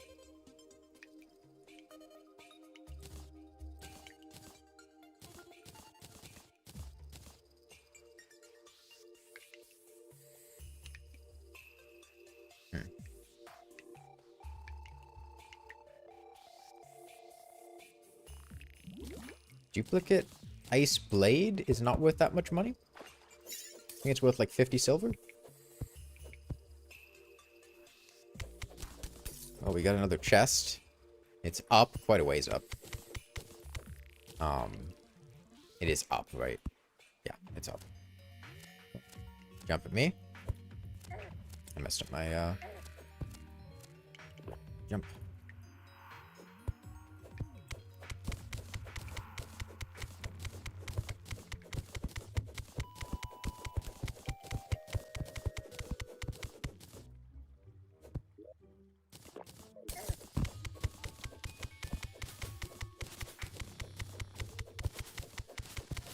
Whoops. Hello, stop it. Wall creepers can't follow you through areas like this, so I wasn't too concerned. They do dish out a lot of damage, though. HP wall fleshing before the world, you've gotten one shot by biome mimics and dune splicers. Dune splicers can one shot you. I didn't know that. I guess it makes sense. I'm more concerned that you stepped foot anywhere near the desert. Losing my night owl potion sucks. So I really have no idea what the horizontal elevation of this chest is. There's a good chance it's in the spider cave, in that top layer. I think that's about the right vertical elevation. What I'm going to do is go up to the top of this thin ice, and then maybe work my way down.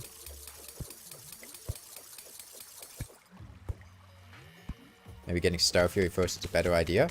It is currently a blood moon. I do not want to try to find Sky Islands when there are going to be massive amounts of harpies spawning due to increased spawn rates from blood moons. That would be very annoying.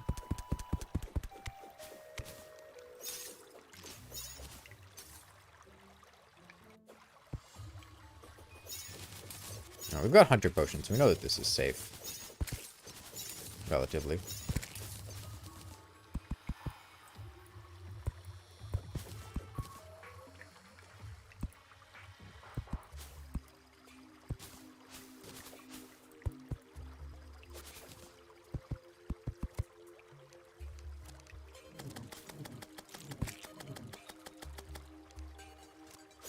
Man, low max mana sucks.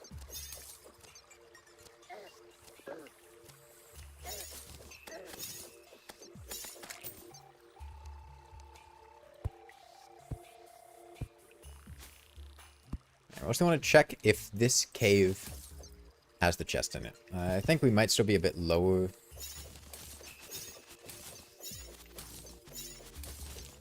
than the anticipated elevation. We have to go back. I didn't realize that that spider had a line of sight to approach me.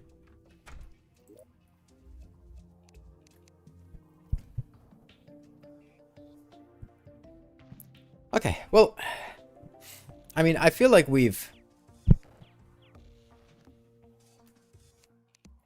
put ourselves in a pretty good position. We can go ahead and make this diamond hook. Go ahead and throw that in the trash. Get this iron ore in here. Let's buy some stuff from the arms dealer. Actually, merchant will be happier.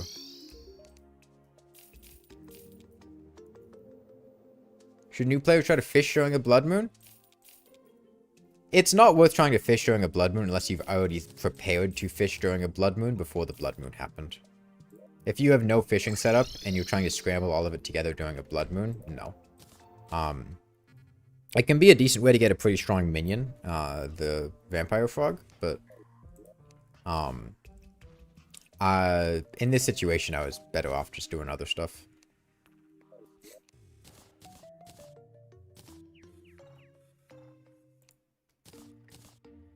Sort all this stuff.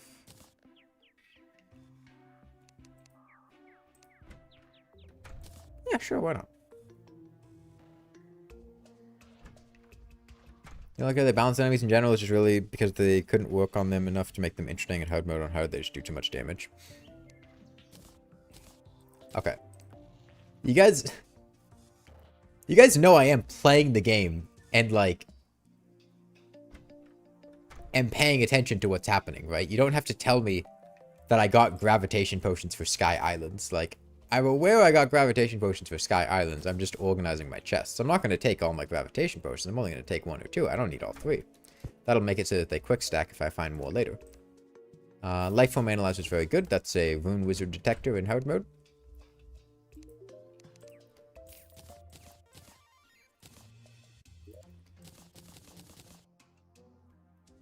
Okay.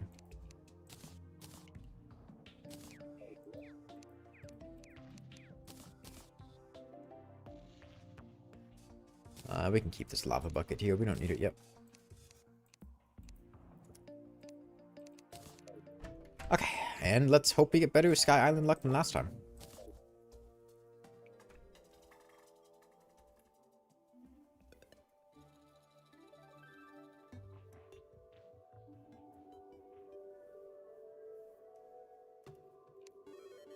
I like to keep the mini-map on when I'm looking for Sky Islands because it lets you know when you're approaching the ground, if you've explored the ground underneath it. Water chest on a Sky Island? Okay, it happens sometimes.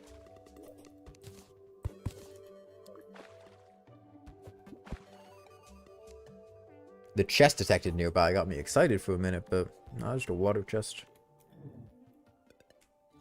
5 celestial magnets incoming? Nah, it's not possible. Sky Island loot has a logic to its generation similar to dungeon chests in order to make sure that all Sky Island loot is able to generate. It doesn't generate in a specific order, but it does make sure that it never generates a duplicate item until each item individually has been generated. There's a particular order that it goes in. The Celestial Magnet is last. I think on Small Worlds you usually don't get a Celestial Magnet on Sky Islands because of that, because I think Small Worlds only have 3 floating islands with chests in them. Which will have a Star Fury, Balloon, and Horseshoe. I'm not sure which does first, second, and third, but damn, that was a fast moving. Jesus, what was that? Like 50 frames? Alright, he's got a neighbor over here. Who's it gonna be? Yeah, he's this fucking magnet. Okay.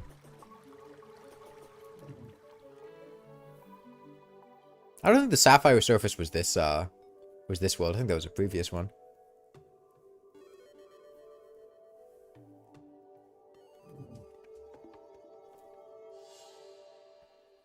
But yeah, you can only get duplicate generations if you have 5 or more Sky Islands.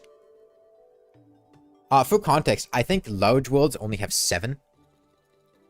Or actually, maybe only 6.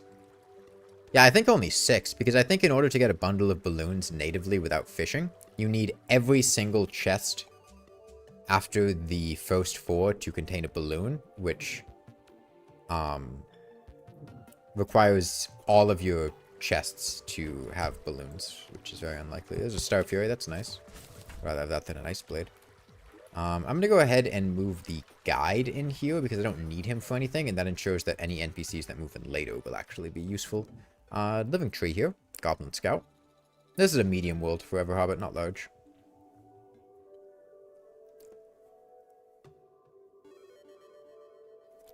Okay, let's go ahead and re-drink a gravitation potion before we die. 1 grav potion gets you about across almost the entire world, so we're at the ocean at this point, so we're safe. Quick stack the stuff I got, go back to the other side.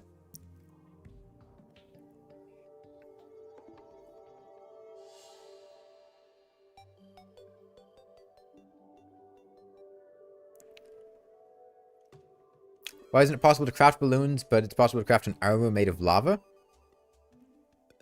Well, it's a lot easier to work with metal than to work with plastic and helium. You don't have helium ingredients. How are you going to craft a balloon without helium? That'd be ridiculous. I think the one time you had 3 balloon chests, you'd never sandstorm. Yeah, it's just super unlikely to get the stuff for a bundle of balloons without fishing.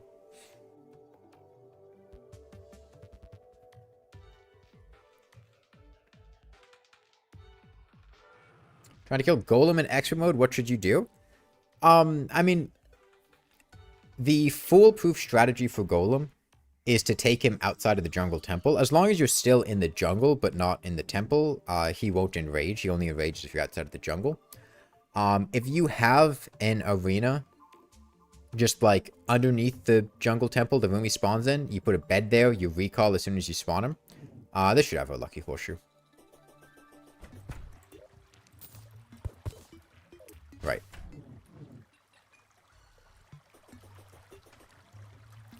Okay, so I guess there were 5 chests that generate in medium worlds.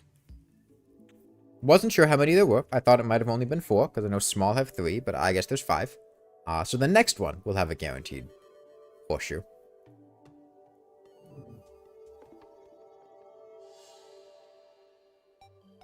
It's a bit much for expert golem. What, building an arena? Look, I mean, if they're struggling, I started with, hey, this is the thing that will guaranteed work if you want a solution. Yeah, there's the horseshoe.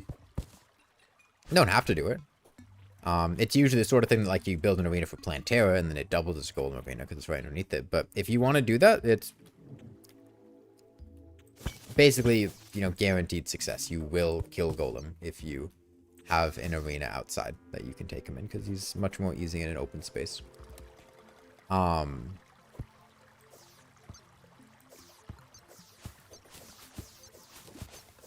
Failing that, just kind of fly in a semicircle around him, you know, get decent weapons. Should you get life fruits before the fight? Definitely doesn't hurt. More HP is nice to have. It, usually having 500 HP will only make the difference if the fight was going very poorly. If you've been doing well, then you're probably going to be at more than 100 HP when the boss dies, so it's not super likely that it's going to be that impactful, having that extra 100 HP. But it certainly doesn't hurt.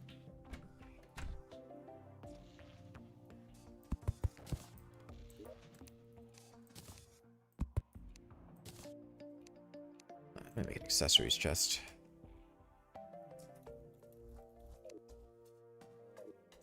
Well, I guess the one good thing about these celestial magnets is I can go to the merchant who has good happiness, and they are worth almost 4 gold each, so I can go ahead and just throw them in the trash where they belong instead of trying to sell them to somebody else. I know they're not going to want them. Get rid of that ice blade. Remember, throw your trash away. Don't try to, like, donate it to Goodwill or sell it to somebody else. That's just... If you have something, and you know it's trash, and you know nobody's going to want it, get rid of it. Don't try to pawn off your trash on other people. It's not classy.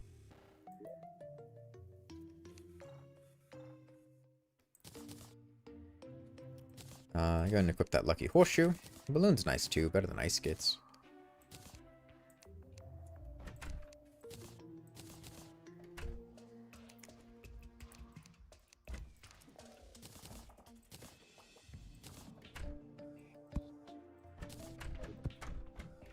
There we go. For the guy that wanted the house to be prettied up. He got some paintings now.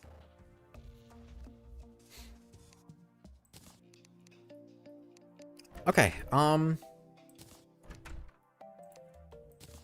yeah, I think we're in a pretty respectable position in all of these worlds. We've got a hook. Yeah, we could fight the Eye of Cthulhu tonight. That's fine. A hook can replace a double jump, and we're at max HP, so we'll be okay.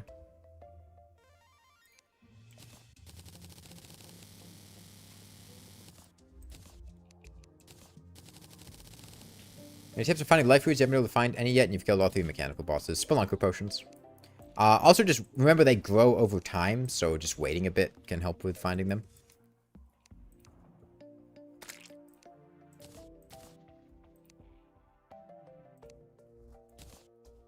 I gotta get some sand. Yeah, the balloon should supplement this nicely too.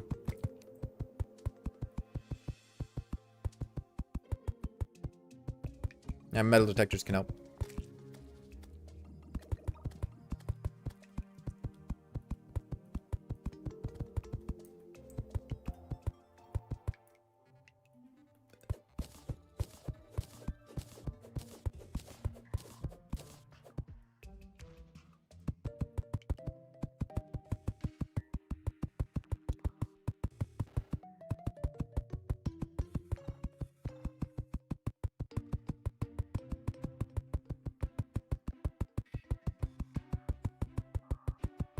Yeah. This isn't the most comfortable position to be fighting the eye in. Ideally, I'd like a double jump.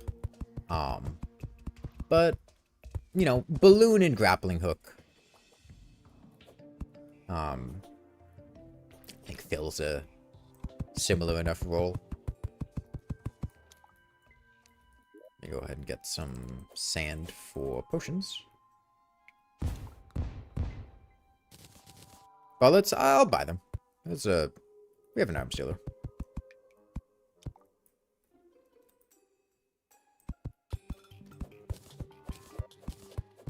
How do you get the Rod of Discord? It's a special in-game reward given to moderators on the Terraria Discord server.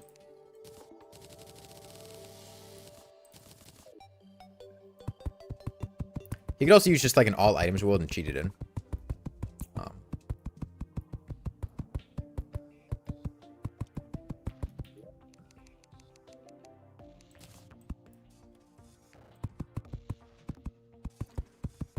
It's my favorite bone. I'm a big tibia fan. I always felt it was a kindred spirit. That should be fine. Why are you half dead?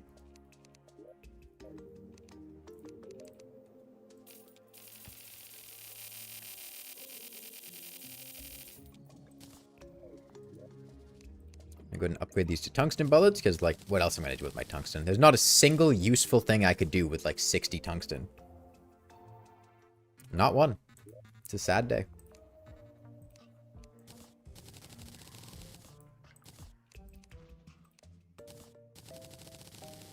You're a sub? Well, I mean, good for you.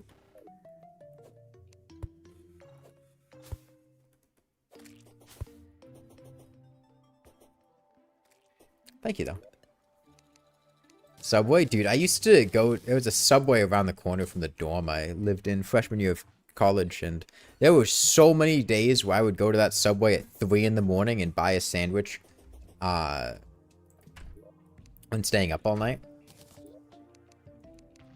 It was never good, but it was there. And it was the only place that was open 24 hours. Regen, Iron Skin, Swiftness can't hurt. Yeah, this should all be fine. Do I have any things? I have a warding inner tube. That's not bad. Can swap out the metal detector. Anything else? Hermes boots, flowy boots. Yeah, we're fine. Go ahead and get this suspicious looking eye, and we should be fine. Do I light up the arena first? Nah, it's the Eye of Cthulhu. Who cares? It'll be fine. I have a campfire. Sunflowers, whatever. Man, it hurts not having a double jump. How do I have so many boots? This is nothing, man. You should see how many pairs of shoes most women have in their closets. 3 pairs of shoes is a completely normal amount of shoes to have.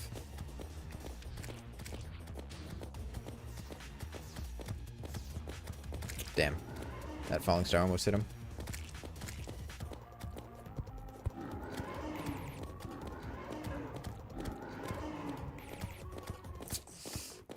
Without a double jump, those, these guys are actually kind of scary. I want to, well, not scary, but, come on, move.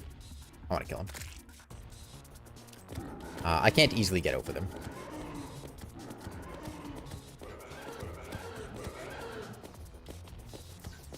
Damn. The Eye of Cthulhu is called in backup. Just regular Demon Eye.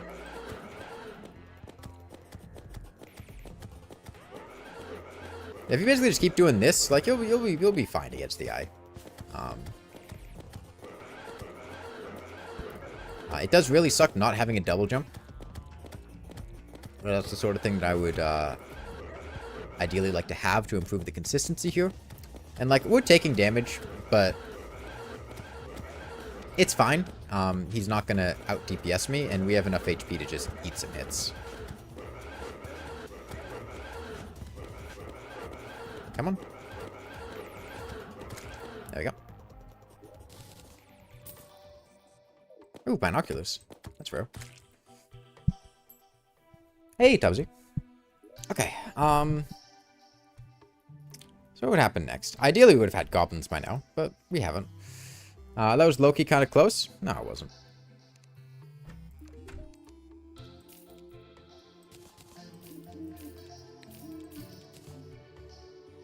Demon Eye. You can make a magic luminescence. I don't have any topaz.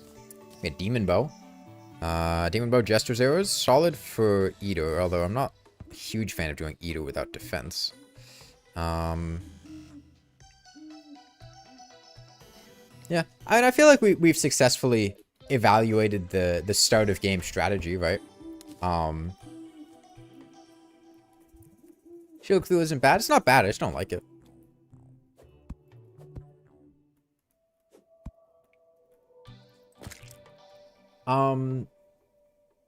If the next update added a dash button, would you use the Shield of Cthulhu? Probably not. I'd use it, play the game with a single accessory, nothing wild like Starboard, then what would I choose? I mean, can I pick wings? Maybe bundle of balloons? There's a lot of options that are pretty solid. Probably something mobility based. I don't think anything defense or offensive is nearly as valuable individually as a mobility accessory.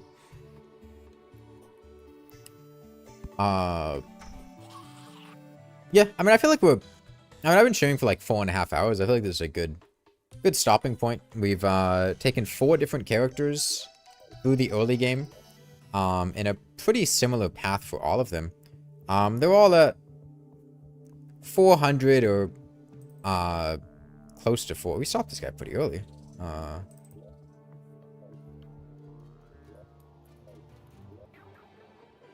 Oh, right, yeah, this was the character with the scuffed world gen. With the fucking... It's a tiny crimson, too. They're both tiny crimsons. Compare these to the size of those corruptions, damn.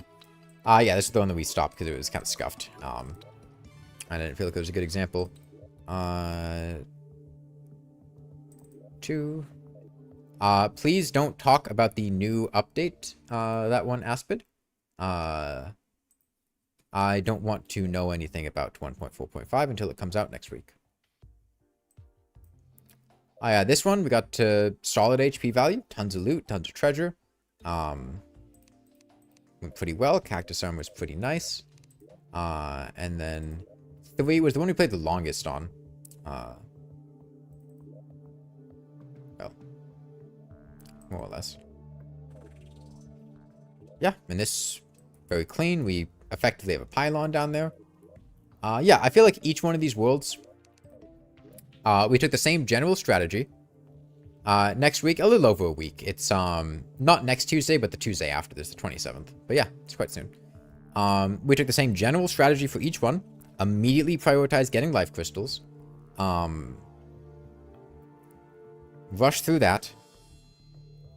And then just use that 400 HP to do the rest of the game after that. But just #1 priority, immediately get life crystals. Raises the question of, you know, what's a good strategy for the rest of pre-Hardman? I feel like the rest of pre-Hardman is pretty simple. Like, once you have 400 HP, everything short of the Wall of Flesh is pretty straightforward. As long as you're careful about not dying to traps and things like that, you should be able to get through the rest of the bosses without too much difficulty on Master Mode. I think early hard mode is the point where things get tricky again, because that's a lot more dangerous. But yeah, I might stream a bit more going through these worlds, see what works and what doesn't as things go forward. But yeah, for now, bye everyone.